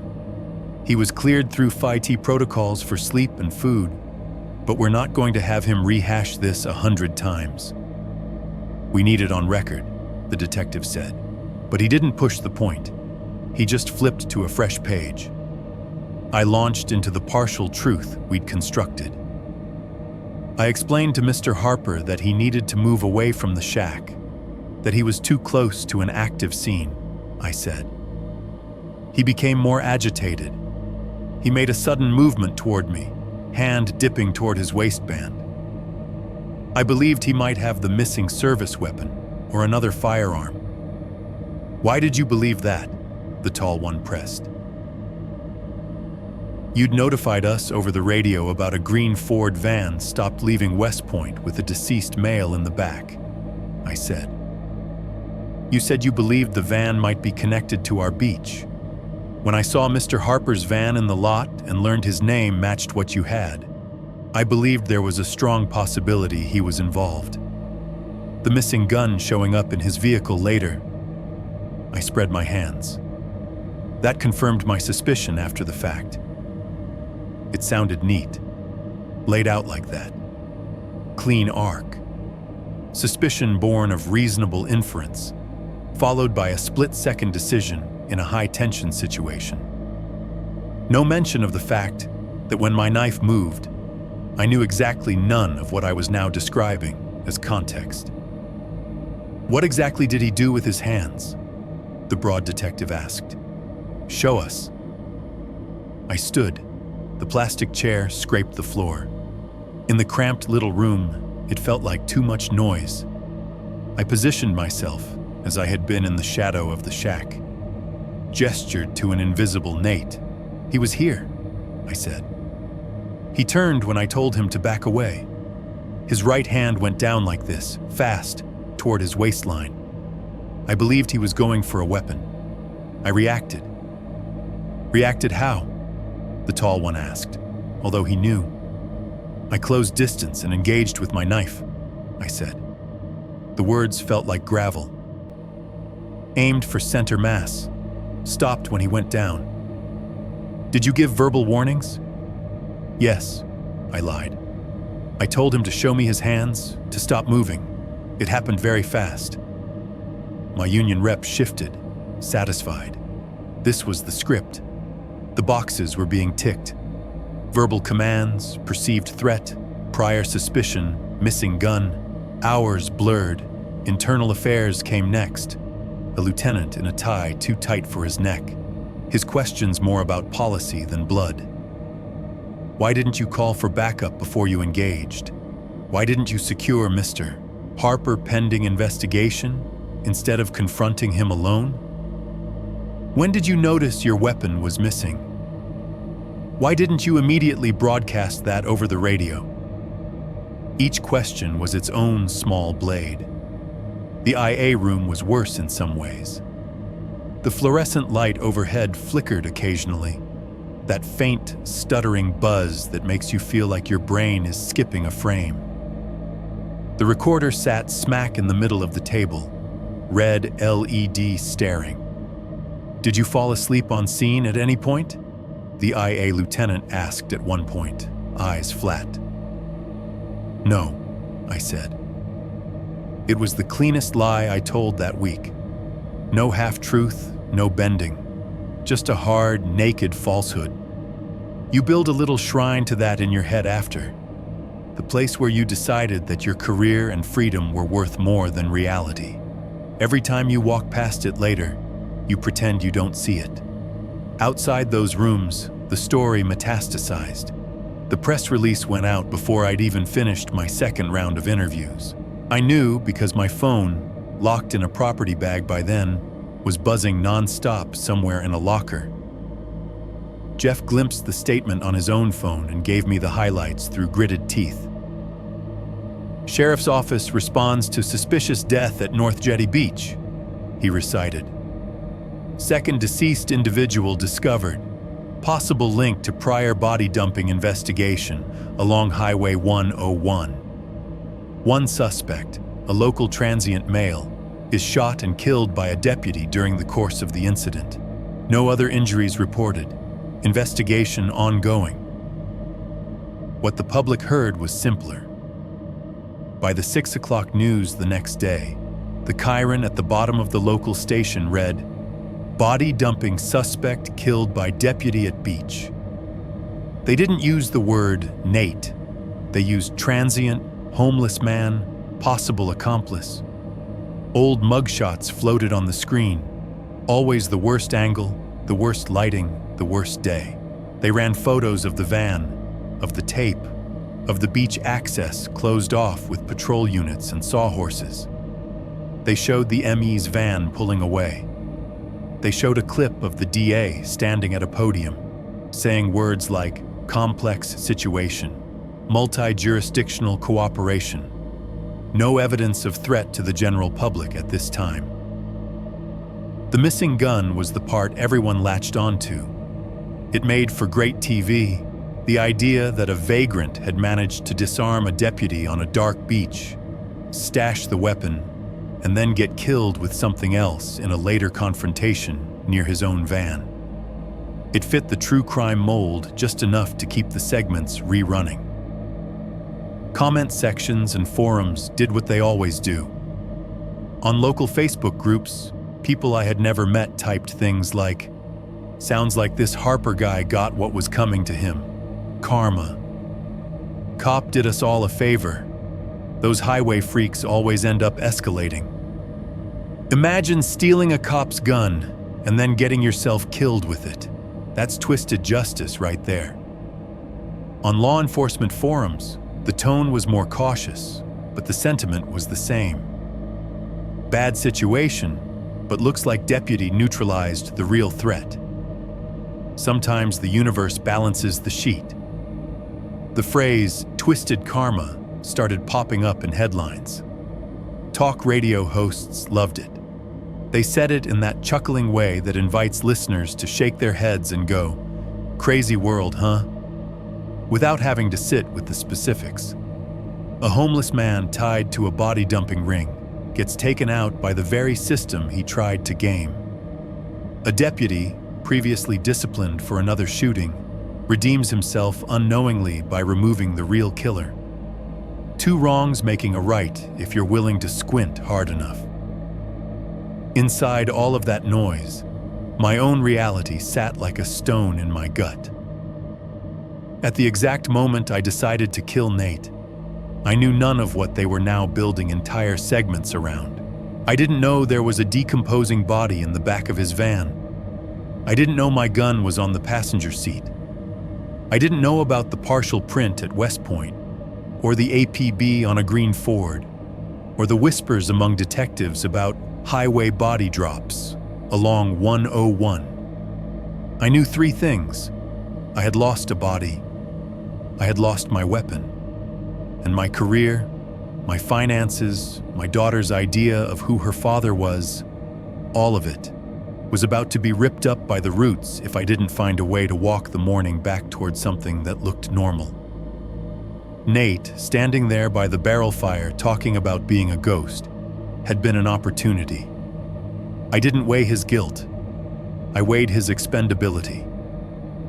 That is the part no headline will ever capture, because it doesn't fit neatly into anything people want to believe about the world. The formal fallout went about how you'd expect. The DA's office ran its own inquiry. More rooms, more fluorescent flicker. This time the chairs were nicer, but the questions were sharper. A prosecutor with tired eyes and a perfect tie sat across from me, flipping through a binder of reports. Crime scene photos, autopsy summaries, my own statements. The little red light on the recorder sat between us, steady as a heartbeat. "Deputy," he said at one point, tapping a page with his pen. "Let me see if I have this straight." I watched the pen, not his face. "You were assigned to hold a crime scene where a body had been dumped," he said. "During that assignment, your service weapon was taken from you without your knowledge, and the body was removed. Later, in the course of your duties, you engaged with a suspect, Mr. Harper, who was in possession of a van containing another bound, bagged body and your missing firearm. He looked up then, eyes mildly curious, like we were discussing a bizarre weather pattern instead of two men who would never speak again. In attempting to protect the scene," he continued, "you removed a threat who turned out to be the actual murderer. Some would say justice was served, Deputy." The room seemed to tilt. The words hung there between us, heavy and ridiculous. Some would say justice was served. Behind me, my union rep shifted in his chair. I could feel his silent plea. Don't react. Take the gift. Let them write it that way. Because that line, carefully phrased, tossed off like a rhetorical flourish, wasn't just a commentary. It was an invitation. If you nod along with this, the system was telling me, if you let us say this out loud in court and on paper and in meetings, we can all live with what happened. You get your reduced charge, your plea, your eventual freedom. We get to tell the public a story where the bad man died, the goodish man made a mistake in the right direction, and the universe, in its messy way, worked things out. I think I managed some kind of neutral response, something like, my intent was to protect myself and others, not to dispense justice, something that sounded responsible and circumspect on the transcript. Inside, something clenched. Because here is the final twist of that chapter. Everyone around me, detectives, prosecutors, commentators, strangers online, was so eager to believe in a world where things balanced out that they built a cage out of that belief and stuffed me inside. The karma story became the official scaffolding. It seeped into every mention of the case, every recap, every coffee break conversation at the station. It was easier to live with for them than the messier version where a scared man in a uniform killed someone primarily to save his own skin and then got bizarrely lucky in how the evidence lined up afterward. Luck is terrifying. Karma is comforting. If the universe keeps score, then you don't have to look too closely at who is holding the pen in any given moment. I know the score. It is carved into the inside of my skull in the same place as 2:17 a.m. and the sound of a van door sliding open in the dark. They called it justice. They called it fate. They called it karma. I call it what it was, a horror story where the monster gets to walk around afterward, listening to people talk about how brave he was for killing the thing they were all afraid of. Sometimes, when I can't sleep, I think about that prosecutor's line, the casual way he said it, the little smirk he did not quite let himself show. Some would say justice was served. The worst part is not that I disagreed. The worst part is that part of me wanted desperately to believe him. 7.1. Life after the plea deal. By the time the judge read out the terms, the whole thing felt like it had already happened to someone else. Reduced charge, suspended sentence, no prison time if I kept my nose clean, mandatory counseling, no firearm ownership, the strong recommendation that I never work in law enforcement again. He said it in that practiced, bored tone judges use for outcomes that have been hammered out in conference rooms long before anyone stepped into the courtroom. My attorney squeezed my forearm under the table. My ex stared straight ahead in the gallery, hands knotted around her purse strap so tight her knuckles were white. The prosecutor didn't look at me at all. When people talk about plea deals, they like to dress them up as second chances. What it felt like in that moment was more like a controlled demolition. The court picking which beams to blow so the building would fall in a direction they could live with. Afterward, some of the guys from the department shook my hand in the hallway. Could have been worse. One of them muttered, "You're walking. That's something." "Whole thing screwed up," another said, eyes darting toward the cameras outside. "Media circus. Just glad it's over." The ones who had kids, mortgages, time in service, they were relieved. Not for me, not really. For the fact that the story had landed in a way that didn't drag the whole agency into a pit they couldn't climb out of. A bad apple they could survive, a pattern they could not. A few avoided my eyes altogether, years of coffee, calls, and dark jokes together, and now suddenly the tile floor was more interesting than my face. They weren't cruel, just absent. Like their brains had already refiled me from coworker to complication and were trying not to reopen that drawer. The union rep clapped me on the shoulder. "You did what you had to do," he said. "Walk away from this. Start over. Let the narrative take care of itself." The narrative. Always that. My ex waited until we were in the hallway outside the restrooms, away from the crowd, before she let herself speak to me. She didn't yell. She never really has. That would have been easier, in a way. "This is what our daughter's going to Google when she's 15, she said, voice low and tight. "Not your commendations. Not the time you pulled that family out of the flooded car. This. Van murders. Karma.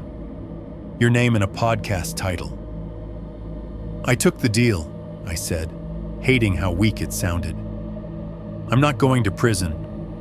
I'll still be able to..." "To what?" she cut in. "To come visit her once a month like nothing happened? To send child support from whatever night job you scraped together?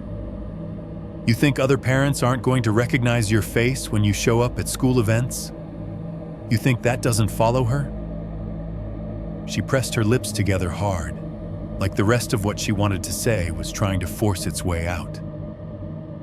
"I'm not saying I wanted you locked up forever," she said finally. "I'm saying this didn't just happen to you. It happened to us. To her. And all of them," she jerked her chin toward the courtroom, "get to pat themselves on the back for justice while we deal with the fallout." She walked away before I could answer. Starting over didn't look like any of the clean slates people like to talk about in rehab brochures and motivational posters. It looked like a 2-bed apartment in a 3-story complex off an access road on the edge of a warehouse district, halfway between an industrial park and a discount grocery store. Vinyl siding, stairwells that always smelled faintly of old frying oil and laundry detergent. A pool that was technically under maintenance year-round. A parking lot full of sun-faded sedans and a couple of vans that made me clench my jaw every time I saw them. I moved inland, far from the coast. No ocean smell, no gulls. Just the distant hiss of freeway traffic and the constant rumble of 18-wheelers shifting gears at the light on the corner. My new job came courtesy of a former sergeant who knew a guy who knew a guy. Night shift at a distribution warehouse. Not security, God forbid anyone put a uniform back on me, but inventory and loss prevention, which is just a fancy way of saying be the body on the floor when everyone else is asleep. Clock in at 8 p.m.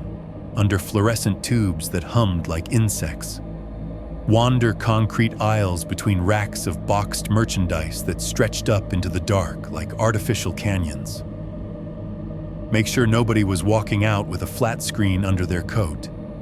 Log pallet counts into a tablet that always felt one update away from dying. The soundtrack changed, but the obsession with sound stayed. Forklifts beeped in reverse, backing into loading bays, the alarms high and insistent. Roll-up metal doors clanged open and shut with the same hollow bang each time a truck docked. Pallet jacks squealed when someone forgot to grease the wheels. The HVAC system exhaled through ceiling vents, a constant white noise that swallowed conversation. I walked those aisles with a neon vest instead of a badge on my chest, scanning barcodes instead of license plates. Every night, the same paths. Every night, the same echoes. Home was 4 flights up in Building C. My unit faced the back lot, the side where the dumpsters were. If I cracked the blinds at night, I could see the row of parking spaces, the silver sedan that never moved, the dented pickup that belonged to the guy who worked mornings at the taco place. Occasionally, a van would pull in late, park crooked, idle for a while before shutting off. I never watched for long. The first month, every time I heard that sliding door sound, the long metal shh of a panel moving along its track somewhere in the lot, I froze. The TV could be on, the faucet running, my neighbors arguing through 2 thin walls. It didn't matter.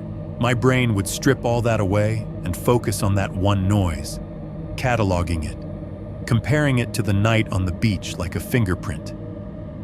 I avoided the coast completely. People suggested I go get closure, like it was a thing you could pick up at a visitor center. Drive out to North Jetty on some bright, sunny afternoon, stand near the boardwalk, maybe leave flowers on the sand. Let the waves take some of it away. I didn't. I didn't go to the cemetery either.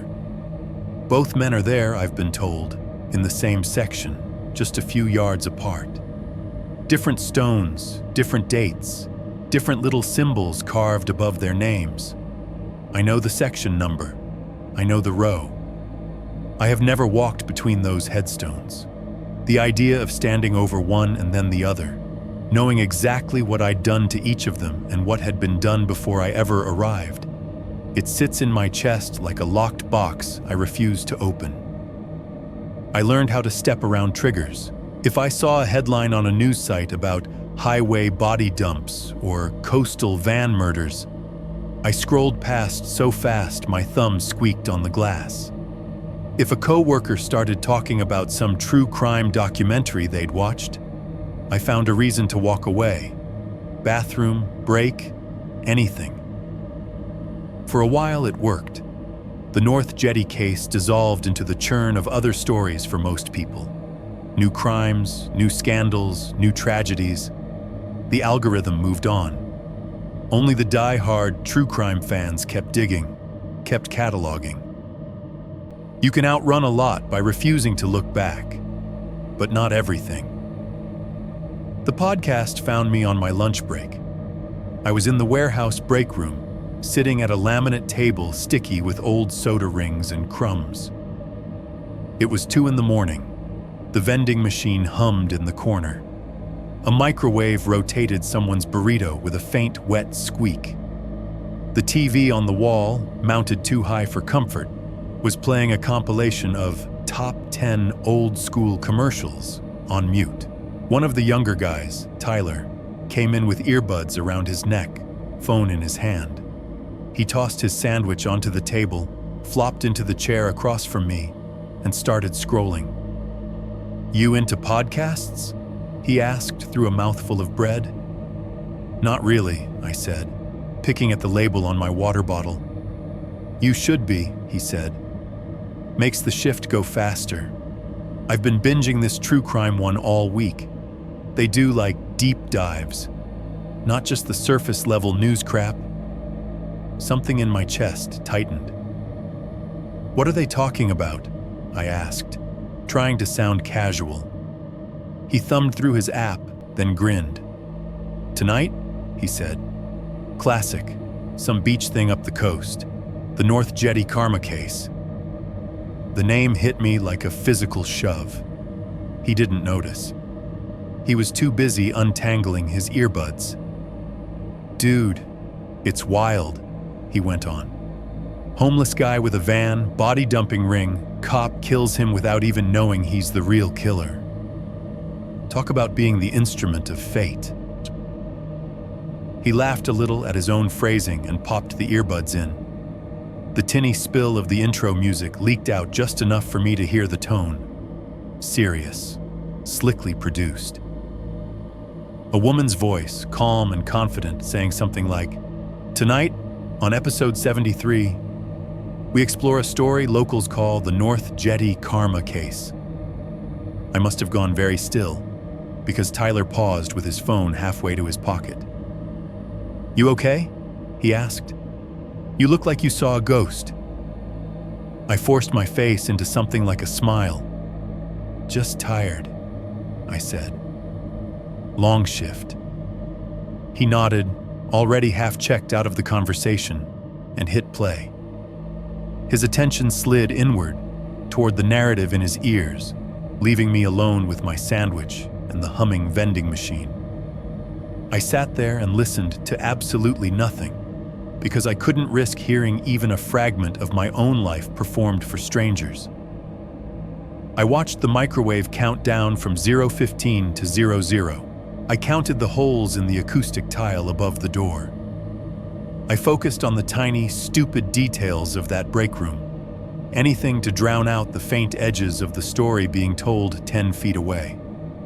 Later, in the locker room, when I finally worked up the nerve to search the episode title on my own, I made it as far as the description. They called me the deputy who unknowingly became the universe's scalpel. They called Nate a drifter with a dark secret, and the original victim his final cargo.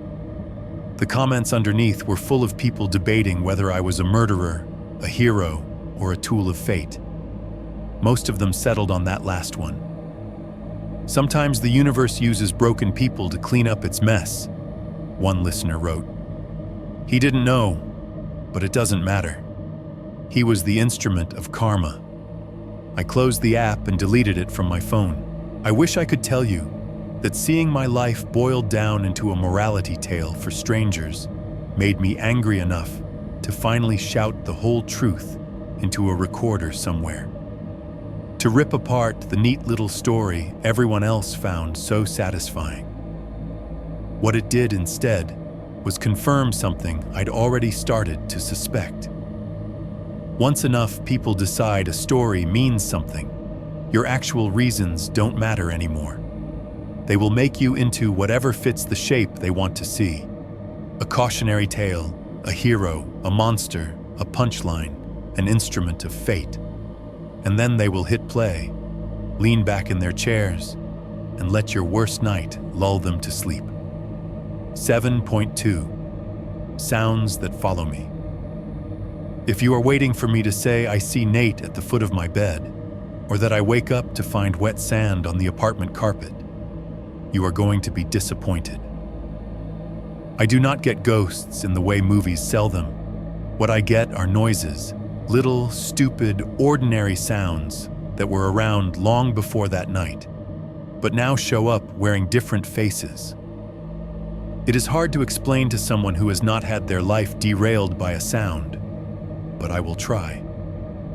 Take trash bags, for instance. Every Thursday, the building's maintenance guy does his rounds. You hear him rolling that big gray bin down the hallway, plastic wheels rattling over the concrete walkway outside, the hollow thump of the lids as he flips them up at each floor. He drags bags out of the communal cans. Black, semi-transparent, the cheap kind that tear if you overfill them. When he ties them off and carries them past my door, they make a very specific noise. The plastic crackles and shifts. Sometimes, if there is enough air trapped in the bag and the temperature changes slightly, it inflates and deflates with this soft, slow motion. A kind of shallow, gasping expansion, like something inside just took a tiny breath. The first time I heard that through my door, I was back on the beach so fast I almost dropped my coffee. I was sitting at the little table by the window, laptop open to a spreadsheet I did not care about, the fridge humming at my back. It was a nothing morning, gray sky, empty lot. Then the maintenance guy went past with one of those bags slung over his shoulder, and the air inside shifted against the plastic. It made that same sound, the one the trash bag over the head made when the wind caught it from the right angle. That quick, unnatural ballooning that your brain insists on reading as lungs filling, no matter how many times you tell yourself it's just air. For a second, the walls of my apartment dropped away. I was back under the lifeguard stand, watching the bag over the first man's head snap outward like someone underneath was trying to inhale through tape.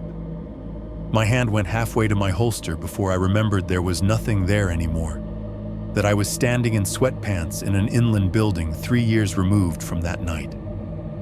By the time my vision came back into focus, the maintenance guy was already past, oblivious, whistling some tuneless melody down the stairs. That is how it goes. The tape is another one. We use packing tape constantly at the warehouse. Clear, industrial-strength stuff on big plastic dispensers that whine when you drag them over cardboard. Guys will sit on overturned milk crates at the end of an aisle, Boxing up returns, the sound of tape tearing echoing down the concrete canyon. Most nights I can tune it out. It becomes part of the background hum with the forklifts and the HVAC. But every now and then, someone will pull the tape too fast, or let the strip flap loose before they press it down, and the sound changes. That rip turns into a flutter. The free end of the tape vibrates in the air for a second, before settling, making this high plastic snap that is one step away from crime scene tape in the wind. If they pull it off the roll in short bursts, tear, stop, it mimics the frantic snapping the tape made that night when the gusts came in hard. The first time that happened on shift, I turned the corner so fast I almost ran straight into the kid at the packing station. He stared at me like I'd lost my mind. To him, it was just tape and boxes. To me, it was yellow lines fluttering around a wrapped body. My flashlight beam catching loose ends, shivering like something trying to escape. He laughed it off when I muttered some excuse about, "Thought I heard something." He put in earbuds and went back to work.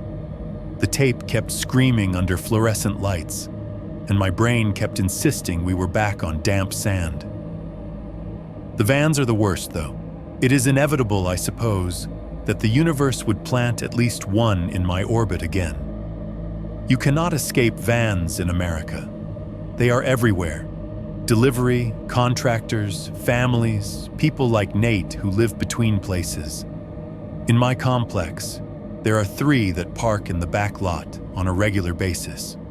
One is a faded white plumbing van with a ladder rack and a logo so worn you can barely read it. One is a silver passenger van with church bumper stickers. The third is a dark green Ford with a mismatched side panel, paint a shade off from the rest. I know. Statistically, there is nothing remarkable about that. Try telling that to my nervous system when I hear a sliding door after midnight. It happened about 6 months after I moved in. I came home from the warehouse at around 3:15 a.m., microwaved leftovers, checked on my daughter's latest picture message, her in a Halloween costume, gap-toothed grin, and then crawled into bed around 4. The AC kicked on, blowing cool air over my arms. The fridge cycled. Someone upstairs flushed a toilet. The building made all its usual tired, settling noises. I must have been right on the edge of sleep when I heard it. Metal on metal, long and low. Shh. A van door sliding open in the lot below my window. It was so exact, so perfectly matched to the sound burned into my memory, that my entire body seized. My eyes snapped open even though my brain tried to tell me it might be a dream. The digital clock on the nightstand glowed 4:07 a.m. in red numbers. I held my breath and listened. Through the thin glass, muted by distance and drywall, came a second sound. A muffled male cough. Not dramatic, just a short, rough exhale, the kind a smoker gives when they step out into the cold and their lungs object. For a moment, the room fell away. I was back at 2:17 a.m., head against the lifeguard post, listening to the van door near the parking lot and telling myself it was probably nothing. My chest tightened. My fingers curled in the sheets as if they were grabbing the grip of a weapon that no longer belonged to me. I did not get up. I stared at the ceiling. I counted the slow seconds in my head, waiting for a third sound. Footsteps, another cough, the door sliding shut. The building settled. A fridge compressor kicked off somewhere down the block, plunging the world into a brief, heavy quiet. Eventually, the door did close. Quieter this time, like someone was trying not to wake a sleeping household. The cough did not come again. A car alarm chirped once, 2 lots over, then stopped. I lay there, heart thudding, and did what I have done ever since that night on the beach when I made my worst choice. I stayed in bed and let the story write itself without me. Another time, it was the trash that got me. I had taken a bag out from under the kitchen sink, a black one, the same cheap kind the complex uses, and tied it up. It was heavier than usual. Leftover takeout containers, empty coffee pods, a bunch of paper towels soaked from a spill. I held it away from my leg as I walked it down the outside corridor to the dumpster so it wouldn't brush my jeans. The night was still, no wind. Sodium vapor lights buzzed overhead, painting the rails orange. Somewhere in the distance, a dog barked, then choked itself off. As I swung the bag up to toss it in the dumpster, the bottom of it caught on the metal lip. The sudden stop forced the air inside the bag up and out, inflating the top half like a balloon right in front of my face. For a half second, the bag puffed outward, smooth and round, then sagged back down as the air escaped.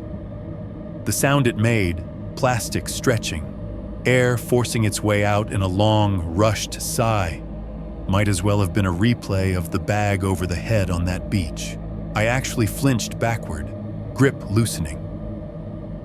The bag slipped from my fingers and hit the concrete with a dull thud. A takeout container inside popped, sauce leaking out onto the ground. I stood there in the narrow strip of light, staring at the fallen bag, my heart racing like I'd just been shot at. A car rolled by on the access road behind the building, tires hissing on asphalt. The driver never saw the man frozen by a dumpster, held hostage by a sound. I wiped up the spill with napkins and pretended it hadn't rattled me. But that night, when I lay down, I could still hear that rush of air, that fake exhale. People talk about being haunted by screams, by last words. I get haunted by trash bags. The worst sound, though, is the absence of any. Every so often at the warehouse, all the machines line up in their cycles in just the wrong way. A forklift battery hits a low point and automatically shuts down. The HVAC switches between modes. The dock doors all happen to be closed at once. A podcast episode ends in someone's earbuds and they forget to start another. For a few seconds, the world inside that concrete box goes quiet. Not true silence. There is always some distant hum, some light crackle, but close enough that your ears panic. Close enough that every little noise is suddenly twice as loud. The first time I noticed it, I was between aisles 12 and 13, handheld scanner dangling from my wrist. The beeping stopped. The fans overhead spun down. Somewhere, a radio went dead mid-chorus. It felt exactly like the moment just before I walked toward Nate on the beach. That little pocket of blankness where the universe does not give you a sign either way. Where there is no dramatic thunderclap, no sudden gust of wind knocking you back from the edge. Just a space, big enough to fit a choice, and then whatever you decide to put there. I stood there between shelves of boxed kitchenware and cheap electronics, listening to the non-sound, and realized how much I had expected something, anything, to intervene that night. A radio call calling me off, a stray dog breaking from the dunes, a wave reaching all the way up the sand and soaking both of us, some external excuse to say, I would have done it, but the world did not oblige. It just went quiet and let me move. That is the silence I hear now, in the gaps between forklift beeps and tape rips. It is louder than any van door. Every once in a while, the sounds stray closer to what you would call supernatural, if you believed in that kind of thing. There have been nights, more than once, when I've cut through the back lot after a shift and heard someone say "officer" in a way that did not belong to anyone near me. It always happens in the same kind of place. A dim corner of the parking lot where the light from the fixtures does not quite reach. The concrete stained with old oil spots and rain marks. The dumpsters hunch beside the fence. Shadows layered on shadows. The air smells like wet cardboard and stale cigarettes. I'll be walking, keys in hand, mind on something stupid like whether I have enough milk left in the fridge when I'll hear it. Officer. Not loud, not booming, just placed. As if someone had leaned out of the darker strip between two cars and said it under their breath, hoping I would hear and not hear at the same time. The first time, I turned so fast my shoulder hit the mirror of a parked sedan. My heart went straight into my throat. Nobody was there. The lot was empty except for the usual vehicles. No one behind the dumpsters. No one crouched between bumpers. A bus roared by on the street beyond the fence, but its lights threw nothing but moving rectangles across the asphalt. I told myself it was a leftover echo from a memory. The way someone's brain might conjure their name in a crowded room even when no one said it. A trick of sound and guilt. The second time it happened, months later, I recognized the timbre of the voice. Not perfectly. This is not a horror movie where the dead speak in crisp surround sound. It was warped by distance, by my own fear. But there was something in the way the word lifted at the end, the way the F softened just a little, that pulled me straight back to behind the Walmart, to gas station lots, to a barrel fire on a beach. Officer. The same way Nate used to say it. Half respectful, half resigned, as if that one word carried everything he ever expected from the world. Movement, inconvenience. You can't sleep here. Move along. I did not walk toward the sound. I did not swing my flashlight into the gap between cars and challenge the shadows to show me what they had. I stood in the middle of the lot, the glow from the stairwell window behind me casting a long, thin shadow at my feet, and listened until the normal noises rushed back in. The buzz of a light ballast, the rumble of air conditioning units, the distant siren from some other incident on some other street. Then I got in my car and drove away, the word turning over and over in my head like a stone. If you are looking for a ghoul clinging to my ceiling, you will not find one. What I have instead is worse in a way. I have a world full of ordinary sounds that have been permanently reassigned. Trash bags that breathe, tape that whispers, van doors that slide open in two places at once, and a voice that belongs to a dead man who might have been a killer, calling me by the only name he ever used for me.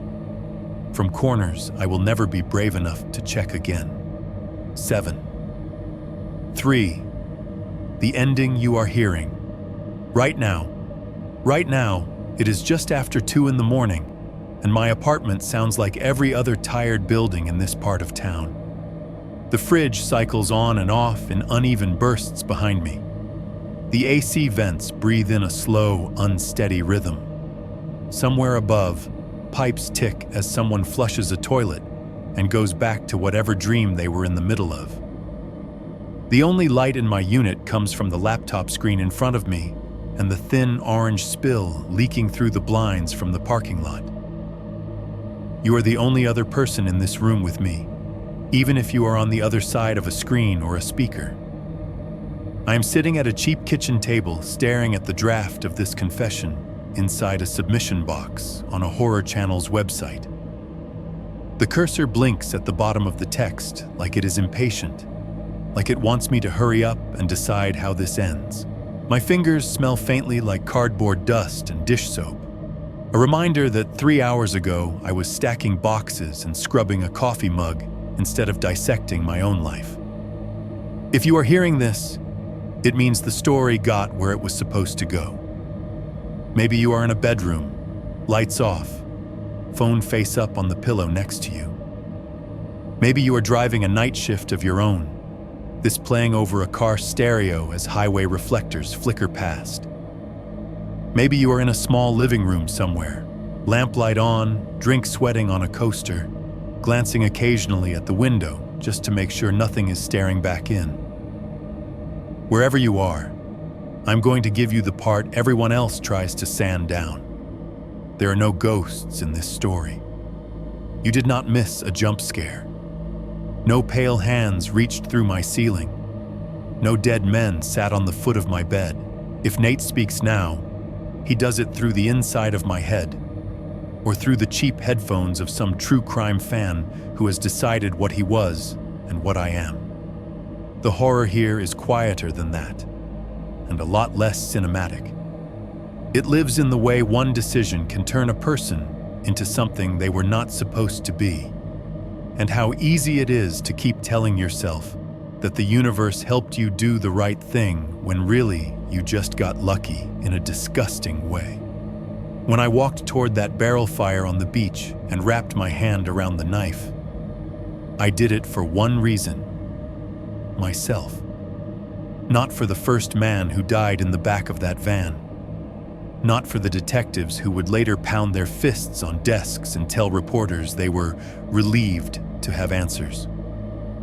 Not for my daughter even, although I used her in the mental math. I did it because I was terrified of internal affairs, of headlines, of watching my badge taken and my life rearranged into something I didn't recognize.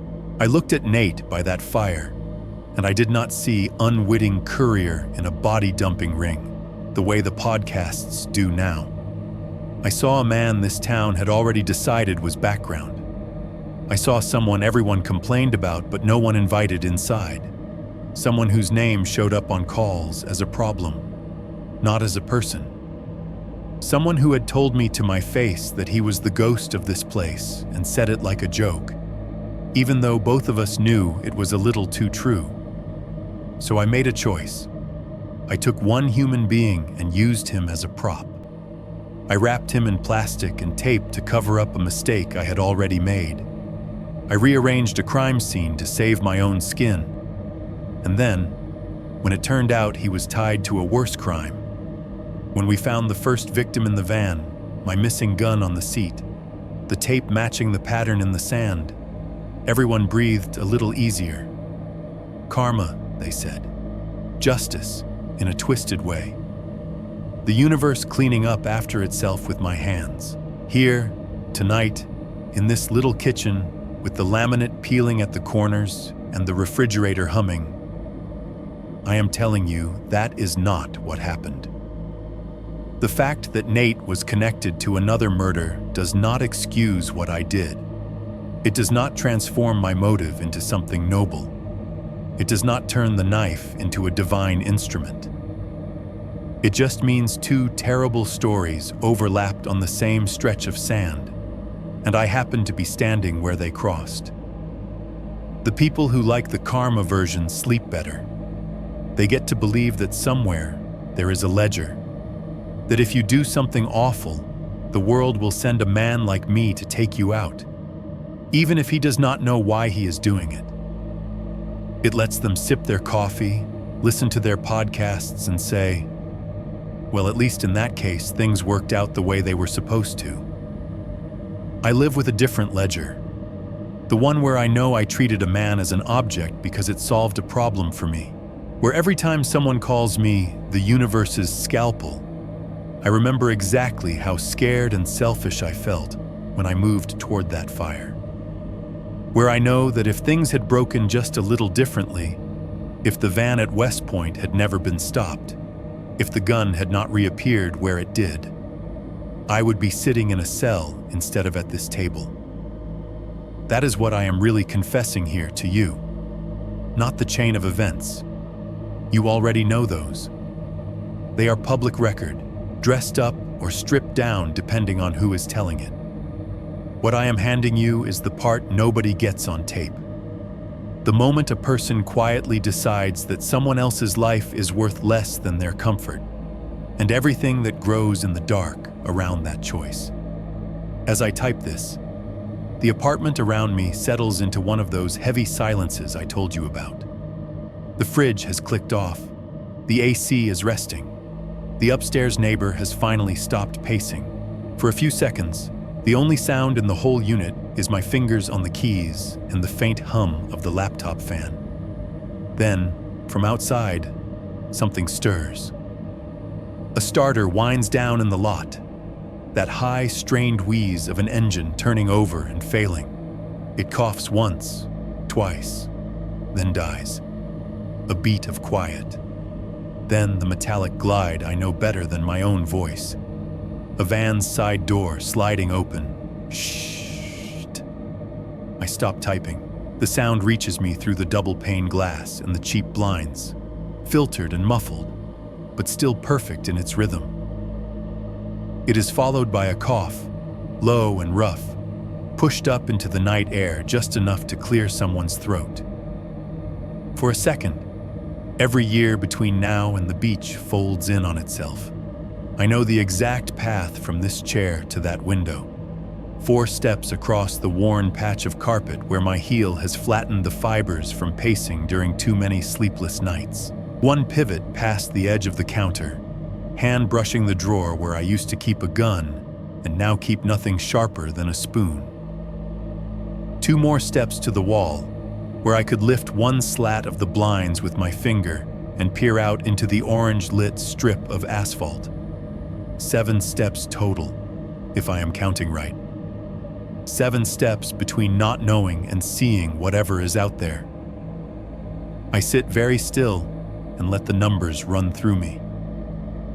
I tell myself all the rational things, that it is probably one of the regulars coming home from a late shift, that engines cough in the cold, that people open doors to grab tool belts or gym bags or nothing at all.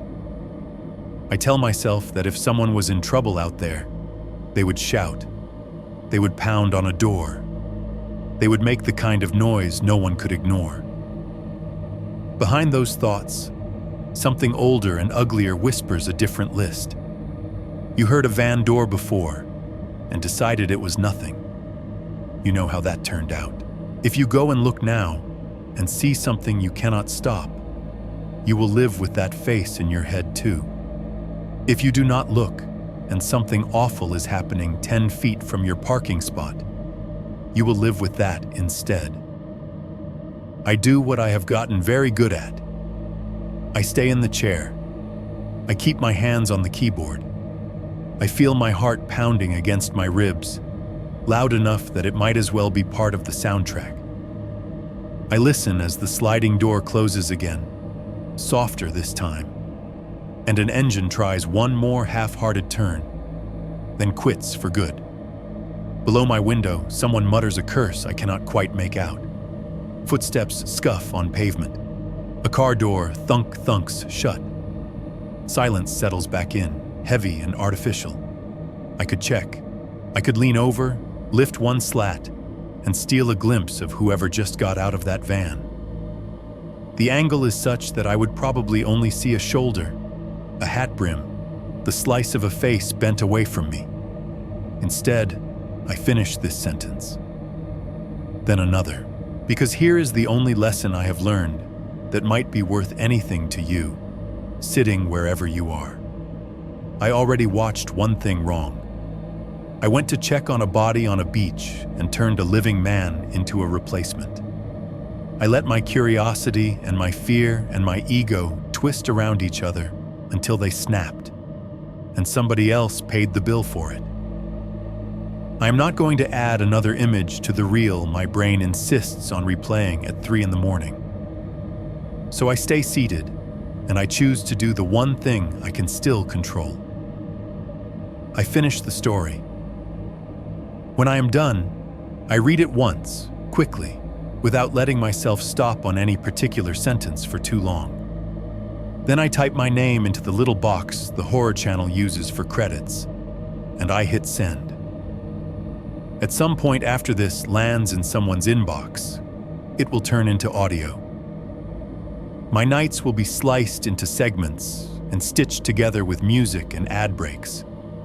My worst minutes will become content. someone's favorite episode. Finio, a background noise for people loading dishes into a washer or lying in the dark with their headphones on.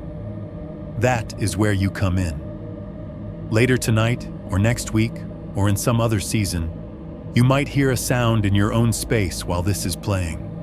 A car door in your driveway, a trash bag shifting on your porch, the low slide of a van door somewhere in the lot outside your building.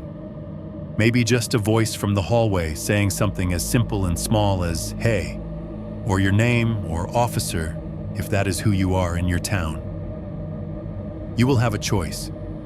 You can get up, pull back the curtain, open the door, step into the slice of darkness between the light and whatever is making that noise. Or you can stay where you are and tell yourself it is nothing. Not your problem, someone else's job. Background. I am not going to tell you which one makes you safer.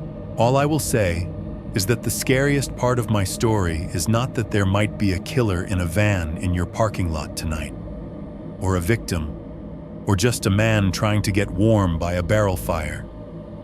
It is that for one small moment, without meaning to, you might become me. You might decide, silently and without thinking, that whatever is happening out there is either important enough to pull into focus or far enough away to blur. Foreground or background. Person or problem. Story or noise. And then, because that is how human brains work, you will move on. You will shift in your chair. You will sip your drink. You will adjust your headphones. Somewhere in your house, something will creak. A pipe, a floorboard, a settling wall, or a car will pass outside, or your refrigerator will kick on. You will not even remember hearing it. That, more than anything else I have told you, is how every horror story like mine begins.